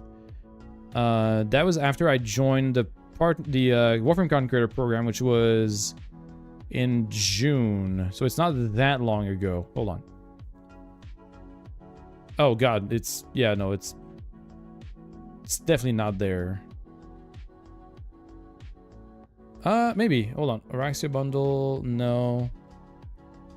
Necro, Sevagot Prime, no. Those are... Yeah, no. I don't think I have any trace of that one. Should be in December. Oh, yeah, it's Gyre Prime. Duh. No, I don't have any trace of that, unfortunately, so I don't really know.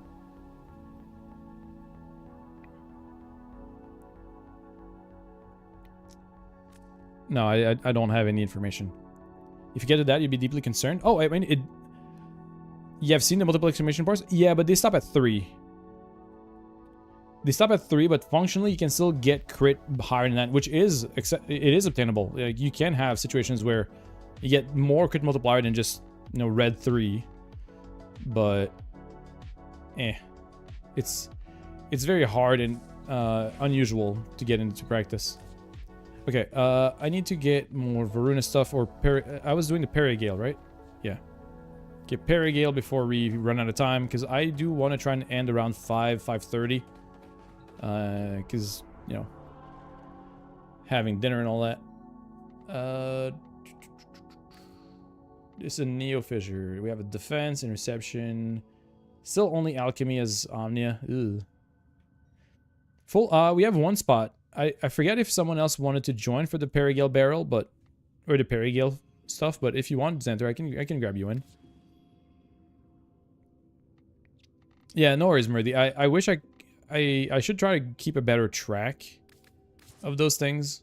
I mean, I did do a better job now. Oh, it was you, Reddish. Oh, fuck. It was right. That was right. It was you, Reddish. Damn it. I mean, it depends. If anybody in here already has a Perigale, I'll grab you. I'll grab you instead. But damn, now I feel. I'm sorry. I have a hard time. I have a hard time keeping track of certain things. I will start something and then forget it and then go back. I mean, I'm not here to kind of force people, you know, in or out. You can try pulling your Twitch data to see if the chat logs go back to that far. Yeah, no, for sure. We have a player queue. No, I've removed the play with viewers bot a while back. I could bring it back. ADS, yeah. Oh yeah, 100%. 100%. Oh, you're fine. You're fine. Long messages are good. It's okay. I don't have any timeout on that or anything. Also, a good thing to do when doing Lich missions. Good to fight the Lich through the planet before you stab them. And then spawn.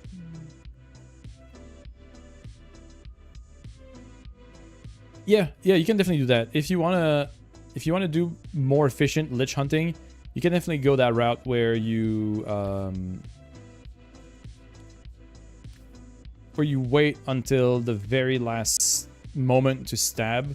So you at least find your first mod and see if you can try if it's in the first slot. Oh, I mean, that's true. I know that Reddish did request to join before.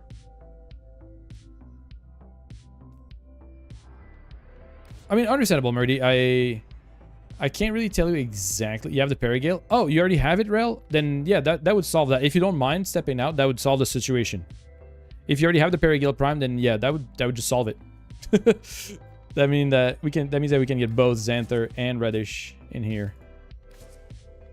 I forgot it's because Reddish went away for dinner, which I thought you were gone, and I completely forgot about that. But I appreciate it, Rel. Thanks for stepping out and allowing everybody to get the best value out of that. Okay, we solved it. it's very simple. We just have to. You came back? Yeah, no worries. See, but this is the thing I love about this community. Everybody here is, you know, so nice and accommodating. Like, people don't make a big deal out of things. People just, you know, are understanding and, like I said, accommodating.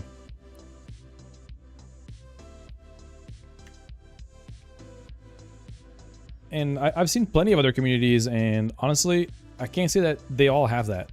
So I'm very, very grateful that you guys are this way, because it just makes my life so much easier.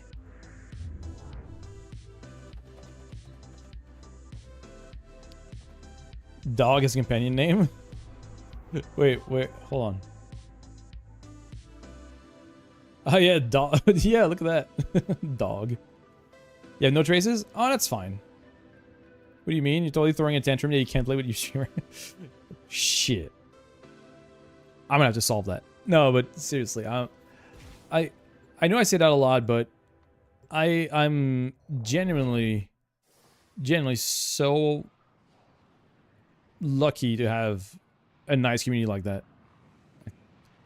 I've seen tons of places where people are feel like they're entitled to their streamer's time or their choice, like that they can dictate what the streamer has to play, or that the streamer has to play with them, or that they are entitled to stuff from the streamer. So I find myself to be in a very lucky position to have a community that is very understanding and respectful. So yeah, I think this is great. I'm just very appreciative of the community that has built around my channel, if that makes sense. Hey, what's up, X-Man? Speaking of OG names and people that I have seen, well, I mean, you do pop in from time to time, but you're one of the OGs here. Underground Kuba Lich mission thingies. Oh, you're gonna be fine, Oshi. You're gonna be fine. Also, is calling you Hoshi just a Hoshi fine? Like, I don't mind saying the full name, but sometimes people are okay with shortened versions, and I'd rather not make assumptions. On a Vise is toxic dog. Oh, yeah. Don't pet the Vulpaphilas or the, you know, or the Helmet Charger. I guess Hoshi's fine. Okay, cool. Yeah. I feel like I just have to ask first, or sometimes I just do it without thinking and then I ask. But greetings. Yeah, I mean, you literally came in from my very first raid that I received, so you are an OG. And finishing up the Varuna Prime stuff. So we got Varuna Prime in the oven, working on the Perigale, and then there's gonna be the Seraphang, which is probably gonna be next stream because I'm already on the tail end of my streaming hours. Oh no, you're not reddish. No, don't worry about it. If I have to say it to someone, it's probably gonna be either in private first before I just put it on blast. But no, you're totally fine. If like player groups are becoming problematic, I'll just bring back the queue. Would you recommend the Predicite? Very lovable. Yeah, I don't know about that. But I mean, if I the Seraphang, now I'm even more curious to get it. But yeah, no. If I ever start having issues with getting people like their their time in groups, or like evenly splitting the grouping for stuff, I'll just throw together the queue again, which is not a big deal for me. It's pretty easy to manage. You just throw in a bot, people just join, they're put in queue, and whenever we're done with one thing, we just cycle people. I've used it last year when I was part of an event where I had to run with people to give them like points to build up towards prizes, and that was the saving grace, because I would not have kept my sanity trying to organize all that without a bot. It's on for Bedge, for real, you're gonna force it. No worries, she appreciate the raid again. Hope you have a good rest of your night and get some good sleep. And thank you again for you can thank Boop for me for the charity donations. That is super generous and very appreciated.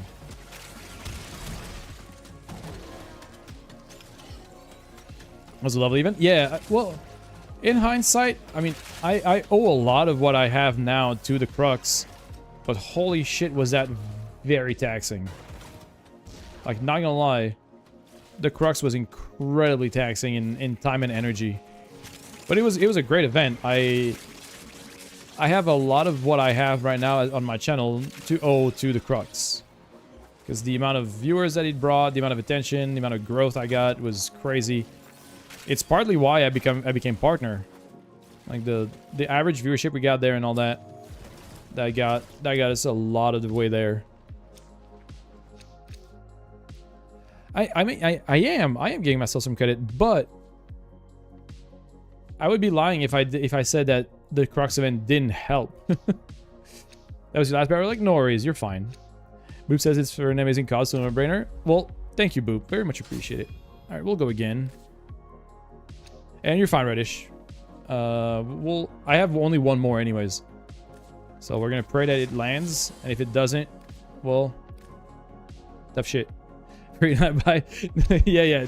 Please do leave. Close the tab. You know, just get rid of the entire thing. Don't get distracted anymore. Just close the tab. Leave. But I appreciate you. Throw in some gyre. Yeah, that works. That works. Yeah.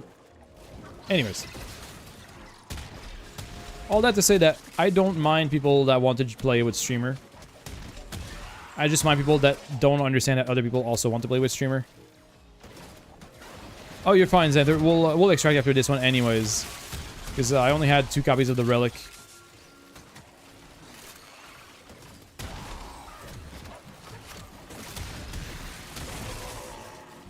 Plus, it's like 4:45. So we'll probably do a couple of the other parts if possible. Yeah, 4. Yeah, but I wouldn't want you to run your relic without me running one. I know I do it the other way around. Like, I don't ask you guys to run the relic, but I run it. But yeah, that's just me. That's just how I do. I won't ask you to run a relic without me providing one.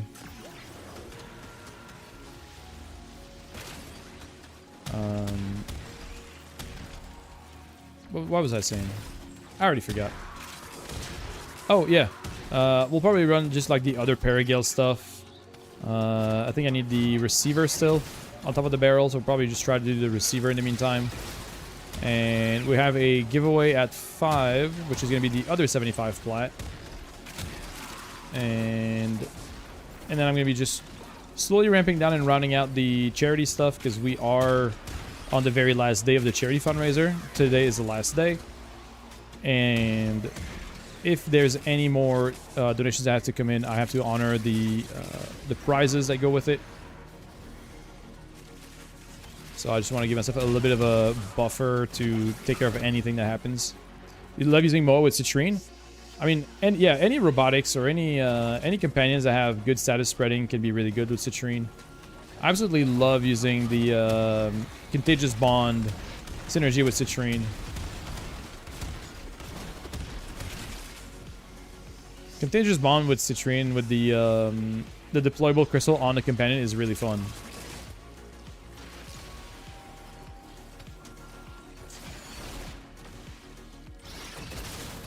That was one of my favorite synergies when I figured that out. How so many Argons? Potentially a drop chance booster that someone might have, or just amount of kills.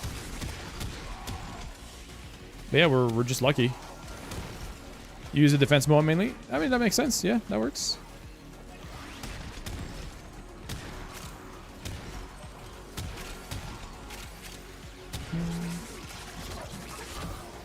We enjoying Lava's Prime? Oh yeah, he's fantastic. And the ability to use basically any element as an infusion for your weapon with balance formation is so damn good. You can take any weapon and add any element to it with balance formation, and you can basically have a weapon that's universally good because you can adapt your choice of element to whatever you're facing. That's what all yeah, this is where all Ordis' good jokes are. They are all gone. Got the order done? Hell yeah. So all you have to do is finish the confrontation in space and you're good. See, that was not so bad. It's just about remembering how it functions. Wow, holy crap, that's bad. Wow. That is so bad. Alright, we're gonna spread around the traces if possible.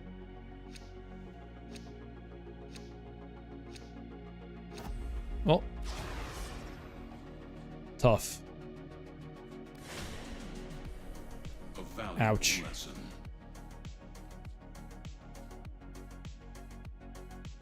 Yeah, that was rough.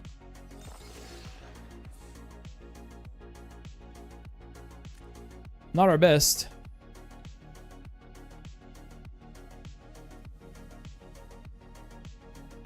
Man.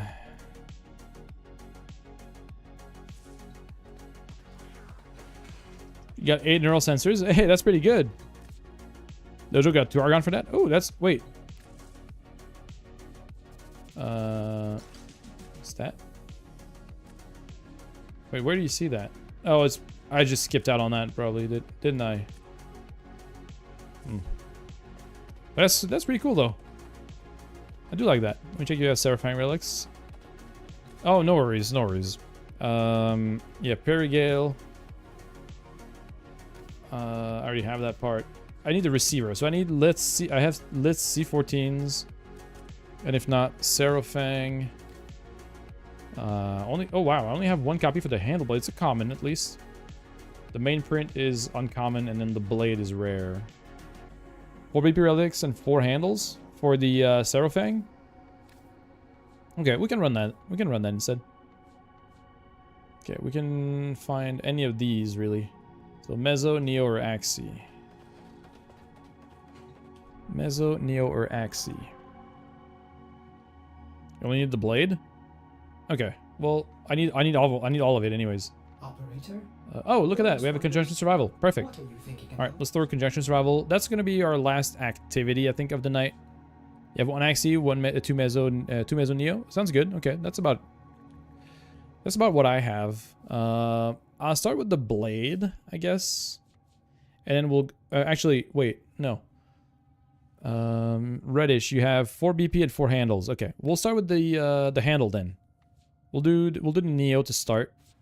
Try to get rid of the common one, and then we'll go up. So we'll do the common, uncommon, and try to end with the rare, since you guys have only a handful of relics. I mean, so do I, to be fair, but we're gonna try to do our best here. You have a single Neo? That's fine, Xanther. Just throw your Neo and then run whatever else you have, or just fodder. I don't care. Like I said, I'm not here to try and force rad shares or like same relic shares. Oh, someone forced. You're good. Oh. Trico, you ran a different relic. I don't know if it's the right one. You got it? It seemed like it was a blade relic.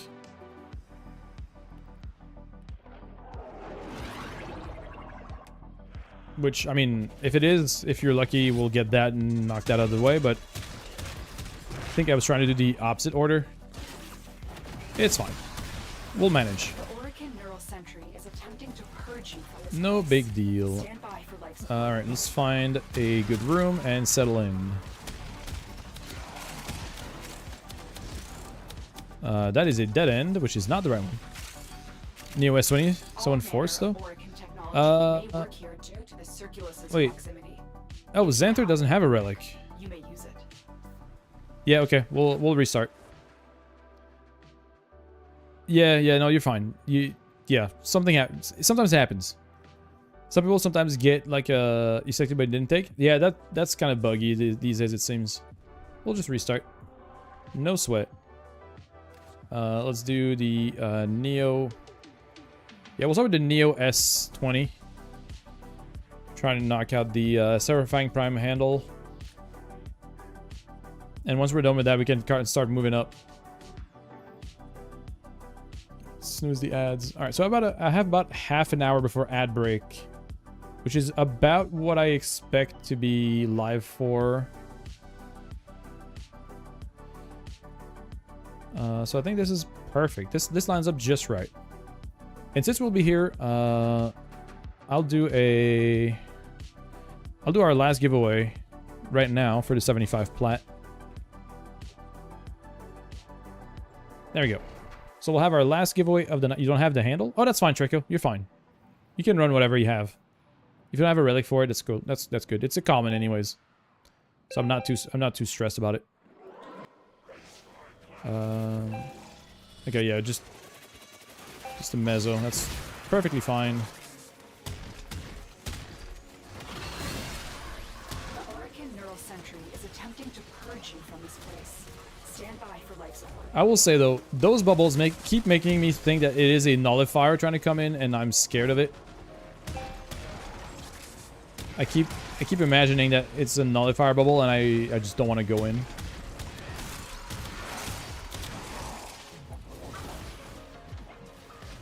Nope, wrong direction. It's gonna be somewhere in there, surely. Technology may work here due to the Circulus's proximity. If you have an Oh, that's the music puzzle. You should make the pattern bigger? Yeah. It should be a bit different at least, or it should be more apparent that it's not a nullifier. The Schlett decided approximate? Perfect. Yeah, now you got this.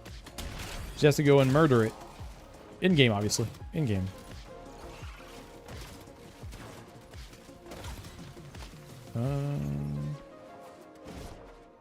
Is that a dead end? No. No, it's not a dead end. It keeps going this way.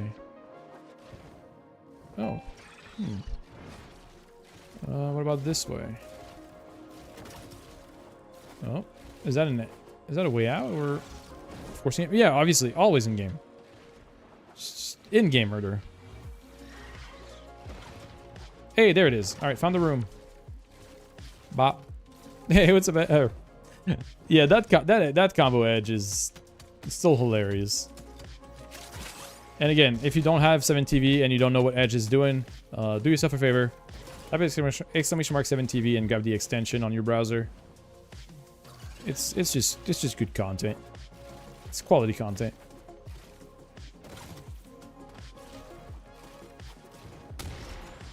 Lets you add a bunch of custom emotes, including animated emotes or GIFs as emotes.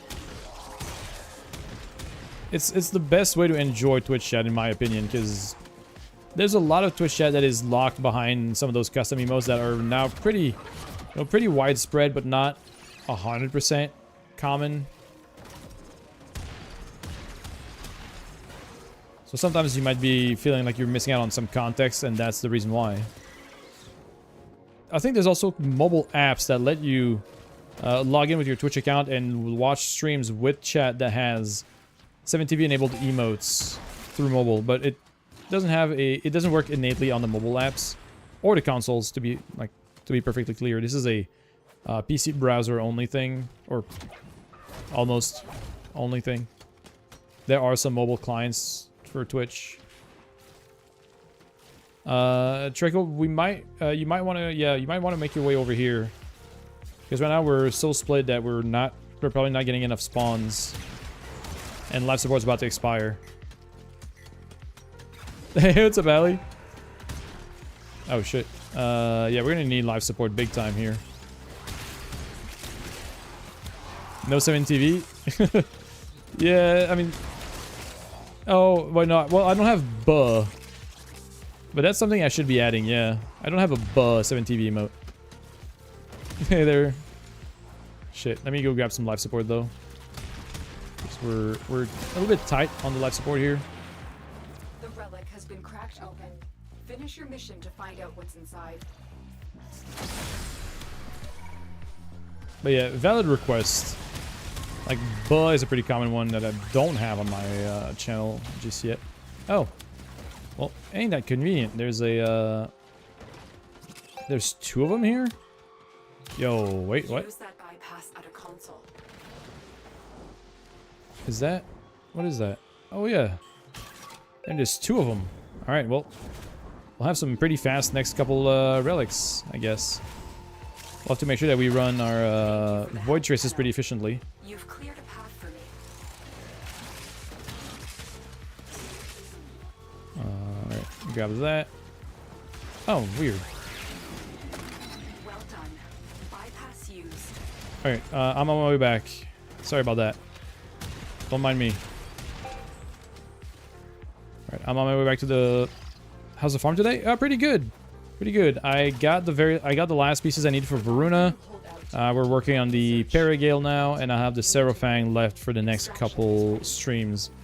We need all the Cat 7 TVs? True. True and real. Hey, look at that. Oh. Well. I mean, we'll start with the uncommon. Because, that's what I was afraid that would happen. I was afraid that would get the blueprint and not have to sacrifice the handle. I don't have any spare copies of the Serafang handle blueprint. Okay, so you still Reddish still has one. Okay, I'll just run a fodder then. I'll just throw in like a random one.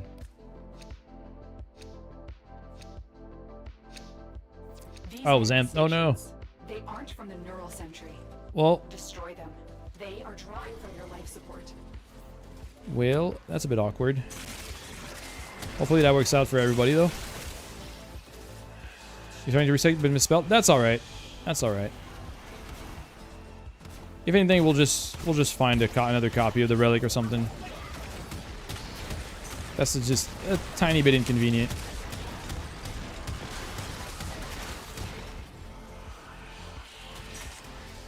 That's why I generally prefer that if we're not going to be running the matching relic, at least running like a fodder to prevent this from happening. But it's not a huge deal. Have two more. Oh, okay. Sounds good. Sounds good. But yeah, usually, if people don't have the matching relic, grabbing a different one that is completely unrelated prevents this occurrence. So people don't have to choose between different parts of the same item. But it's not a huge deal. Yeah, no, you're fine, Reddish. Yeah, I get that. I get that.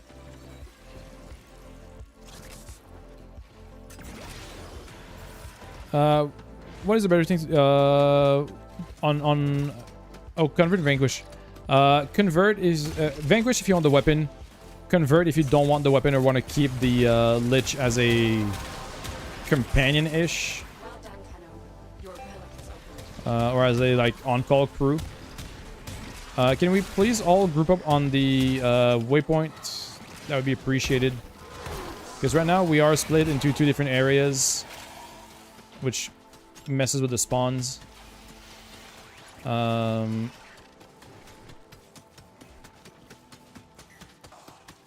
is the room? Hey, it's right here. Yeah, if we can please group up on the waypoint.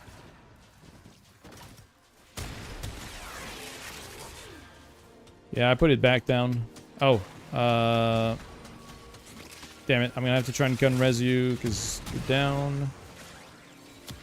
I'm on my way. Oh, no, never mind. You recovered. Okay. Alright, let's just stay at the waypoint then. Because yeah, if we're spread too far apart, it messes with the spawn rate and just makes things a bit more awkward.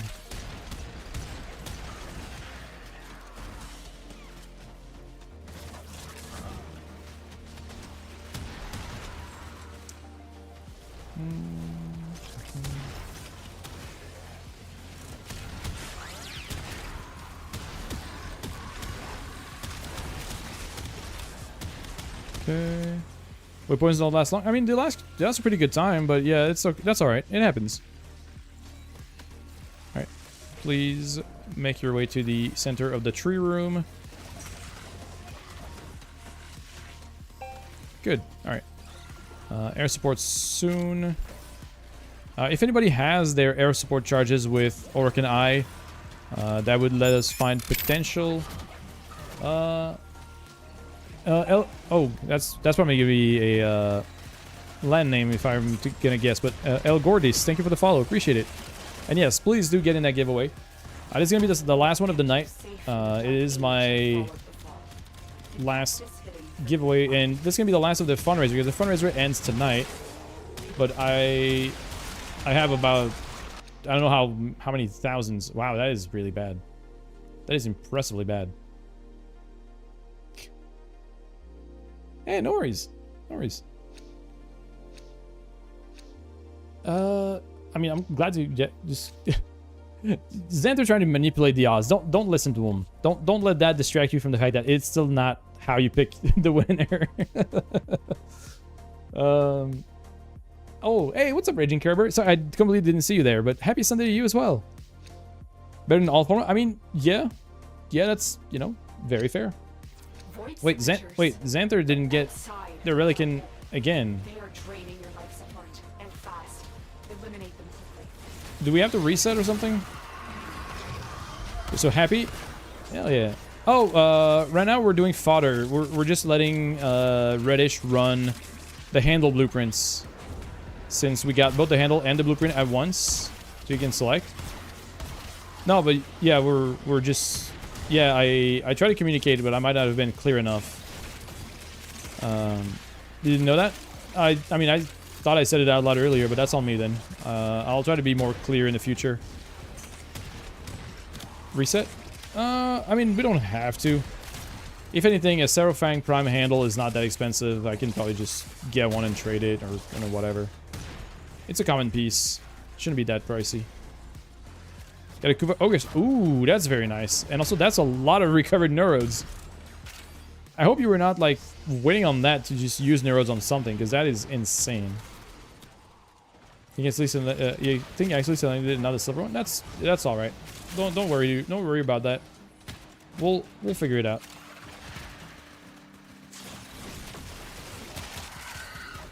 Yeah. Hey, Torment. Stop moving. Whoa! The mushroom bounce. That was unexpected. Pretty sure you have the handle? Oh! If you already have the handle, then yeah, that's fine.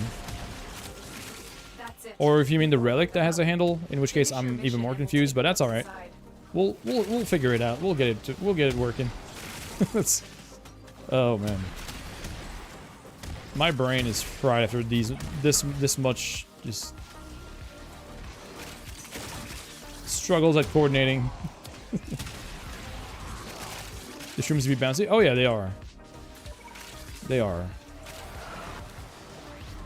It just kind of threw me off. I was aim gliding and then just got bounced up. Oh, nice. We got a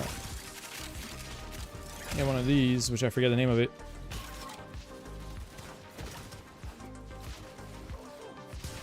Alright, why is it so far?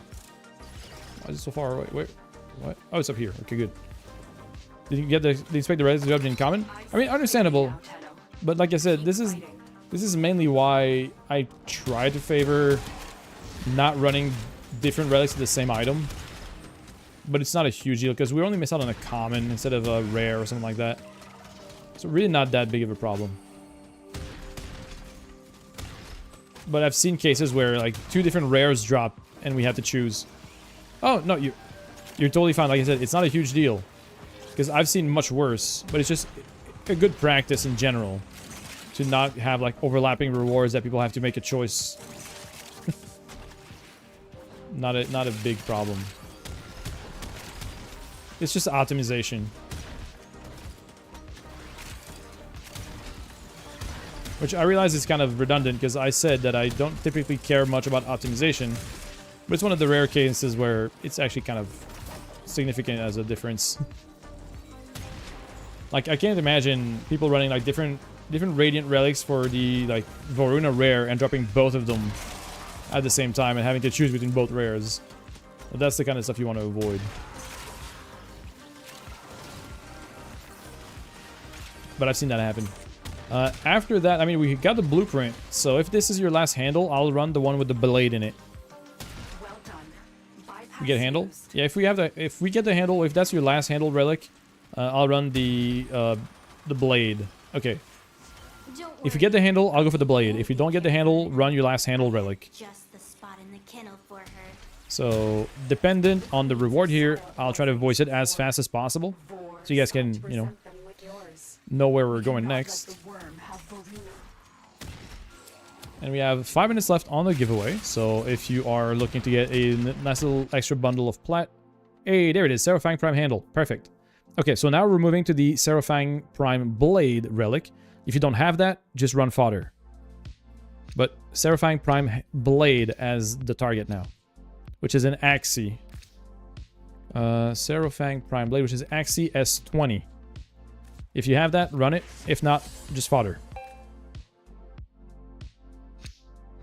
Void manifestations drawn to this cursed place of stolen Perfect. lives. All right. They will drain your life support unless they are destroyed. If we score that blade, that's going to be two of the parts done for me, and leaving only 2 Paragale parts to finish it. Yeah, it all worked out. In the end, it all worked out. I was, like I said, Draco, I was not too worried about that because it wasn't a big, a big overlap. Since one of them was a common, the other was an uncommon, so it was an easy pick. The odds of getting another common was pretty high. But it's just a matter of preventing those kinds of situations from happening in the future. Nothing too major. Yeah, no, you're totally good. That it happens, and I'm not mad at all. It's a very, very minor nitpick. I keep trying to shoot shrooms. So you have to farm for your uncommon? Wait, didn't you get the blueprint? Or did you opt to get the handle in the first? Wait, I'm confused. No. Wait, but didn't you get the blueprint when we ran it?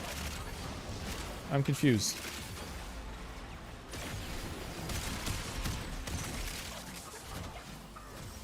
No? That's why you said you had the handle?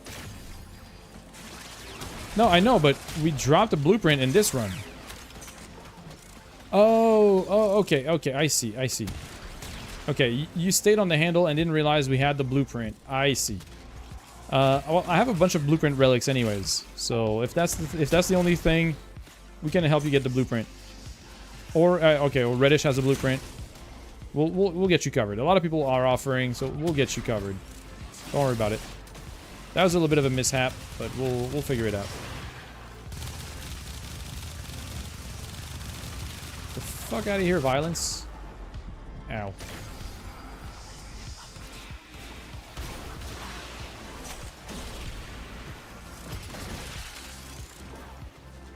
Why would you?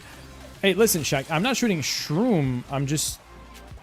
I always just see those things bouncing around, and I keep thinking they're enemies, so I just shoot at them. But they're shrooms, not shrooma, but shrooms. Which is, I know, a very weird distinction, but still a distinction to be made. In this context, yeah,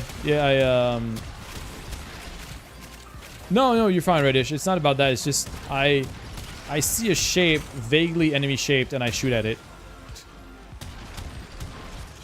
And yeah, I am avoiding the MOA because it keeps looking like a nullifier bubble. Listen, I'm mostly a solo player, generally, alright? So whenever there's other people doing other stuff that I'm not expecting, it throws me off.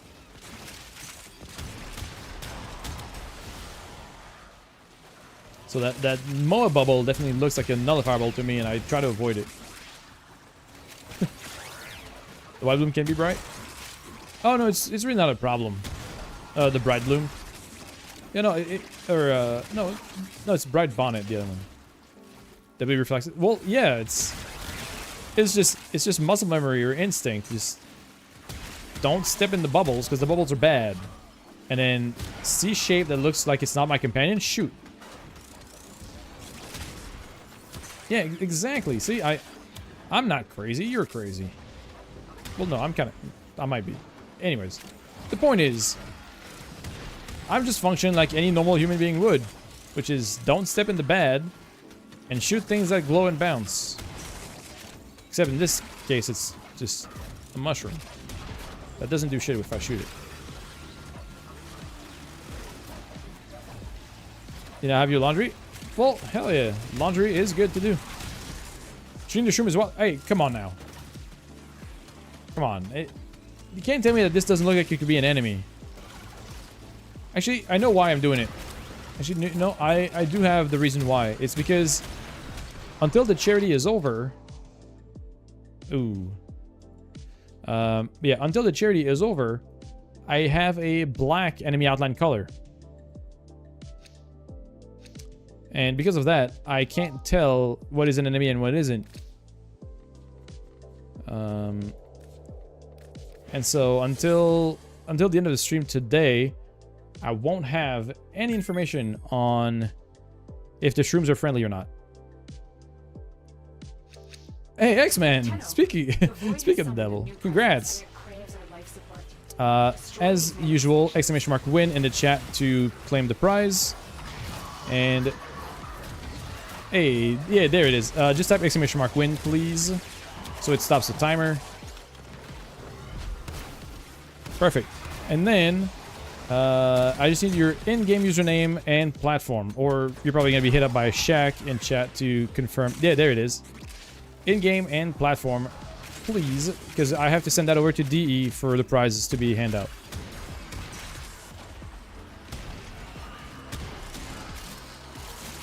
Oh, there's still more of these guys, huh? Get away. Boo. Move. There you go. Out. Awesome. Perfect. Thank you for that, X-Man. So that is going to be the final one for this entire charity fundraiser, unless we somehow break the 1100 cap. Because the only other thing we have is 100 plat every $100 raised, and we're at 1,075. So unless in the next couple of minutes we have a $25 amount raised additionally, that is going to be the last giveaway of this fundraiser, which has been amazing so far. And I'm incredibly grateful for all of your contribution, whether it's watching, lurking, chatting, donating, joining up for group activities, or any of that, or even just spreading the word. All of that is incredibly appreciated. And I'm still blown away by the amount of support I got for this charity campaign. The fact that DE decided to chip in as well is amazing. It's super cool that it just chipped in a lot of cool stuff, including a lot of plat, but also like a Prime accessories pack, 2 deluxe bundles. It was super cool. So I'm very, very happy with how that worked out.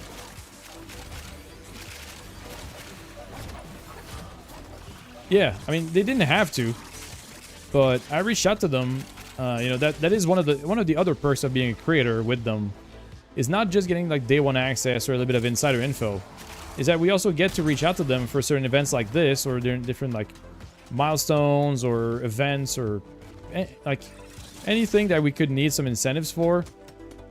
They're just like an email away, and all you have to do is reach out to them, ask them if they'd be willing to contribute or add something to either a giveaway pool or just have like milestone for celebrations. And they're generally very open with that, and they'll throw some stuff our way if you want to. Shall I look again? Oh, I appreciate that, Hoshi. We're gonna be running maybe one or two more relics at most, and I'm gonna be hopping off because it's gonna be dinner time very soon, and I am getting very hungry and very thirsty. I've been yapping for so much. I need to drink.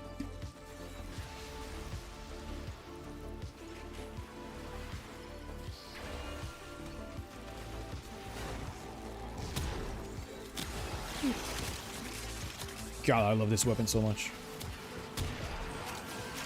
Oh, actually, oh, I have one more snooze. Okay. We managed to earn one more snooze, so we got a little bit of an extension. Thirsty? Yes. Always. That'll do. Yeah, that'll do.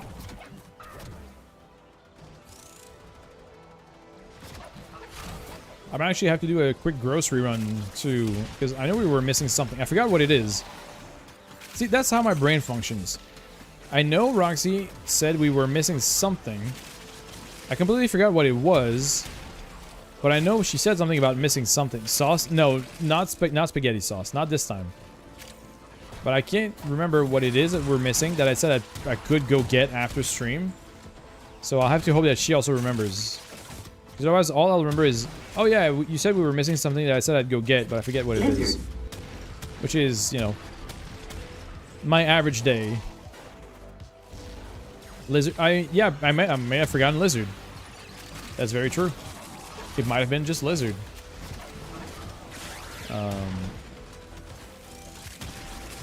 Yeah, no, I really just forgot. A guillotine to deal with your kings and... I mean, kings and lords? Honestly, in this current state of politics, I don't think that would be inappropriate. In-game, you know. Always in-game, but still. Kind of fitting.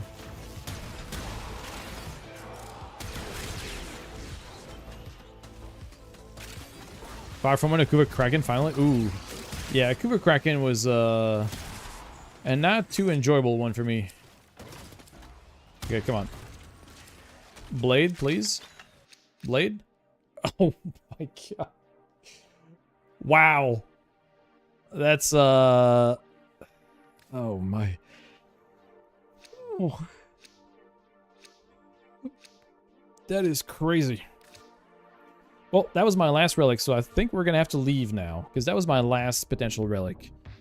Oh, Xanther has one. Oh shit. Okay, let me run one quick. We have to make it quick. We have to make it quick. I fear we are seeing the They buffed the spider lady? Yeah, they did. So the buff is pretty straightforward. Yeah, that's a lineup. Yeah, that is definitely a lineup. So what they buff for Oraxia is that her summoned spiderlings or scuttlers now scale according to the enemy level that spawned them. So if I toss the poison stuff, like if I do Widow's Brood on the enemy and then I kill it, the scuttlers that will spawn from it will be the level of the enemy. So now scuttlers can scale throughout a mission. Originally, scuttlers would be based on the mission level, and they would not scale if you went long in a mission. But now the scuttlers will scale up, following the enemies. So that it is a buff, not a like big necessarily in terms of what it is, but the impact of it is pretty massive. Because having scuttlers level follow up to level cap is pretty big. So can we find a thing to speed up the damn. None of them. So unless we're lucky, we have to do the whole 5 minutes.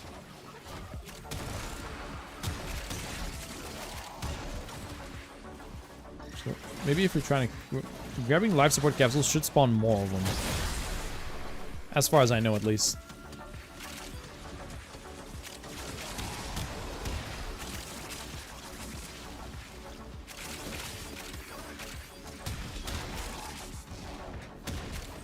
Okay. Alright, so... Before I hop off, there's a few things that I've been thinking about, including... Not limited to, but including weekend streams. So obviously, I can tell that there's definitely appeal and interest in weekend streams. I can clearly tell because the time slot that those streams happen in is much more convenient than what my weeknight streams. So I am thinking of not doing a strict schedule, but trying as much as possible to at least include one weekend stream a week in order to accommodate a lot of my like European viewers or overseas viewers, whether it's anywhere across the ocean. Because I am North American based. I am in Eastern time zone. It is like it's 5:25 p.m. for me, and normally my streams would start at 7 p.m. my time. Hey, what's up, Morphine? How have you been? It's a bit of an awkward time because I am almost done for tonight. Well, today I guess because it's still early. But I've been good. Yeah, I've been good. Thanks for asking. Been busy with work, so I haven't been streaming a whole lot, but that's very good for your ears. It's midnight almost here. Yeah. Yeah, I know my normal stream times are 7 p.m., which would be very, very late for a lot of people, because it would be like an hour and a half from now, which is not the most convenient timing for a lot of my viewers which are overseas. But I can't really do daytime streams during the week because I work. So my best compromise is to try and go for at least one daytime weekend stream to accommodate and reach out to people that are, you know, old regulars that can't really watch anymore. The only thing is I can't commit to a, like, guaranteed weekend stream every week. Because my weekends are very volatile. You know, sometimes we have, you know, family or people visiting or just other events. There's a lot of stuff that can happen during the weekends. So I can't commit to saying, like, every single week I'll have a weekend stream. But I do want to try and work one in as much as possible to offer something to my non-American audience. Yeah, exactly. And I'm glad people understand. But I think that's the point is I want to make sure that people understand that I can't guarantee and commit fully to, like, saying, yeah, every weekend there's going to be one stream. But I'm going to try my best to include one for the benefit of people that are not local to my time zone. Hey, I mean, that's good. That's not what we were looking for, but that's good. All right, I have 3 minutes to take care of the rest. So I am going to be extracting here. I do have to do all my spiel of end of stream in 3 minutes. So I'm going to put no relic here. I'm going to go full screen for that because we don't really need to see the stream and whatever's going on.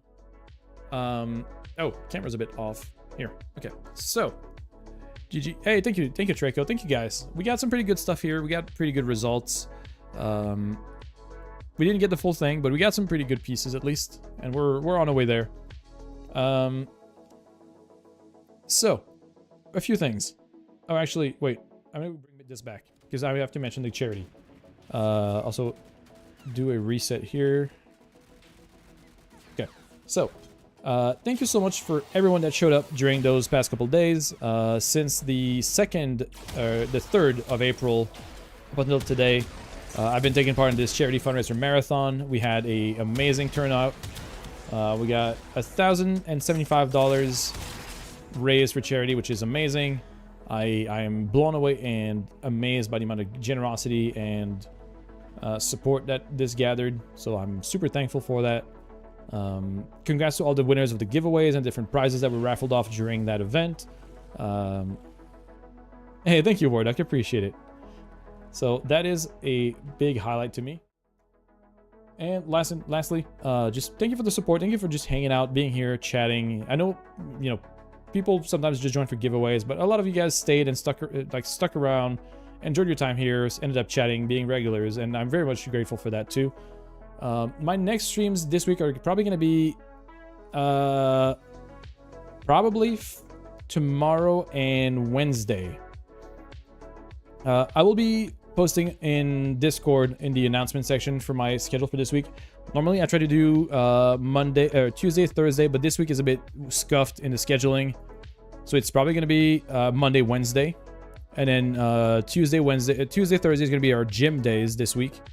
So I'm going to just shift stuff a little bit to the side and then come back to the normal schedule the week after that. Shit, I'm going to have ads anyways. I completely messed up my order. I can't, or my timing. I'm not able to start the raid early enough. Where are we sending you guys to? I'm not sure yet. GG, thank you, X-Man. Appreciate it. And I mean, it's my pleasure, Reddish. I love being able to support good causes and organizations like that. So it was just very, very nice for me to just do. Oh, I have an idea. Okay, I have an idea. And this is going to be probably very funny, but we're going to do that. I have a viewer / follower who is currently streaming, and I want to do a bit of a surprise here. So, I'm going to have to wait until, before you leave. Okay, go ahead, check. Do I need to look at it through Discord or anything like that?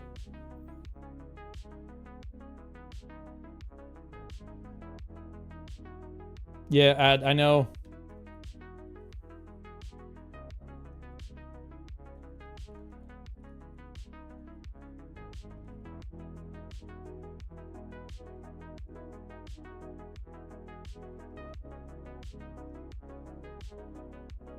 All right. Well, okay, let's see here.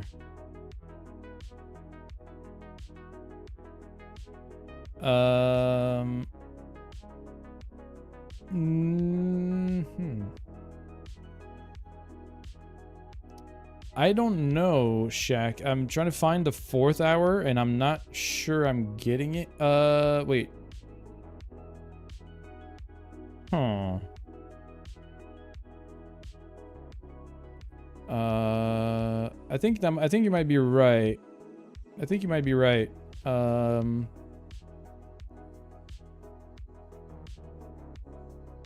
you know, I have it right here. Yeah, I have it right here. It's my bad. Yep. Okay. So here, 75 D plat, 4th hour. All right, I got it. No, you're good. Matt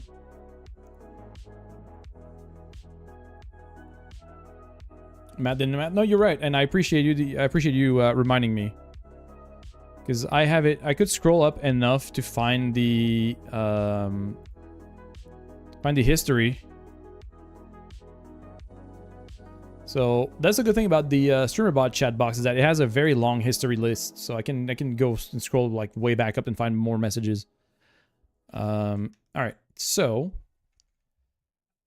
I'm thinking of doing something very funny here, and I'm gonna need your guys' support to do it, because well, actually ads are still going, so I'm gonna wait a tiny bit more.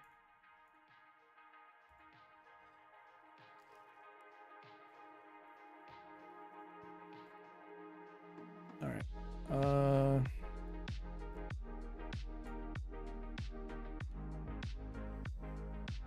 Okay, no, not that, that. Okay, I'm I'm hoping that we get to retain a pretty good amount of people here, just so we can do a pretty funny thing. Okay. Everyone, welcome back from the ads, everyone. Again, sorry that it happened. I tried to get things done in a timely manner, but I yap on. I do a lot of things. I say a lot of words, and sometimes it fucks up. But I will be sending you guys over to a somewhat a recent-ish follower, but a pretty consistent viewer and follower. And I would love to just give a little bit of a push to someone who's just trying to do their thing and have a good time streaming. So we're gonna be rating Telly, and hopefully he's not listening right now, because I know he's live, and I hope he's gonna have a fun little experience here. If you can break some brains, I'd love that. Definitely had fun getting out. Hey, no worries, Rel. Appreciate you. Ad farming together. Yeah, I mean, you know what? Sometimes, maybe. Also, Matt, if you're still here, thank you for that. Bon appetit aussi. Appreciate the good wishes. Raid message? Oh, yeah. Just this. Yeah, and as usual, when raiding out to other streamers, what was the next potential stream? Probably tomorrow, Trico. Tentative schedule is tomorrow and Wednesday for this week, and then going back to the Tuesday, Thursday next week after that, since this week we're kind of shuffled a bit, and we're just switching our gym days to Tuesday, Thursday. And yeah, so as usual, when raiding out to a new viewer or a new streamer, please, just first and foremost, be kind, and two, stick around for like a couple minutes, maybe 1 or 2, just so your view count for their, analytics and metrics. That's much appreciated. It doesn't really require a whole lot. You can just stay there and lurk a bit or say hi, but just give them some love and see the reaction. So hope you guys have a great rest of your night. I'll see you guys probably tomorrow, and have a good one. Bye-bye.